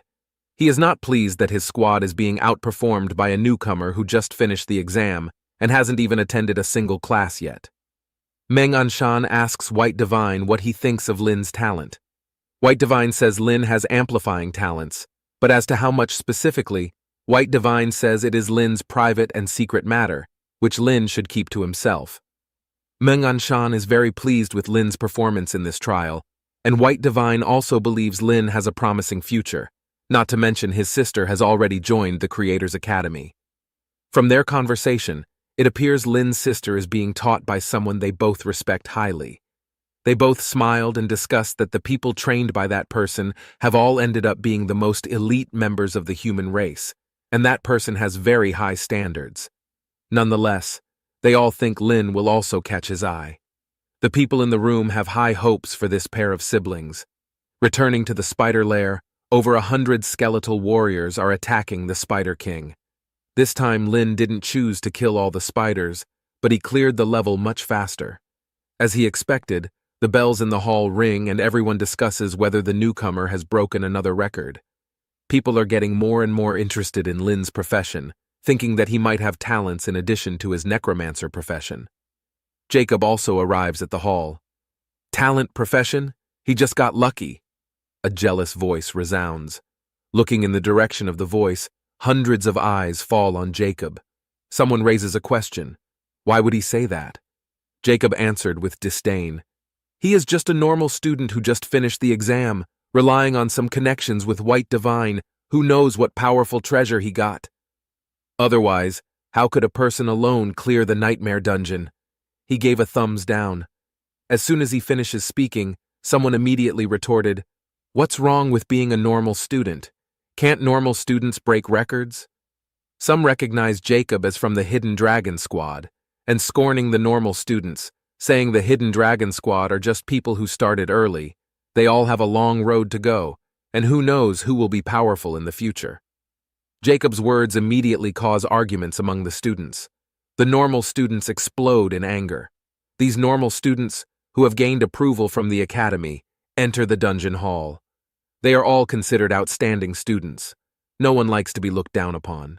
At this moment, Lin appears in front of the dungeon entrance. The sound of intense arguments reached his ears, and for a moment he was confused, not knowing what had happened. Looking at Lin's record, 47 minutes, almost half an hour faster than the previous record. Someone immediately informs Lin that someone is slandering him, pointing at Jacob. Lin followed the finger and looked at Jacob. Oh, it's this clown again. Lin questioned. What is it with Jacob again? Jacob is somewhat panicked but says that Lin is nothing without White Divine's backing. Even as a national top scorer, Lin is worthless in his eyes. Lin finally understands what's going on. He looks at Jacob with a hint of murderous intent in his eyes, telling him he has tolerated him enough times. Jacob is taken aback by Lin's gaze but still acting tough, saying, "Who do you think you are, thinking I would fear you?" Looking at Lin's eyes, he couldn't help but shudder. Jacob thinks to himself that Lin's eyes are frightening as if he has killed someone before. Lin ignores him, turns around, and re-enters the spider lair dungeon. Jacob is nothing but a clown to him. He doesn't plan to waste his time on him. Lin stepped into the spider lair dungeon once again. Lin silently observed his level and current experience. He was on the verge of leveling up and would require just one more run to level up. After defeating the Spider King, Lin finally reached level 20. However, considering the requirement to join the Creators Academy was level 30, he felt he still had a long way to go. Reaching level 20 was just the beginning. Leveling up would only get tougher. Lin wondered if his abilities would evolve again, remembering the transformations at level 10. A quick glance at his skills and attributes confirmed his expanded summoning space of 200. Yet, Soul Flame, Corpse Explosion, and Slow Curse remained mostly unchanged. However, a newfound excitement bubbled within him as he could now summon silver skeletal warriors. Upon reaching level 20, the skeletal warriors had upgraded from bronze level to silver level. Lin immediately summoned a silver-level skeletal warrior, only to find that it now required 500 spirit points. Suddenly, a silver-armored skeletal warrior stood before him. It was slightly bigger than the bronze level and radiated a silvery gloss. The large sword in its hand had also become sharper, no longer rusty and ragged as before. The attributes of the silver-level skeletal warrior were exceptionally high, with all 4 attributes astonishingly reaching 4,000. Its attribute could even compare to the most dungeon boss at Lin's level. Lin was also surprised to see its skills had also upgraded. Now the Rampage Strike could inflict 300% damage to the target. Lin sat down and started brainstorming. If summoning 1 silver-level skeletal warrior requires 500 spirit points, Lin wondered how long it would take to fill his entire summoning space. Reflecting on his somewhat outdated gear, Lin decided to acquire some new equipment. He also planned to sell the gear and equipment he obtained in exchange for some skill scrolls. Lin strode out of the dungeon, causing the bell to echo through the hall. The onlookers were frozen, their eyes glued to the screen displaying Lin's achievements. Leveling up from 17 to 20 in a single day? Soloing 2 dungeons and smashing records? Impossible! The whispers buzzed around. Lin, oblivious to the astonished murmurs, teleported out and continued his walk towards the bustling exchange area. Reaching the trading post, Lin unloaded his backpack filled with shimmering silver and bronze equipment. The clerk's jaw dropped, and he was surprised to see a level 20 student with a treasure trove of equipment. Lin's plan was straightforward. Sell the gear for gold coins, then buy every basic skill scroll he could get his hands on. The clerk hesitantly inquired if Lin was sure to sell all silver equipment. Didn't he need this silver equipment himself? Lin had just reached level 20. He was precisely at the right level to use silver equipment. Lin shook his head. Thought to himself, he indeed needed new equipment, but these ordinary silver ones were of little use to him at the moment. The staff member shared that the academy had a special store where treasures traded for points outshone those sold for mere gold coins. Lin's curiosity was piqued, and he followed the staff member into the room. The staff told Lin to browse slowly while he went to sell Lin's equipment. A longsword caught Lin's attention. It was made by a craftsman named Zhang Ti, and to Lin's surprise, it was part of a gear set, seemingly a spiritual set as well. It had no skill bonuses, only the attribute of plus 400 spirits. Among silver-grade weapons, the spirit longsword was somewhat unconventional. For instance, a top-grade silver staff would increase spirit by 200 and amplify mage skills by 15%, offering more practical utility than this spirit sword. Most mages wouldn't choose it. Although the equipment here was excellent, a full set would likely cost tens of thousands of points, which ordinary first-year students couldn't afford. Moving to the next shelf, Lin silently spotted a piece of mage armor called Spirit Robe, and a spirit ring both included 200 spirit points, but no skill bonuses. Checking the crafter's name, it was made by the same person and was part of the same gear set. Then, Lin checked the set bonus. The Spirit 3-piece set further increased spirit by another 800 points when worn together. For other mages, this set wasn't appealing, but useful to Lin as it maximized spirit attribute.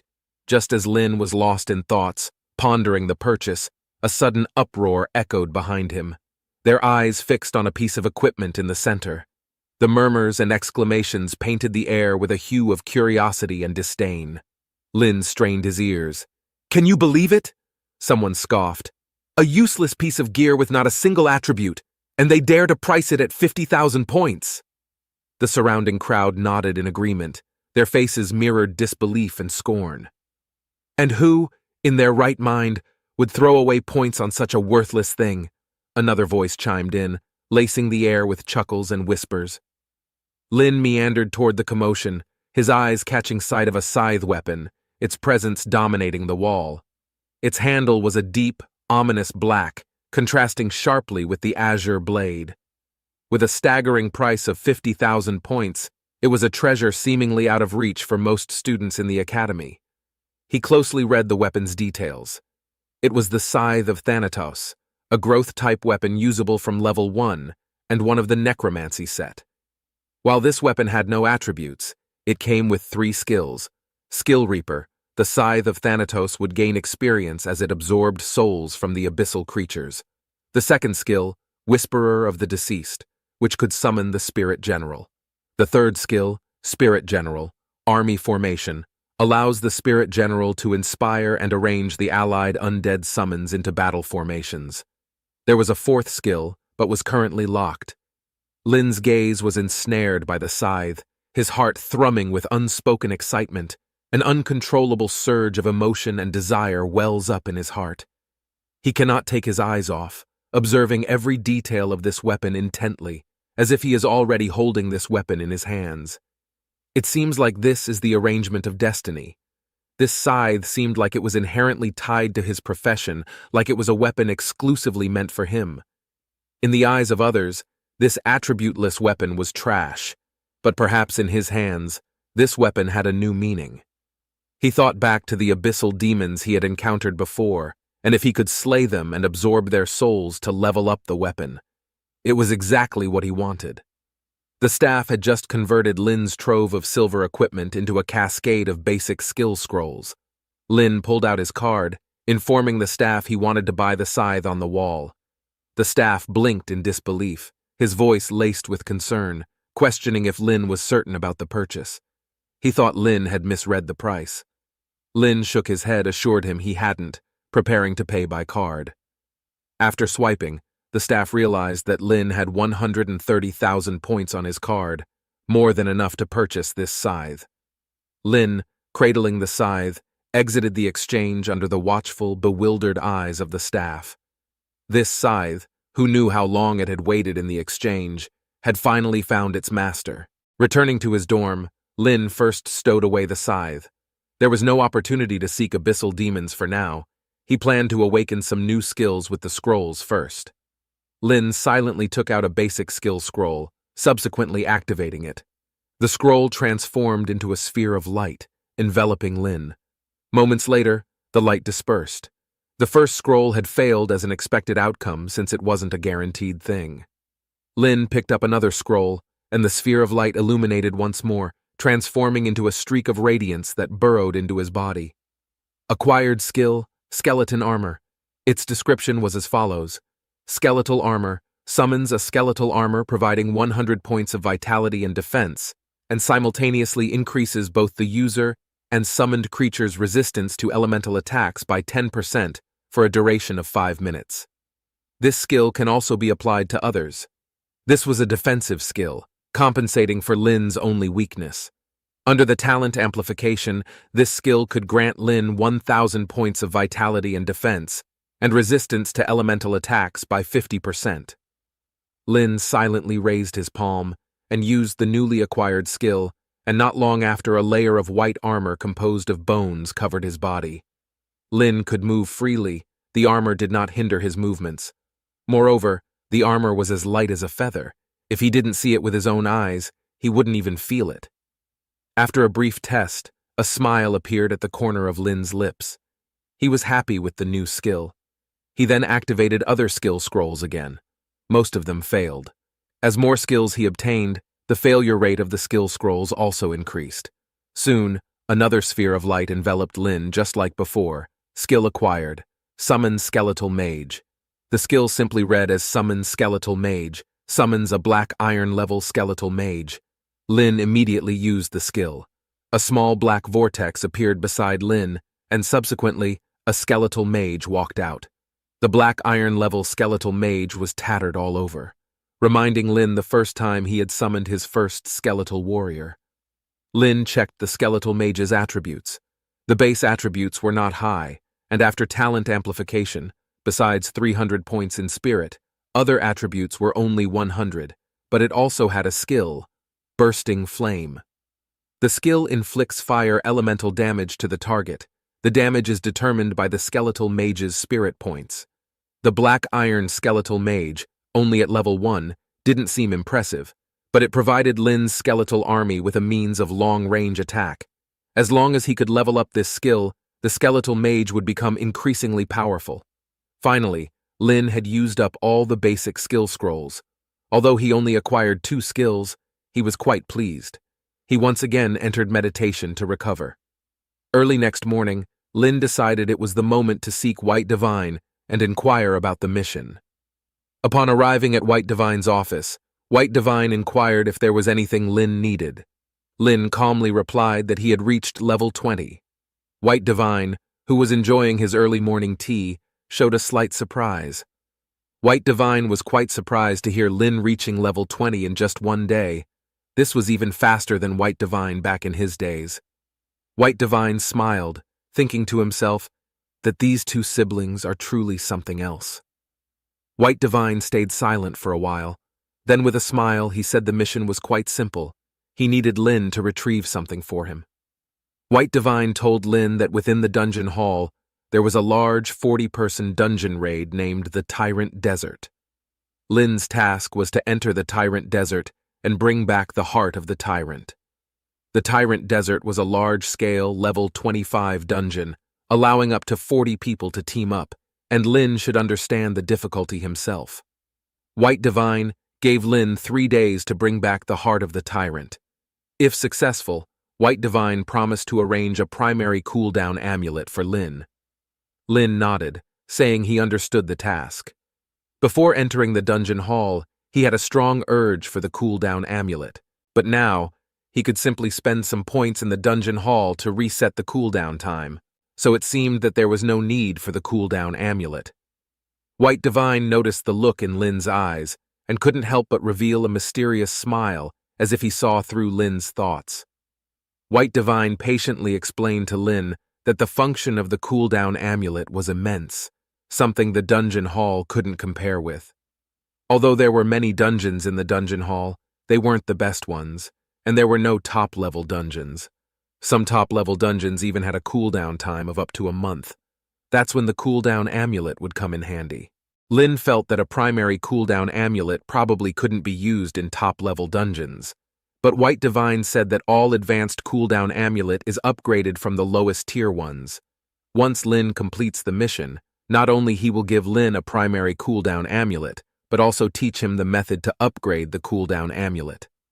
Lin hadn't expected that cooling amulets could be upgraded, but he was looking forward to it. Lin accepted the task. Before leaving, White Divine patted Lin's shoulder, explaining that he was given 3 days because the academy would be holding the opening ceremony in 3 days, and White Divine hoped that Lin would not be late. Lin nodded, bowed, and said his farewells, and then left the room.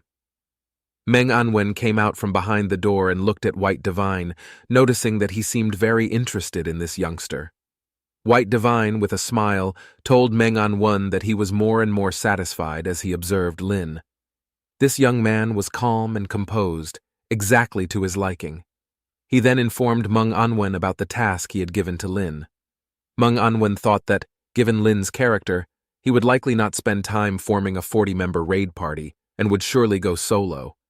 Just thinking of a level 20 student soloing a large-scale dungeon made the corners of Meng Anwen's mouth twitch slightly, remembering that White Divine had done the same when he was young.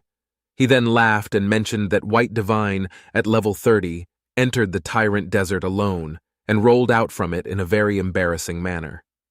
White Divine coughed awkwardly a couple of times and looked out of the window again, stating that Lin was much stronger than he was back in his day. At the grand entrance of the dungeon hall, the atmosphere was still lively and bustling. The arrival of Lin immediately drew the attention of many. As he walked toward the crystal ball, all the students inside the dungeon hall were wondering which dungeon Lin was going to challenge next. Lin slowly approached the entrance to the Tyrant Desert dungeon and noticed that the current dungeon record was held by the Flying Dragon 40-member squad. It was completed in 16 hours, 45 minutes, and 18 seconds, 4 years ago. Lin knew that the Flying Dragon squad should be on the same level as the Hidden Dragon squad. At this moment, Harmony approached Lin from behind. Lin greeted her, and Harmony asked if he was looking at the information for the Tyrant Desert dungeon. Harmony looked at Lin and thought, Lin had already fought in so many dungeons yesterday. Why doesn't Lin take a break? Lin had some questions in his mind and told Harmony that he needed the heart of the tyrant, an item found in the Tyrant Desert dungeon. Harmony explained in detail that the heart of the tyrant is an item that only drops from the final boss in the Tyrant Desert dungeon.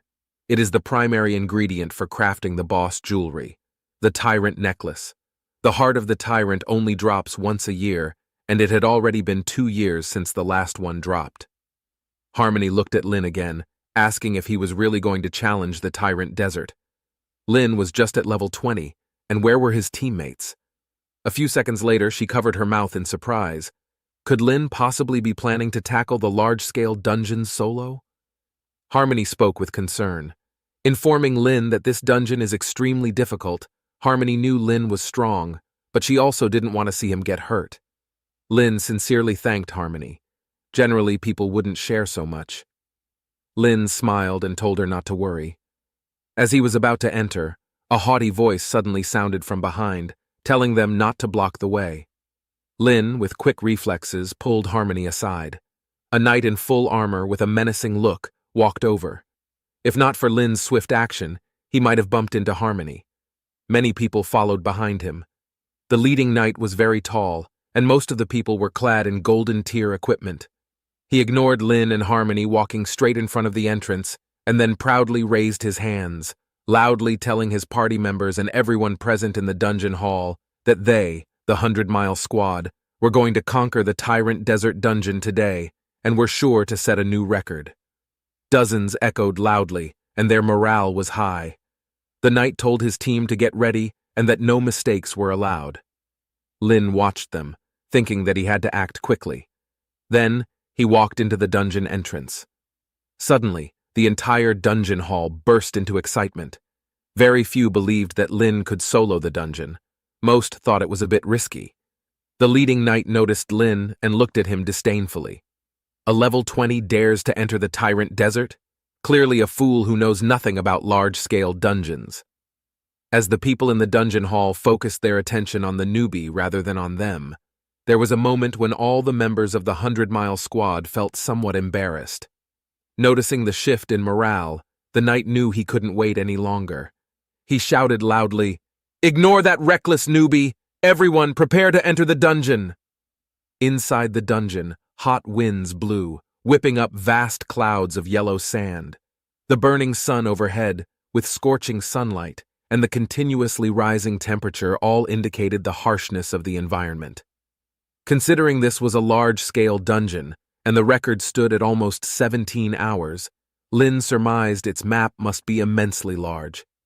With the sun directly overhead not moving a single bit, offering no directional guidance, Lin couldn't discern his location. He had no choice but to find his own way. Without wasting any time, hordes of skeletal warriors began to rise from the ground, sprinting in all directions.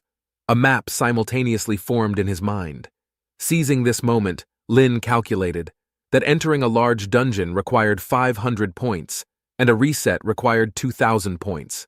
His remaining 80,000 or so points wouldn't last long at this rate. As he contemplated this, a warning from one of the skeletal warriors jolted him. The skeletal warrior has encountered an enemy. Out of the desert sands, a withered branch suddenly sprang up and entangled a skeletal warrior. Following that, a massive tree burst out from the sand. The tree stood tall at 10 meters, with innumerable dry branches. As soon as it emerged, it began whipping the skeletal warriors furiously. It was a level 25 super-enhanced elite monster, the Desert Ghost Tree, with exceptionally high attributes. Lin marveled at its stats, thinking that the large-scale dungeons truly stood out, where even a regular monster could rival boss-level monsters in other dungeons. If it weren't for the recently upgraded silver-level skeletal warriors, dealing with the tree would have been somewhat strenuous. Several silver-level skeletal warriors were incessantly chopping away. Soon, a system prompt appeared. Killed level 25 Desert Ghost Tree, XP gained 300,000. Not only were its attributes boss level, but so were the experience points it gave. If killing one granted 300,000 experience points, what about all the other monsters inside the dungeon? Lin might have just stumped onto a true heaven of experience. Lin, after all, didn't know how dangerous this dungeon really was. For safety's sake, Lin summoned skeletal armor and the Scythe of Thanatos. He ordered the skeletal warriors to continue exploring in all directions while he followed the paths they had traversed. 2 hours later, standing on a sand dune, Lin saw an oasis. The appearance of an oasis in the desert inevitably signified danger. This could very likely be where most of the monsters congregated. Just as a skeletal warrior rushed to the edge of the oasis, a multitude of scorpion-like creatures suddenly leaped out of the sand. Each giant scorpion was over 2 meters tall, and including the tail, exceeded 5 meters in length.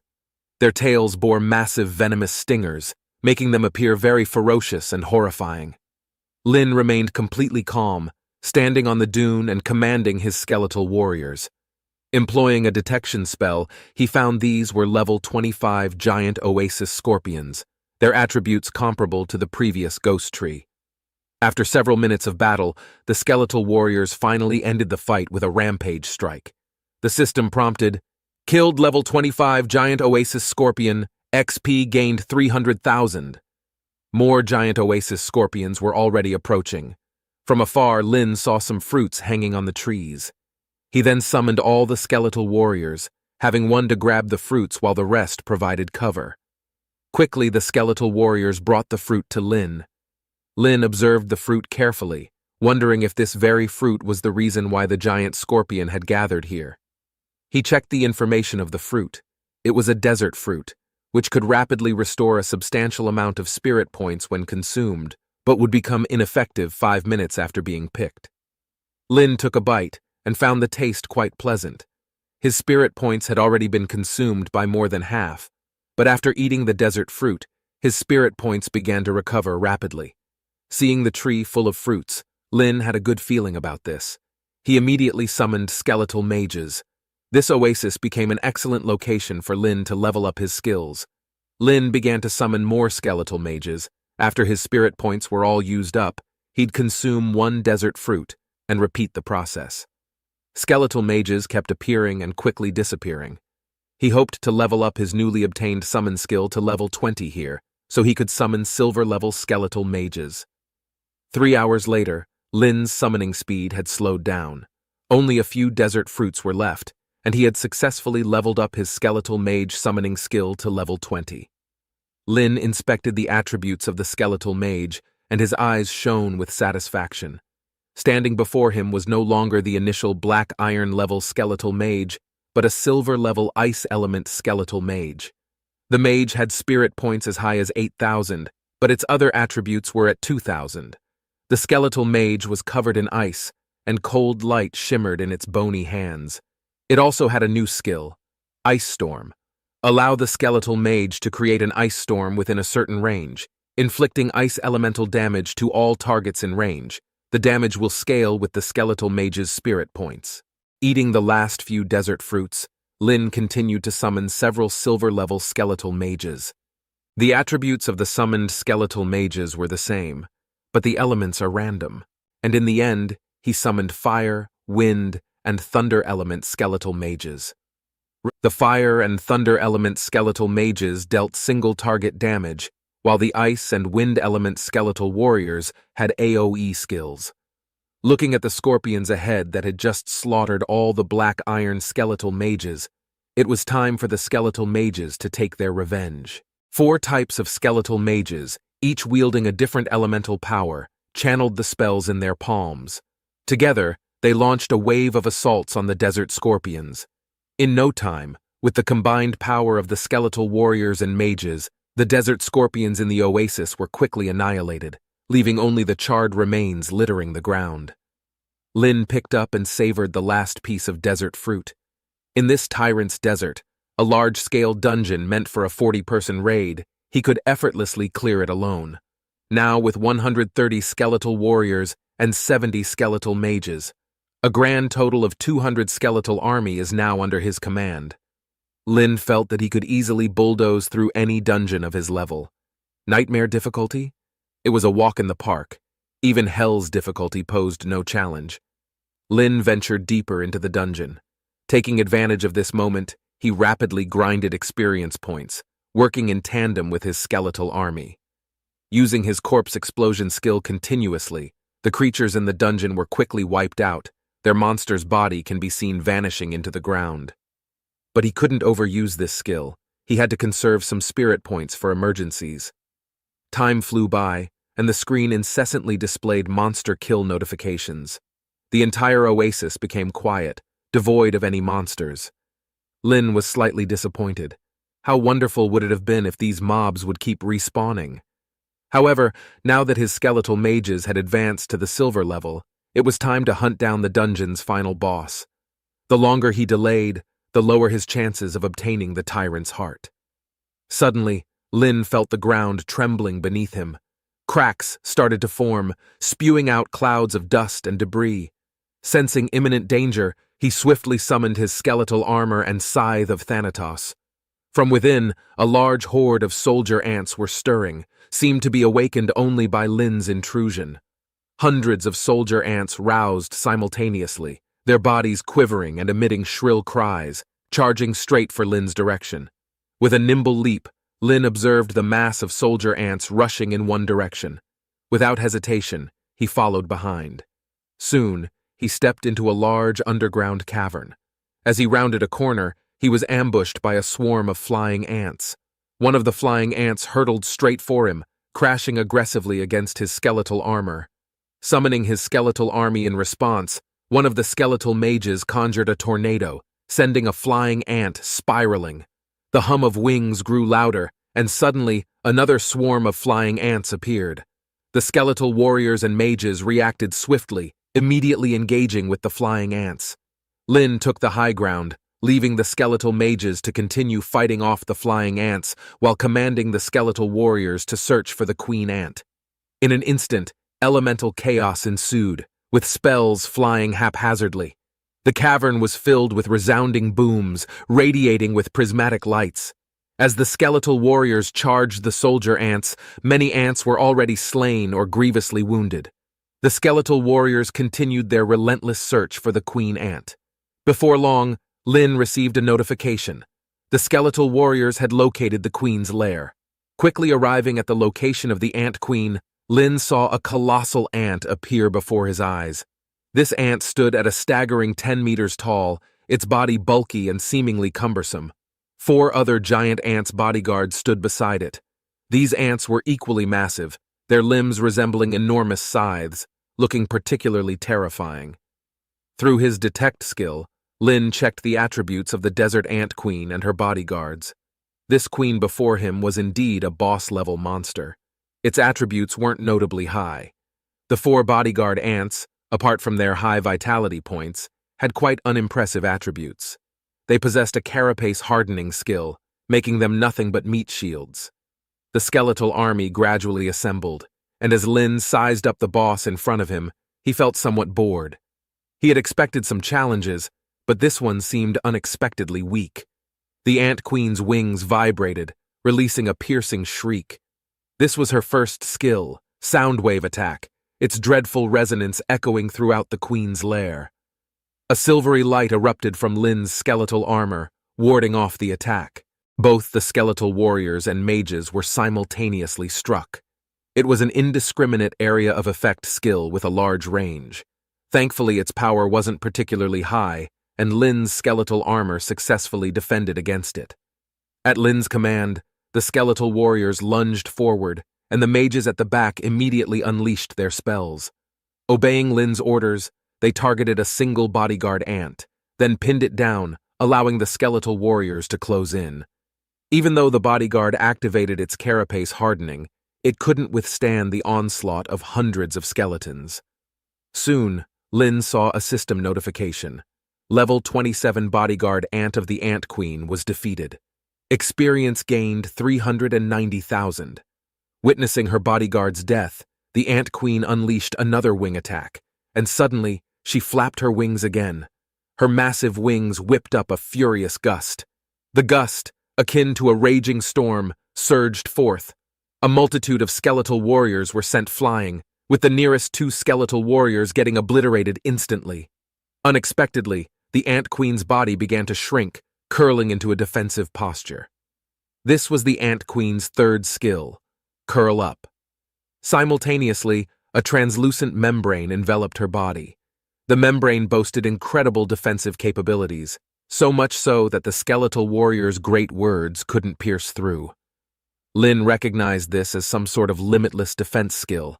All skills of this nature have a time limit, and the stronger the attack they face, the shorter their duration. An array of diverse assaults relentlessly bombarded the Ant Queen. Once she curled up, her shrieks never ceased. The piercing screams echoed throughout the antchamber. Soon, the sound of countless crawling legs filled the chamber. Turning his head, Lin saw swarms of ants rushing from various tunnels. It seemed the Ant Queen had called forth every ant in the chamber with her skill. Witnessing this scene, Lin remained unperturbed, even showing a hint of excitement. Spotting the corpse of a bodyguard ant, Lin triggered corpse explosion. One explosion led to another. The Ant Queen screamed in agony, and shortly after, a system notification appeared. Desert Ant Queen defeated. Experience gained 800,000. 2 silver-grade equipment pieces were acquired, along with Desert Ant Queen's egg and intermediate monster core. Inspecting his current level, Lin was just shy of reaching level 21. Holding the Desert Ant Queen's egg in his hand, he mused about the good money this might fetch. Sad that all of the monsters in this area have been cleared out. Reluctantly, Lin left the antchamber behind, heading toward his next destination. He continued upwards until sunlight greeted him once more. 2 hours later, the coolness from underground faded, replaced by the scorching heat from above. Endless stretches of golden sand filled the horizon, seeming infinite. His skeletal warriors tirelessly hunted and killed new creatures that crossed their path. Soon, a massive structure came into view. It resembled a fortress. Surrounding it were rows of huts, meticulously aligned. It almost felt as if it was a military encampment, and even from a distance, countless lion-headed beastmen could be seen bustling about. Hundreds of lion-headed beastmen knelt on one knee fully armed, all awaiting orders from a majestic silver lion seated upon a grand throne. This was the tyrant of the lion tribe. It seemed Lin had found the right place. Atop the city, the wall was blanketed with bowmen from the desert lion tribe, whose attributes far surpassed the monsters encountered previously in the ant cave. From afar, a military camp was visible, bustling with innumerable beastmen. Inside the camp, there was even a training ground, with troops drilling in formation. Lin also observed peculiar beings within the camp, creatures with heads akin to lions and bodies fully covered in fur, all donned in armor and standing over 3 meters tall. They moved with meticulous coordination. Upon checking the attributes, these desert lion tribe warriors were equally powerful. Here, a moment of carelessness might require facing more than 10 monsters at once. These were no ordinary monsters. Each one was a super-enhanced elite monster. Even for a 40-man raid party, battling them would prove very challenging. However, Lin had his legion of skeletons. He summoned his Scythe of Thanatos and employed one of the scythe skills, calling forth the Spirit General. The enormous Spirit General emerged from the ground, and shortly after, Lin summoned the rest of his skeletal army. The Spirit General activated a skill named Army Formation. Red sonic waves radiated outward, enveloping the entire skeletal army. The ordinarily disarrayed skeletal soldiers now formed a battle formation under the Spirit General's leadership, deploying troops in an orderly manner, and the skeletal warriors launched a charge. Skeletal mages followed closely behind. The bowmen atop the city walls spotted the massive army and immediately sounded the alarm. The gates of the military camp swung open, and an army of over 100 beastmen surged out. At the same time, arrows rained down from the sky. Numerous bowmen appeared atop the castle. They unleashed a volley of arrows toward Lin's skeletal army. Fire, ice, wind, and thunder, 4 elements, 4 distinct skills dazzlingly burst forth in the sky, blocking all the incoming arrows, then descending upon the emerging lion tribe warriors. Under a focused barrage, several lion tribe warriors immediately fell. Unfortunately, the distance was too far for Lin to utilize corpse explosion. The first clash ensued, with the Spirit General leading the skeletal warriors into collision with the lion tribe warriors.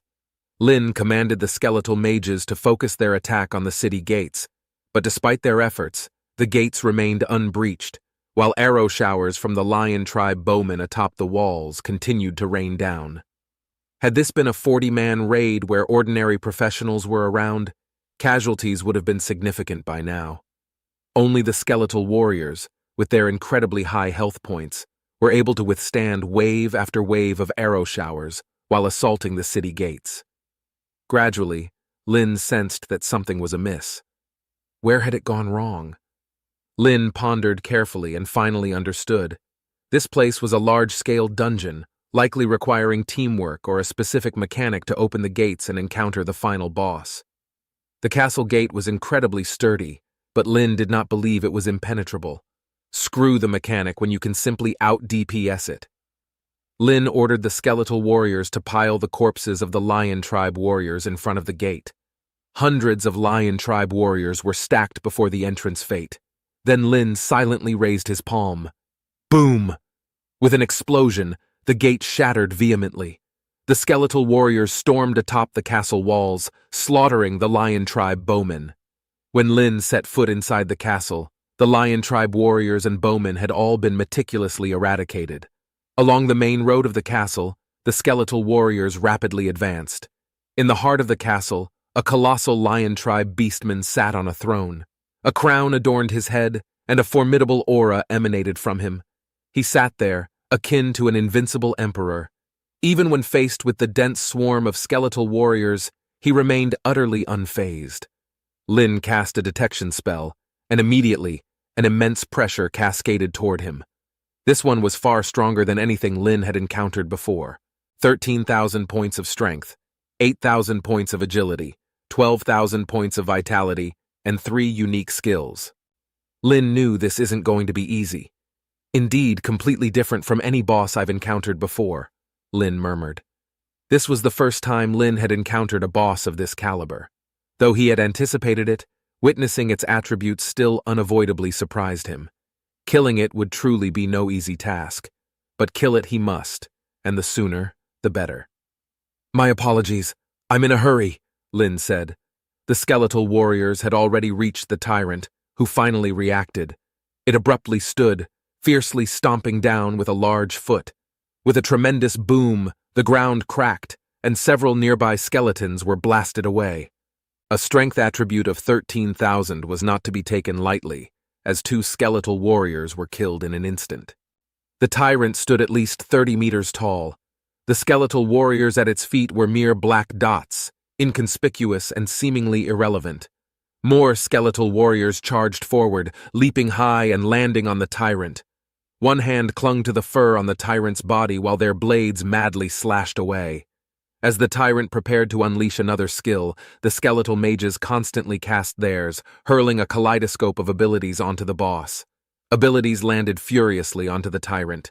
Flames generated violent explosions. Bolts of thunder struck down, interrupting the tyrant's skill and causing the tyrant to unleash roars of fury. A gigantic axe materialized in its hands. Swinging the axe horizontally, dozens of skeletal warriors were sent flying. With one whirlwind attack, it instantly obliterated 24 skeletal warriors. Lin observed silently. He didn't know how a 40-man raid party would deal with this tyrant boss, as it was way too powerful. If the skeletal warriors couldn't withstand it, those knights wouldn't last much longer under the tyrant either. A faint light emanated from Lin's palm. Lin used Slow Curse. A red glow enveloped the tyrant's head. A red shackle appeared above the tyrant, and its speed abruptly diminished. With the speed of the tyrant reduced, the pressure on the skeletal warriors lightened instantaneously. Sensing the change within itself, the tyrant suddenly threw its head back and let out a furious roar. Tyrant skill, Hellish Roar! The roar transformed into a shockwave, spreading out in every direction in an instant. The ground collapsed amidst the resounding rumbles. Lin was also struck by the impact. His skeletal armor barely lasted 2 seconds before completely shattering. At this moment, the tyrant suddenly leaped high, pouncing towards Lin. Observing this, Lin's expression subtly shifted. If he were hit by this attack, he wouldn't die or even get injured. The damage would be transferred to the skeletal warriors and mages. But Lin was sure that all of his skeletal army would probably sustain massive damage. Lin dodged the strike, and a blue flame ignited within his palm. A spark fell atop the tyrant's head. Lin used the skill Soul Flame. The tyrant immediately emitted an earth-shattering scream. Even a boss of this caliber could not bear such an attack that reached directly into its soul. Lin took advantage of this moment to once again reposition, creating distance between himself and the tyrant. The skeletal warriors returned en masse, once again entangling themselves with the tyrant. Dozens of skeletal warriors climbed onto the tyrant, utilizing rampage strikes, while the tyrant, wielding its massive axe, swung and slashed in return.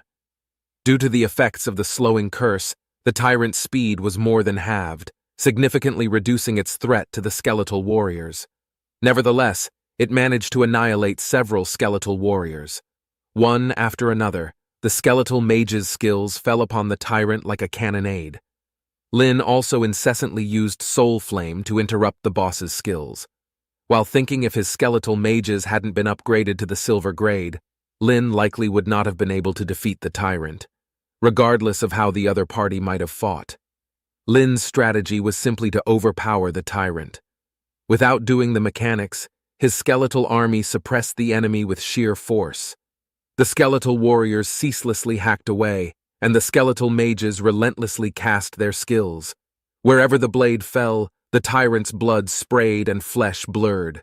Its screams steadily weakened. The soul flame was unceasing, relentlessly falling upon the tyrant. The skeletal mage's spells grew increasingly fierce. The tyrant struggled to counterattack, but to little avail. After 20 minutes of combat, the tyrant finally fell within its own castle. System prompt: Tyrant of the Lion Tribe defeated, experience gained 2 million, obtained 3 gold-grade weapons, and acquired the tyrant's heart. Drop cooldown time, 1 year. The description of the tyrant's heart, special item, is essential for crafting the tyrant necklace. Lin exhaled a long breath, finally having dealt with it. This had been the most difficult boss he'd ever faced. Looking at the tyrant's corpse, Lin said the tyrant deserved his recognition. Lin was enveloped in a soft white glow. After slaying the tyrant and gaining the experience points, he is now level 21. He instinctively checked his attributes, revealing a trace of surprise. The other changes were not significant. Strength, agility, and vitality each increased by 30 points, reaching 330. Spirit increased by 200 points, reaching a total of 1,500. The increment compared to before was somewhat enhanced. Lin found that not only himself, but also his newly acquired summoning skeletal mage skill also leveled up to level 21. The skills seemingly advanced together with his own level. A thought popped into his mind.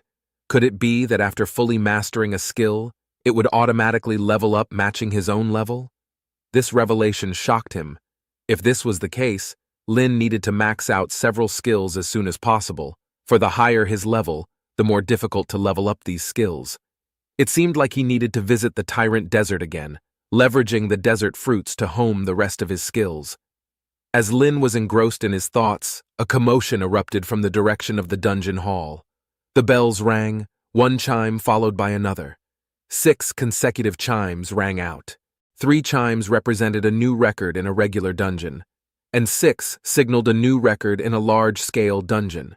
Several hundred individuals crammed into the dungeon hall, all eyes riveted to the announcement board. The dungeon hall buzzed with chatter and eager speculation as more players teleported in, making a beeline straight for the hall. An arrogant voice sliced through the buzz, and a group made their entrance. Recognized among them was Mark, the grandson of the dean of the 100-mile squad, his eyes alight with proud gleam. His posse sauntered in with swagger, and he chortled, confident that the record was created by the 100-mile squad. Some murmurs within the crowd suggested another possibility. A lot of people also saw Lin entering the dungeon. Could it be Lin who broke the record? With a frosty voice laden with arrogance, Mark declared, "This Lin you speak of, which squad does he belong to? I've never heard of him. What team did he bring into the dungeon?" His voice was arrogant. He wondered how dare anyone challenge the 100-mile squad for the record. A subordinate leaned in, whispering into Mark's ear, recounting Lin's accomplishments and how Lin joined the Tyrant Desert, solo. Solo? Ha ha ha ha ha! Mark exploded into manic laughter. Soloing a 40-man large-scale dungeon? He nearly rolled on the floor laughing. The spectating crowd, however, cast irked glances toward Mark, countering, "Why can't Lin enter a large dungeon alone? Lin is a god-tier professional who consecutively broke 2 dungeon records doing so." Mark shifted his gaze to the 2 dungeons records, settling on the new record emblazoned beside Lin's name. Aware that Lin was only level 20, a potent sneer curled on Mark's lips, dismissing Lin as nothing but a showman. "Setting 2 new records in a low-level dungeon with some luck doesn't prove anything," he declared confidently. "This dungeon record will undoubtedly belong to the 100-Mile Squad." Some people backed him up, especially those from the 100-Mile Squad, whose smirks mirrored his disdain. At that moment, a brilliant gold light burst forth from the tyrant's dungeon entrance, illuminating the entire dungeon hall. The light settled on the dungeon screen, revealing a message. "The tyrant's heart has been obtained," followed by the cooldown time for the next drop. The hall once again erupted into a tumult of excitement. Some whispered about how lucky it was to drop the tyrant's heart, but those who knew what they were talking about shook their heads. It wasn't luck, it was speed. The party must have killed the tyrant within an hour, otherwise the tyrant's heart wouldn't have dropped. Someone commented with an uneasy twinge in his voice. Despite being a fan of Lin, he reluctantly said that it must have been the 100-Mile Squad who set this record. Mark laughed triumphantly. "Well done, Splendid. Not only creating a new record, but also acquiring the tyrant's heart." The screen flashed once again. The previous record slid down into second place. A new record officially materialized. Lin, level 21, completion time 14 hours 11 minutes 43 seconds. As Lin's name appeared, a collective stillness enveloped everyone. Mark's laughter froze on his face. His prior arrogance shattered in an instant. It was as if he had plummeted from heaven into hell. He felt an illusion, feeling as though everyone around him was laughing at him. Shame, embarrassment, humiliation, a myriad of emotions surged, bitter and overwhelming. Suddenly, a flash of light blinked before the dungeon entrance, and a figure emerged into view. Lin stepped out from the dungeon, looking around at the sea of faces surrounding him. People circled Lin, disbelieving that he had solo cleared a large-scale dungeon and even shattered the record. Mark, eyes aflame with wrath, advanced towards Lin. "So, you are Lin?" he questioned. Lin, perplexed, didn't recognize the stranger before him. Nevertheless, his priority was to submit his quest to White Divine. Mark witnessed Lin ignoring him. No acknowledgement whatsoever. Fury flooded him, and his face turned beet red, while onlookers continued to revel in his humiliation, their mockery unrelenting. "By tomorrow this will be all over the academy. The 100-Mile Squad is sure to gain quite the reputation." "Exactly. It serves them right for being so ostentatious, and for their inflated egos. They deserve this." Mark, devoid of any remaining dignity, no longer wished to linger here. Humiliation, discomfort, a desire to weep. As Mark retreated, the crowd in the dungeon hall commenced their chatter about Lin. Solo clearing a large-scale dungeon at level 20, is that something a human can achieve? Is there really a class as powerful as the Necromancer? Upon his return, Lin immediately contacted White Divine. White Divine's lazy voice resonated through the communicator, seemingly interrupting his nap. He asked Lin what the matter was. He asked if Lin had trouble finding a team. Lin told the White Divine that he had acquired the tyrant's heart. White Divine, still speaking about how he could recommend people to Lin if needed, suddenly emitted a strange yelp the next moment. He asked Lin to repeat himself. Lin repeated that he had acquired the tyrant's heart. White Divine paused. It had not been long since he assigned the task, White Divine pondered. Rising, he inquired about Lin's whereabouts, to which Lin replied that he was in front of his dormitory. Then White Divine ended the call. The communicator vibrated. Lin obtained a new message. New record set in Tyrant's Desert Dungeon, awarded 5,000 points, 30 contribution points. Can be claimed only once. Upon seeing the message, Lin allowed himself a slight smile. Indeed, the rewards for large-scale dungeons were quite significant. Such a pity that it could only be obtained once. At the dormitory entrance, Lin encountered White Divine. Before Lin could say anything, White Divine reached out to grasp Lin, and in a blink, both vanished. Using a teleportation stone, White Divine whisked Lin away. Moments later, Lin found himself outside a quaint courtyard. Positioned atop a mountain, it emanated a serene aura, encircled by bamboo groves that carried refreshing zephyrs upon every gentle sway. Now bathed under the night sky, moonlight cascading down. An elderly man was seated in the middle of the courtyard. The elderly man appeared mild and cultivated, garbed in a long robe, exuding the aura of a legendary scholar. Upon laying eyes on him, Lin instinctively bowed in respect. Taking the initiative to speak, he bowed courteously. Manhwa was, like White Divine, a figure renowned throughout the empire. Recognized as one of the mightiest professionals, a divine-level formation array grandmaster. Manhwa nodded with a gentle smile, inviting them to join him for tea. Lin then took out the tyrant's heart. It bore the semblance of an actual heart, somewhat soft to the touch, appearing as though it were a living entity. Manhwa glanced at it, affirming, "Indeed, it is the tyrant's heart." White Divine looked towards Lin, wondering if he really soloed the dungeon. Lin nodded. White Divine exhibited a peculiar expression before inquiring, what was his record? Lin answered candidly, a completion time of around 14 hours. Shocks of astonishment graced the faces of both White Divine and Manhwa. Such speed was astounding. This implied that Lin's individual combat power might even surpass that of a 40-member raid party. Manhwa maintained his composure, showing no particular reaction, saying it was a commendable performance. He then looked at White Divine, reminding him to keep the promises made to Lin. White Divine produced an amulet, tossing it to Lin. Observing the basic cooldown amulet in hand, Lin knew it would hasten his leveling speed. White Divine looked at Lin, asking if he wished to join the Creators Academy sooner. Lin nodded, but acknowledged the substantial gap in the required contribution points. He now had 90 points, yet the Academy entry demanded 1,000. He barely had 1/10 of the requisite amount. White Divine, with gentle persuasion, inquired, asking if he had heard of the UN battlefield. Lin shook his head. White Divine sipped his tea, explaining that the UN battlefield contains numerous treasures and opportunities to earn contribution points. The Academy is also stationed there, offering tasks. Completing them also grants contribution points. In essence, if Lin seeks to amass contribution points quickly, the UN battlefield is the place to be. Lin's eyes glimmered faintly, promptly agreeing to the proposal. White Divine advised Lin to rest first, and following the school opening ceremony, he would take Lin to the UN battlefield. After Lin's departure, Manhwa asked White Divine if it was too soon to send him to such a perilous place.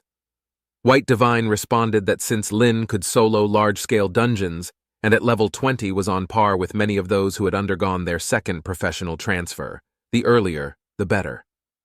Manhwa, with a stern demeanor, noted that White Divine did not inform Lin that the UN battlefield harbors enemies of the human race and is fraught with many dangers.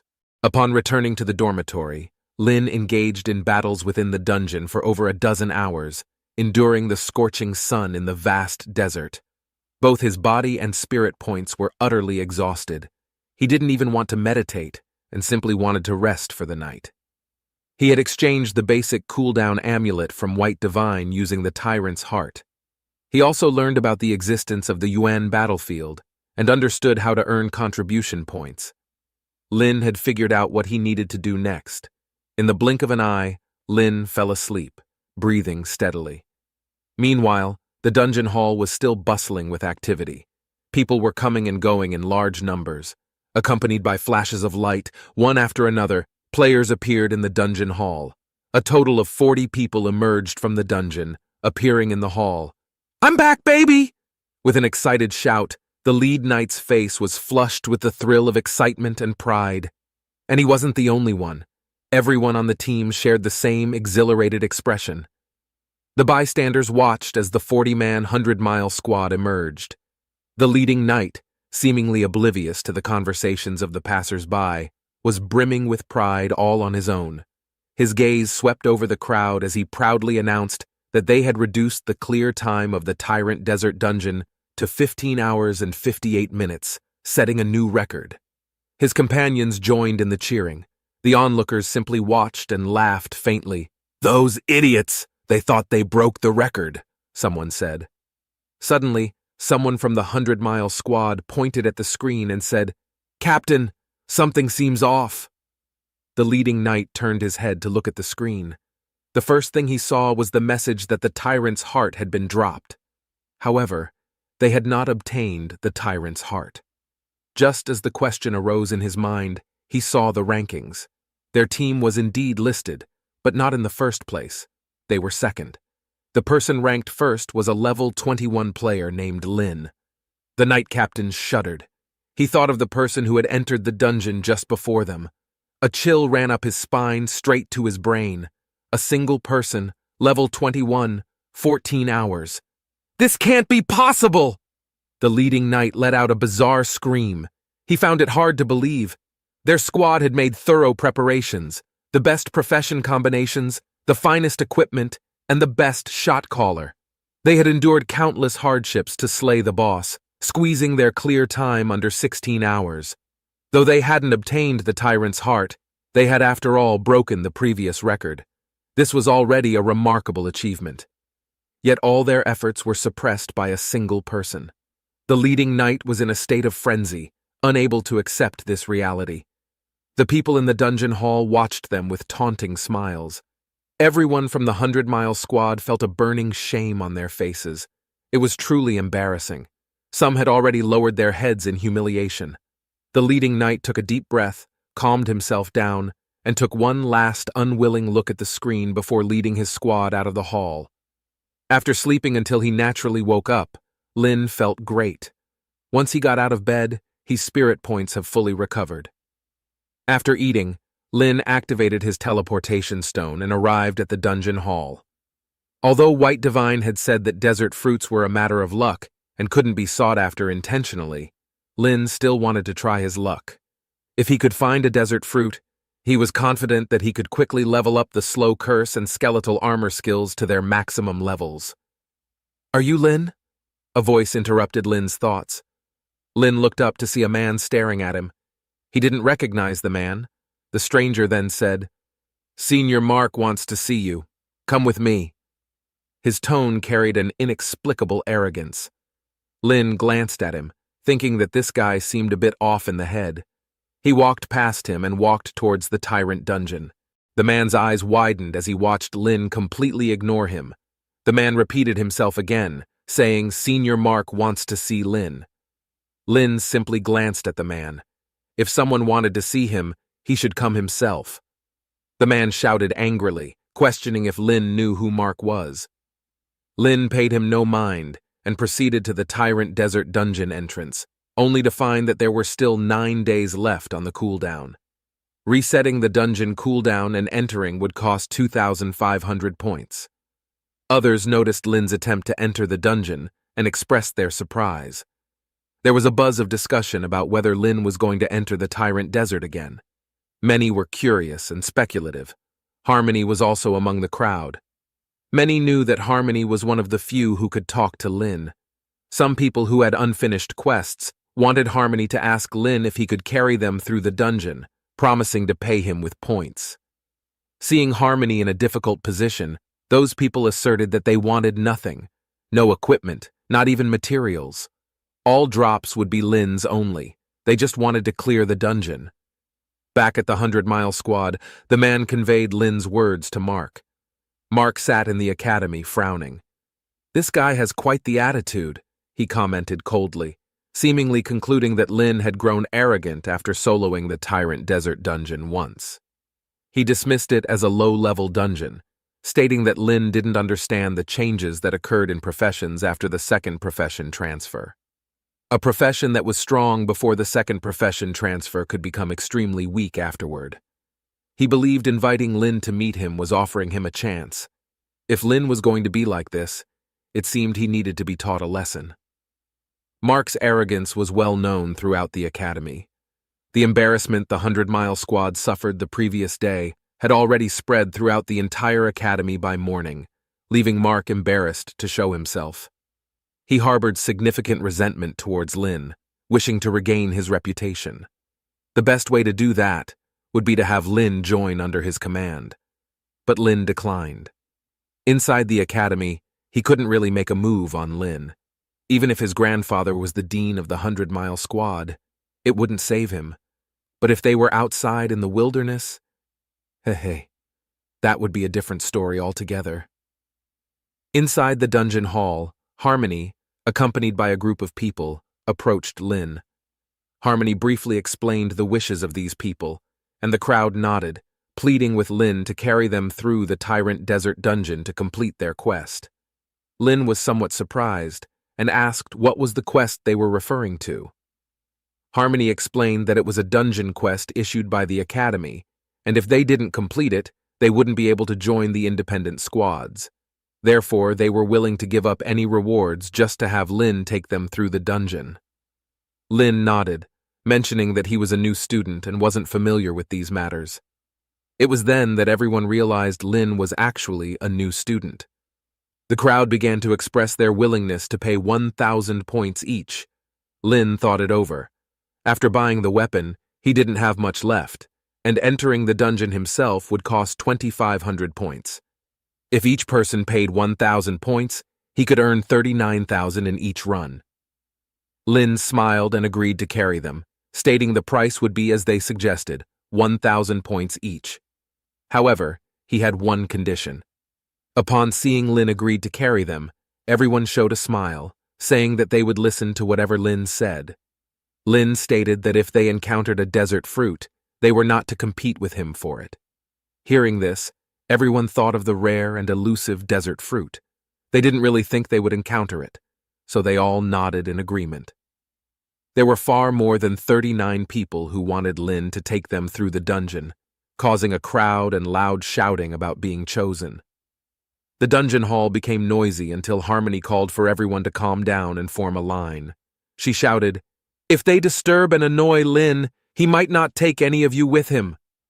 Hearing this, everyone immediately started to queue up, forming a neat line under a minute. Lin looked at Harmony gratefully, asking if she had completed her quest. Harmony smiled, saying that she had already finished it. Lin nodded, remembering this favor, and told her that if she had any tasks and quests to do in the future, she could ask him for help any time. Harmony smiled happily, playfully saying that she hoped Lin wouldn't refuse when the time came. 40 players entered the dungeon, and the Tyrant Desert remained the same, sand flying everywhere under the scorching sun.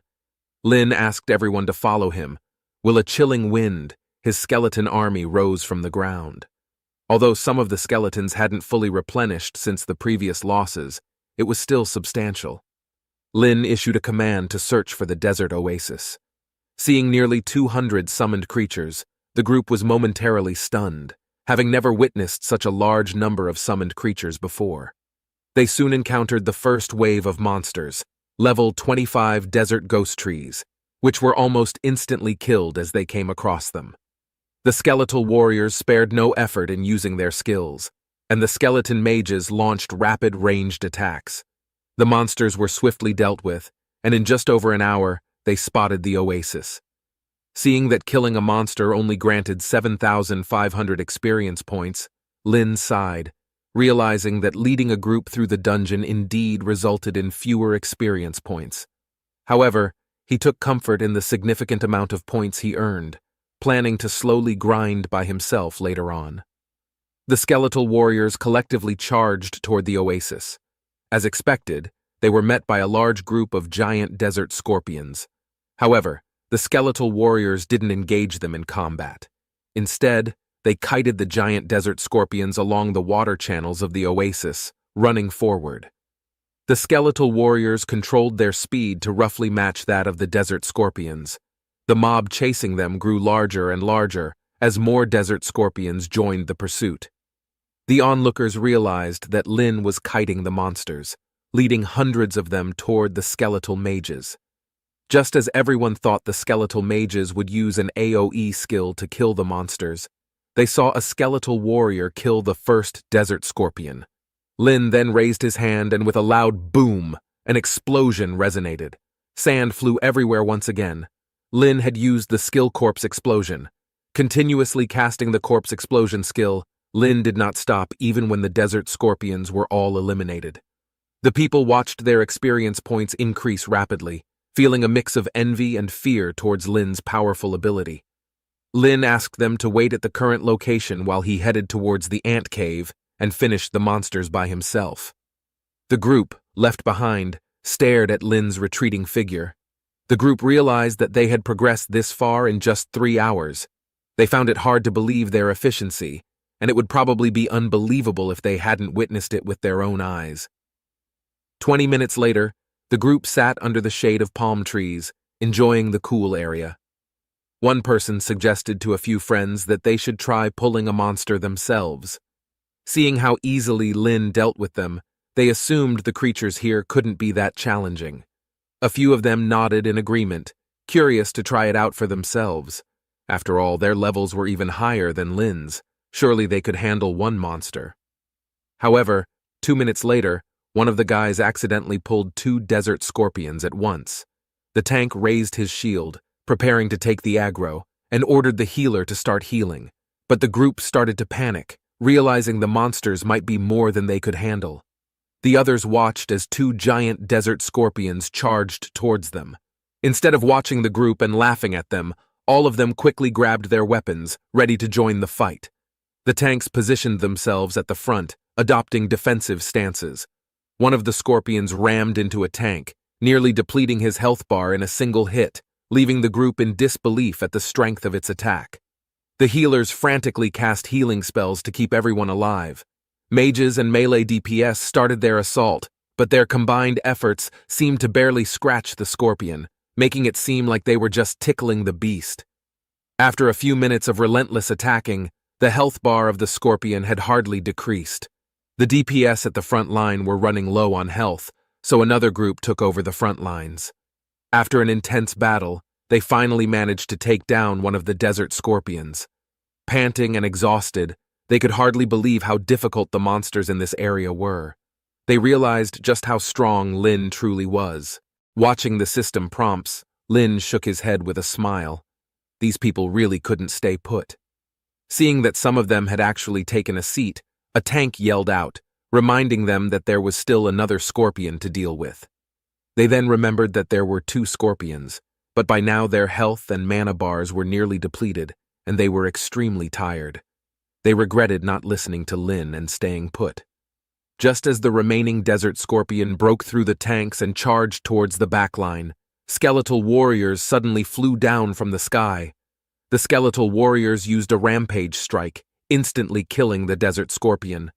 The group, which had struggled for so long against one scorpion, watched in awe as a single skeletal warrior effortlessly took down the other.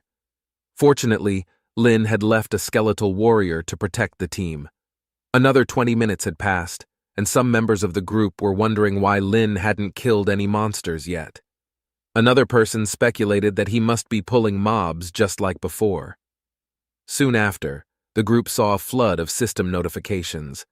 While they were still outside discussing how difficult it must be to fight the exceptionally strong queen ant boss inside the ant cave, Lin had already used corpse explosion to instantly kill the queen ant. Everyone received a notification for defeating the level 28 desert queen ant. Lin then returned to the group, instructing everyone to prepare to head straight to the tyrant's castle. He planned to quickly clear the dungeon to reset it and search for the desert fruit. As they approached the towering castle with its solid gates and hundreds of Lion Tribe soldiers, Lin didn't waste any time figuring out how to quickly open the castle gates using some specific mechs. Instead, he opted for a more straightforward and brutal approach. After all, if you can out-DPS the enemy, why bother with mechanics?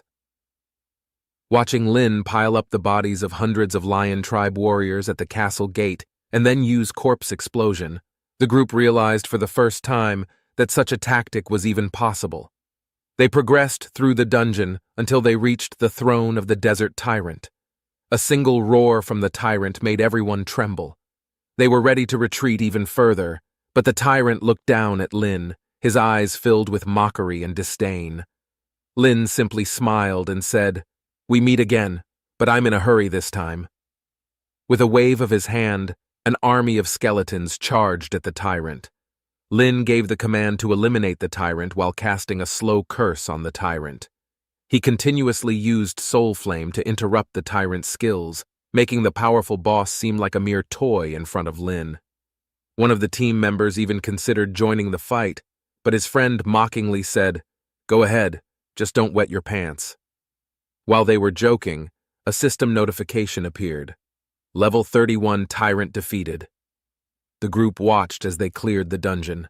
Some even shed tears, overwhelmed with relief and joy. They had been stuck on this quest for 1 or 2 years, and now they had finally completed it. They shouted Lin's name in gratitude and admiration, thanking him for his help before being teleported out of the dungeon. Leaving the dungeon through the exit, Lin found himself once again surrounded by a crowd. He asked Harmony to help organize the next group. Someone noticed Lin coming out of the dungeon and immediately reported back to Mark. Mark instructed him to follow Lin into the dungeon to observe how he cleared it. Inside the dungeon hall, a long queue stretched from the entrance of the Desert Tyrant dungeon all the way outside the hall. Lin was taken aback by the sheer number of people, even more than before. Harmony explained with a smile that these were all players who wanted to clear the dungeon, and they had brought friends along. They had been stuck on this quest for a long time. The team was quickly filled up, and after Lin reiterated the rules, everyone happily agreed. Moments later, Lin led a group of 39 players into the dungeon once again. This time, luck was on Lin's side. He found the desert fruit. With about a day and a half left until the opening ceremony of the academy, Lin planned to clear the dungeon as many times as possible to quickly wrap more points. The team quickly encountered the first group of monsters, and just like the previous groups, they were astonished by Lin's abilities. Soon they reached the boss, and this time it only took them 7 hours, which has shattered the previous record.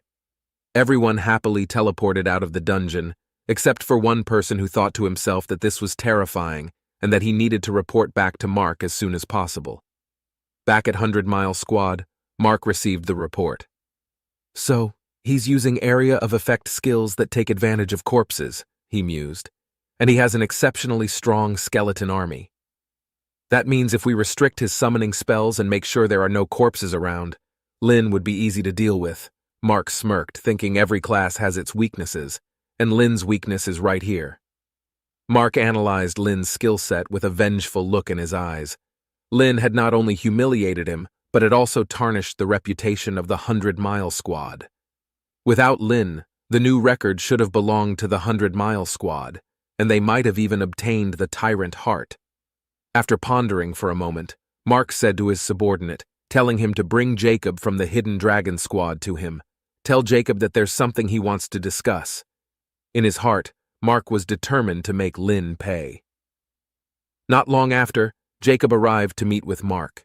At Xiajing Academy, in a 2-person dormitory room, Charlotte looked out of the window.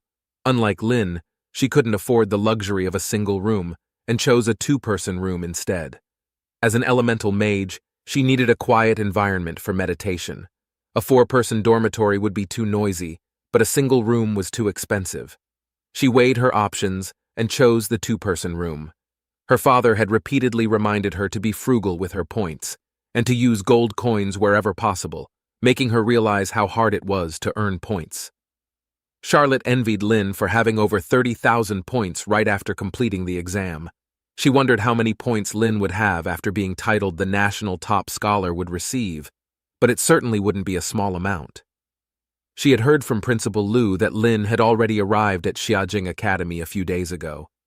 She didn't know how he was doing lately, but she smiled to herself, thinking that with his abilities, Lin should be doing quite well. Lin continued to lead a new group through the dungeon, defeating the Lion Tribe tyrant over and over again, and consuming the desert fruit to constantly upgrade his skills. Meanwhile, in White Divine's small courtyard, 3 people were sitting. An old man was angry and sternly speaking to White Divine, telling him, "That young man White Divine mentioned earlier is causing too much trouble." White Divine showed a puzzled expression. Lin's personality was quite calm. How could he cause any trouble? Meng Anwen was also here. He poured a cup of tea for Ning Tairan, urging him to calm down and take his time to explain. This old man, Ning Tairan, is Ning Yiyi's grandfather, and also the principal of Xiajing Academy. Ning Tairan turned on the surveillance to show what happened in the dungeon hall, explaining that Lin had the audacity to charge people points to carry and bus them through the Tyrant Desert dungeon. White Divine didn't feel Lin did anything wrong, as charging people to carry them to dungeons was a common practice known as busing.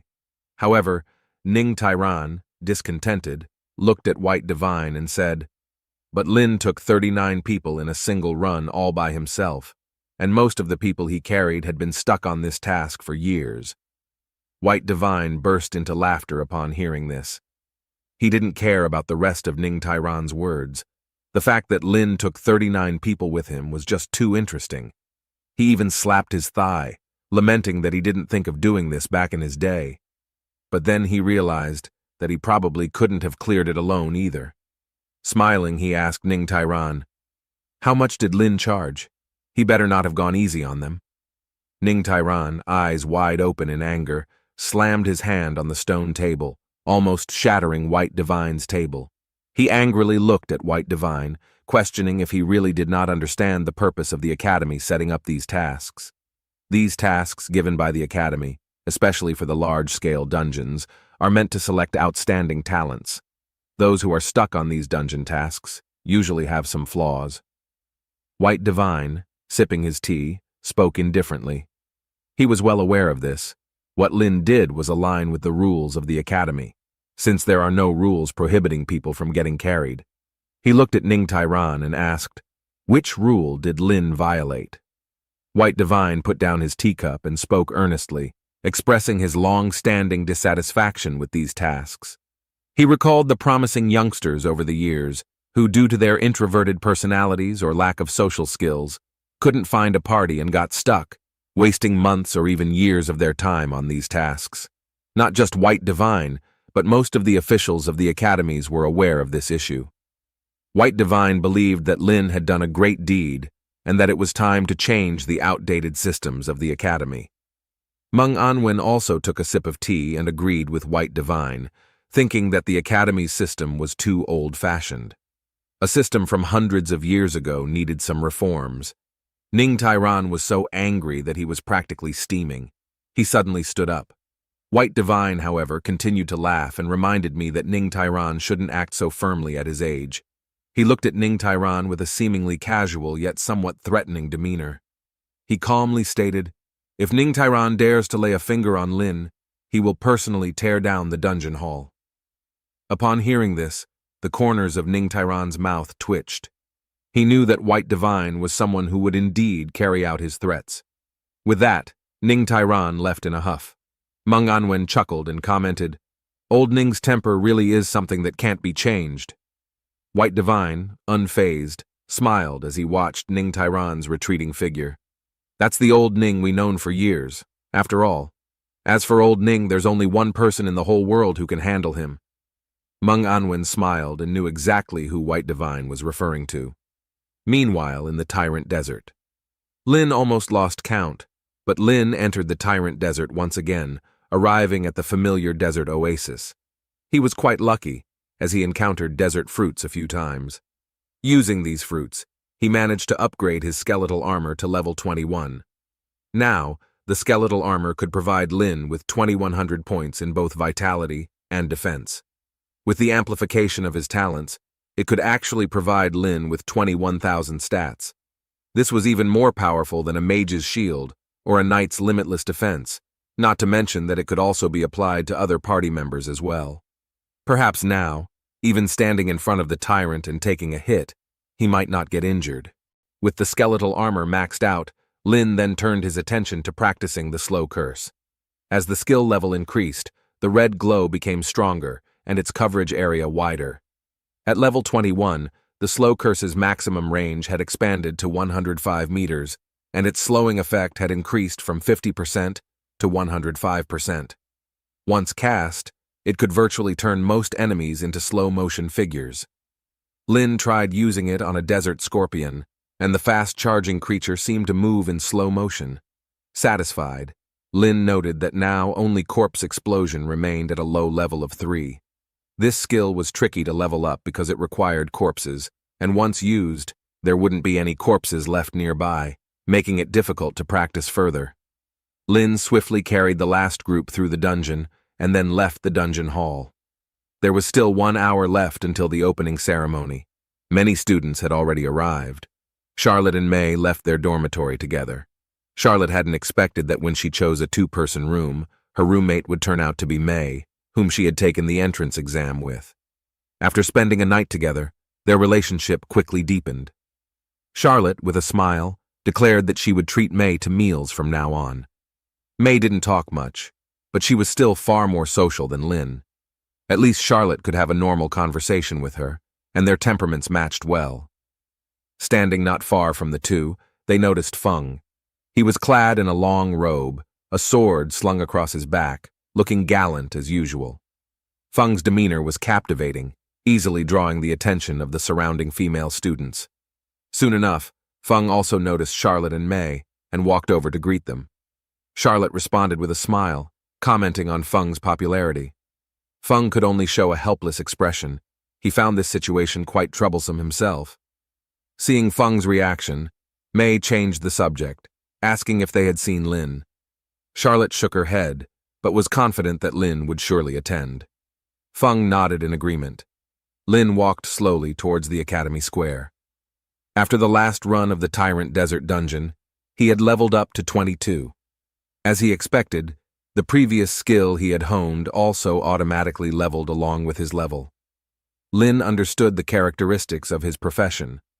As long as he trained his skills to the maximum level corresponding to his own level, his skills would level up along with him. After a total of 8 runs of the Tyrant Desert Dungeon, 6 of which he carried a group. Adding the points left after purchasing the scythe, Lin currently had 350,000 points. In Lin's eyes, this amount was far from enough. He did some calculations. An intermediate level skill scroll cost 80,000 points, and with 350,000 points, he could only afford 4. Given his now extensive list of skills, the chance of acquiring new skills had significantly decreased. He estimated that even 4 scrolls might not yield a new skill. Lin sighed, realizing he needed to find more ways to earn points. With a thought, he checked the time, noting there were only 30 minutes left, and hurried to the academy square. By now, almost all the freshmen had arrived. The opening ceremony was about to begin. The 3 friends were getting anxious. There were less than 10 minutes left. Charlotte was worried, wondering if Lin had overslept, but she didn't have a way to contact him. Suddenly, Feng looked in a certain direction and announced, "Here he comes! Lin is here!" Lin walked over steadily. The moment the 3 saw Lin, they could tell he had gotten stronger. They could even sense the lingering aura surrounding him, leading them to believe he had just come out of a dungeon. Lin's appearance drew the attention of many people. Many recognized Lin as the national top scorer, leading to various discussions among the students. Most of the students here have seen Lin during the exam. It was also Lin who saved them from the abyssal demon. Some looked at him with admiration, some with jealousy, and many others with fear. Charlotte waved her hand, signaling to Lin to come over. Upon seeing the 3, a rare smile appeared on Lin's face, and the aura around him instantly dissipated. Lin smiled at the group and nodded in greeting. Suddenly, May asked Lin about his level. Lin responded that he had reached level 22. Charlotte let out a shriek, quickly covering her mouth. Feng was also taken aback. How had Lin reached level 22? It's only been less than a week since the exam ended. How had Lin managed to level up so quickly in just a few days? Lin explained that he had been grinding in dungeons recently, but he did not tell the 3 that he had been carrying groups through dungeons. If he had been soloing the Tyrant Desert, he should be at levels 24 or 25 by now. Feng was aware that the academy had a dungeon hall, filled with numerous dungeons. Moreover, one could spend points to reset the dungeon cooldowns, allowing for repeated runs. Both Feng and Charlotte came from prestigious families, so they were well aware of the dungeon hall. In contrast, May was unfamiliar with it, so she stayed silent and listened attentively. Charlotte commented that earning points is difficult. Although Lin, as the national top scorer, had received a substantial reward, he shouldn't waste points carelessly. Lin didn't know what to say. He felt that while earning points was no easy task, but recalled that carrying a dungeon run could earn a substantial amount. As a bell tolled, the opening ceremony began. The students took their places, and on the stage, several professors and officials were present. One of them started his speech, welcoming all the new students to Xiajing Academy. He looked at the young faces in the crowd, acknowledging that they were prodigies from their respective high schools. However, upon entering Xiajing Academy, they would have to start from scratch. He didn't waste much time on formalities and went straight to the point. He informed the students that the academy was divided into 3 main sections: the General Academy, the Elite Academy squads, and the Top Academy squads. At Xiajing Academy, they would learn knowledge they had never encountered before and experience various dungeons and battles. The resources available to students would differ across the 3 sections. He didn't want to elaborate too much, simply telling the students that in Xiajing Academy, effort was mandatory. He encouraged all the students to strive and climb upwards. Observing the expressions of the students below, the speaker passionately continued his speech. He mentioned another tradition of the Xiajing Academy's opening ceremony, a much-anticipated event, the challenge segment between freshmen and senior students. Senior students could issue challenges to freshmen, staking their own points for the challenge. Freshmen could choose to decline, but if a freshman won, they would claim the seniors' staked points. Of course, regardless of the outcome, freshmen had nothing to lose. While it might seem somewhat unfair, this tradition offered freshmen a rare opportunity to earn points and allowed both new and senior students to gauge each other's strengths. High above in the clouds, several figures stood in the sky. Among them was White Divine, who commented that they always say the same things every year and wondered if they could update the speech. Since the previous day, Ning Tairan and White Divine had been at odds, with old Ning constantly beefing with White Divine. Ning Tairan huffed, pointing out that these freshmen were prodigies from various high schools, each with a strong sense of pride. White Divine, understanding his point, chuckled and wondered aloud if anyone would challenge Lin. At this, Manhwa wryly smiled and said that he doubted anyone would be so bold, especially since Lin's reputation from the dungeon hall had already spread among the senior students. The freshmen, without overthinking it, mostly saw the opportunity as a win-win situation. There was nothing to lose if they were defeated, perhaps even able to learn a few things from the seniors during combat. There's also a chance to earn points if they won. Some freshmen, however, considered the likely significant level gap between themselves and the senior students. Soon enough, they received an explanation. On the dueling stage of the academy, a magical formation would suppress the levels of both parties, aligning them with that of the lower-leveled participant. Skills were similarly adjusted, with any skills above level 20 being unusable if one of the parties is lower than level 20. As for safety, there was no need to worry. A protective magical array ensured that even a potentially fatal blow would not be life-threatening on the dueling stage. With divine-level healers present in the academy, the safety of all students was assured. The academy had thought of everything. Inspired, many began to show their eagerness to fight. The senior students all smiled, clearly enjoying this traditional event. Then, a senior student, a longbow slung over his back, stepped forward and challenged a freshman, also bearing a longbow. Some recognized the freshman as the top scorer from his province in the exam. Holding himself in high regard, he readily accepted the challenge. One after another, senior students began challenging the freshmen. This was a task assigned to them by the academy to knock a bit of the arrogance and pride out of these talented freshmen.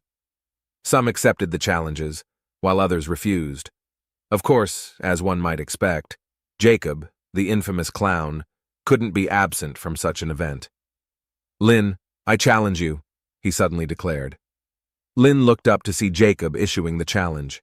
Seeing Lin's silence, Jacob pressed on. "Lin, you are the top scorer of this year's national exam.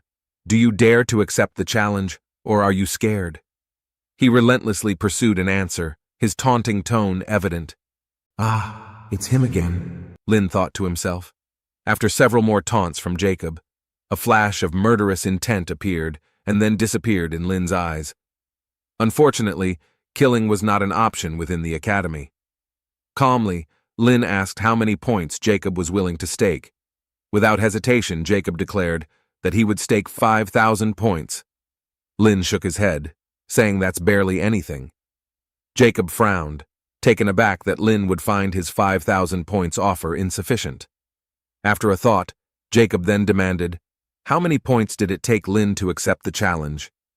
Lin raised a finger while saying, no less than 100,000. The entire academy hall fell silent in an instant.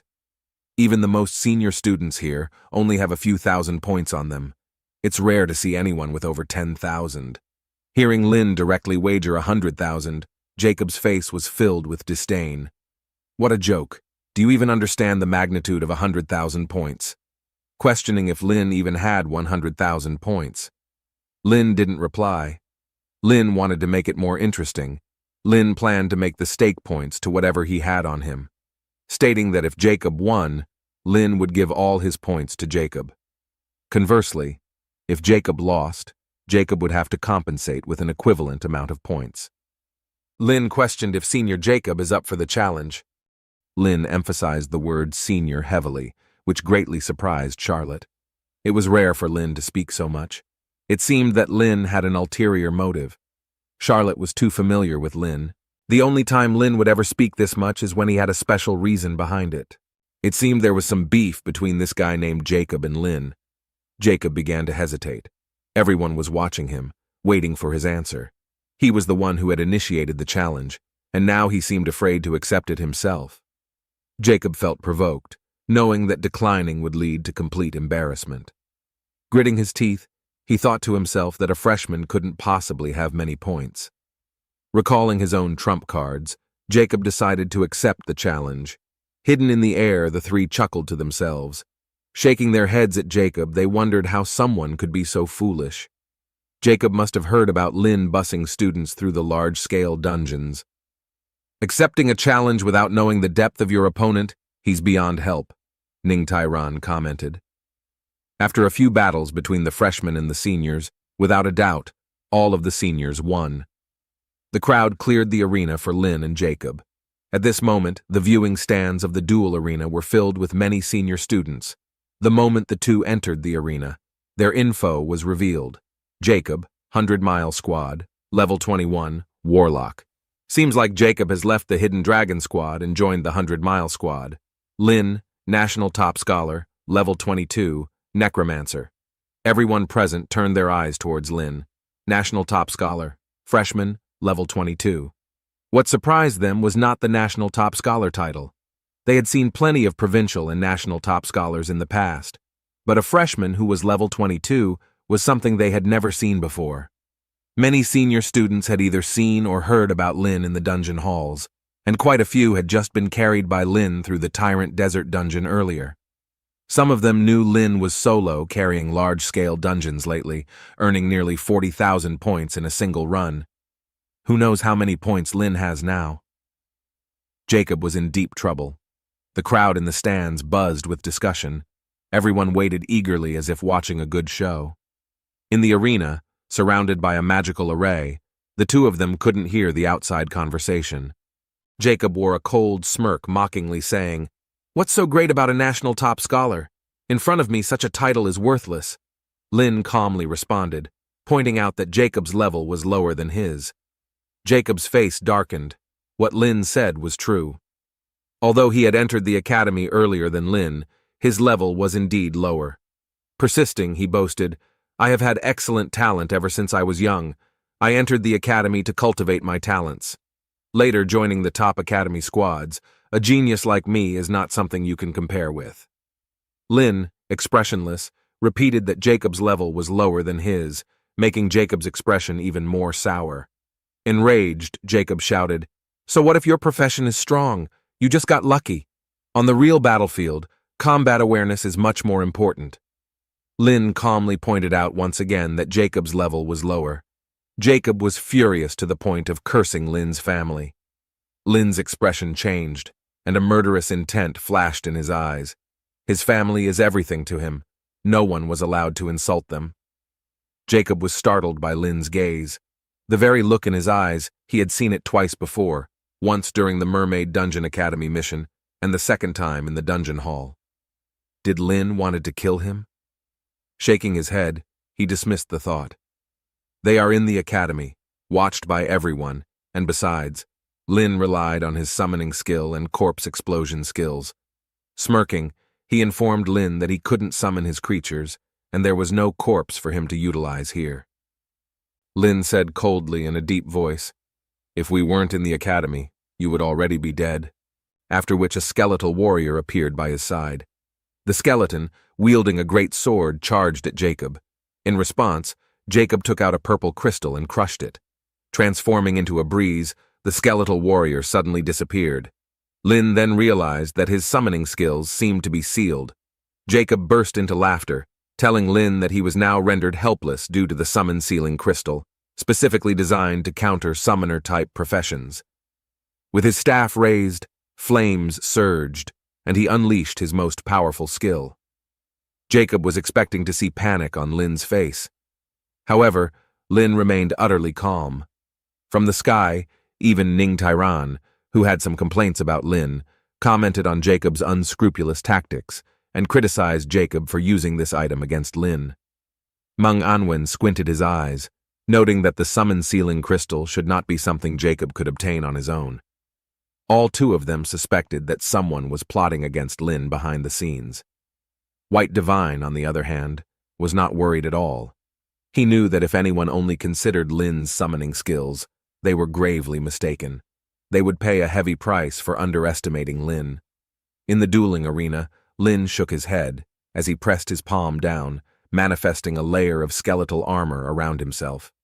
Jacob's fiery attack descended, enveloping Lin in flames and transforming the dueling arena into a sea of fire. Jacob laughed maniacally, expressing his relief that Lin had surpassed level 20. Otherwise, he wouldn't have been able to use this skill. His face contorted, and his voice grew shrill as he mockingly asked Lin how it felt to be scorched by the flames, thinking he was about to win. Lin walked out of the sea of flames leisurely, as if taking a stroll in a courtyard. The skeletal armor on his body shimmered, completely isolating the flames. Even if Lin was now one level lower due to the magical array to match Jacob's level. For the level 21 skeletal armor, Jacob's attack felt less than a tickle. Jacob was dumbfounded. The outcome was entirely different from what he had expected. He screamed frantically, "How is this possible? This can't be happening!" Fireballs and ice arrows shot out from his staff, striking Lin, but they were all blocked by the skeletal armor. "Have you had enough? You are too weak," Lin said indifferently. Green flames flickered on his palm, and a spark fell onto the top of Jacob's head. A scream of agony filled the arena. Jacob fell to the ground, clutching his head and wailing in pain. Blood burst from his eye sockets and ears, and he began to gush out blood. Jacob looked utterly miserable. The next second, he disappeared from the dueling arena. Then, a beam of light descended from the sky, enveloping him. The divine-level healer from the academy began to treat Jacob. The healer looked at Jacob's pitiful state, thinking that if it weren't for the protective magical array, Jacob would have already been dead. The audience hadn't even grasped what had happened when they realized Jacob had already lost. They were preparing themselves for an exciting and breathtaking battle, but it ended just like that. After receiving treatment from the divine healer, Jacob finally recovered. Bloodstains were still on his face, and a deep sense of fear was evident in his eyes. When Lin's gaze swept over him, Jacob involuntarily shivered. It was only then that Jacob realized he had lost. But he was relieved to have been alive. As long as he was alive, nothing else mattered. End of the day, it was just a few thousand points. The dean came onto the stage and declared Lin the winner. After checking Lin's points, the dean's expression also showed a hint of surprise. Freshman Lin had won. According to the agreement between both parties, Jacob needs to pay Lin a total of 358,000 points, the dean announced. Jacob screamed and jumped up from the ground, unable to believe his own ears.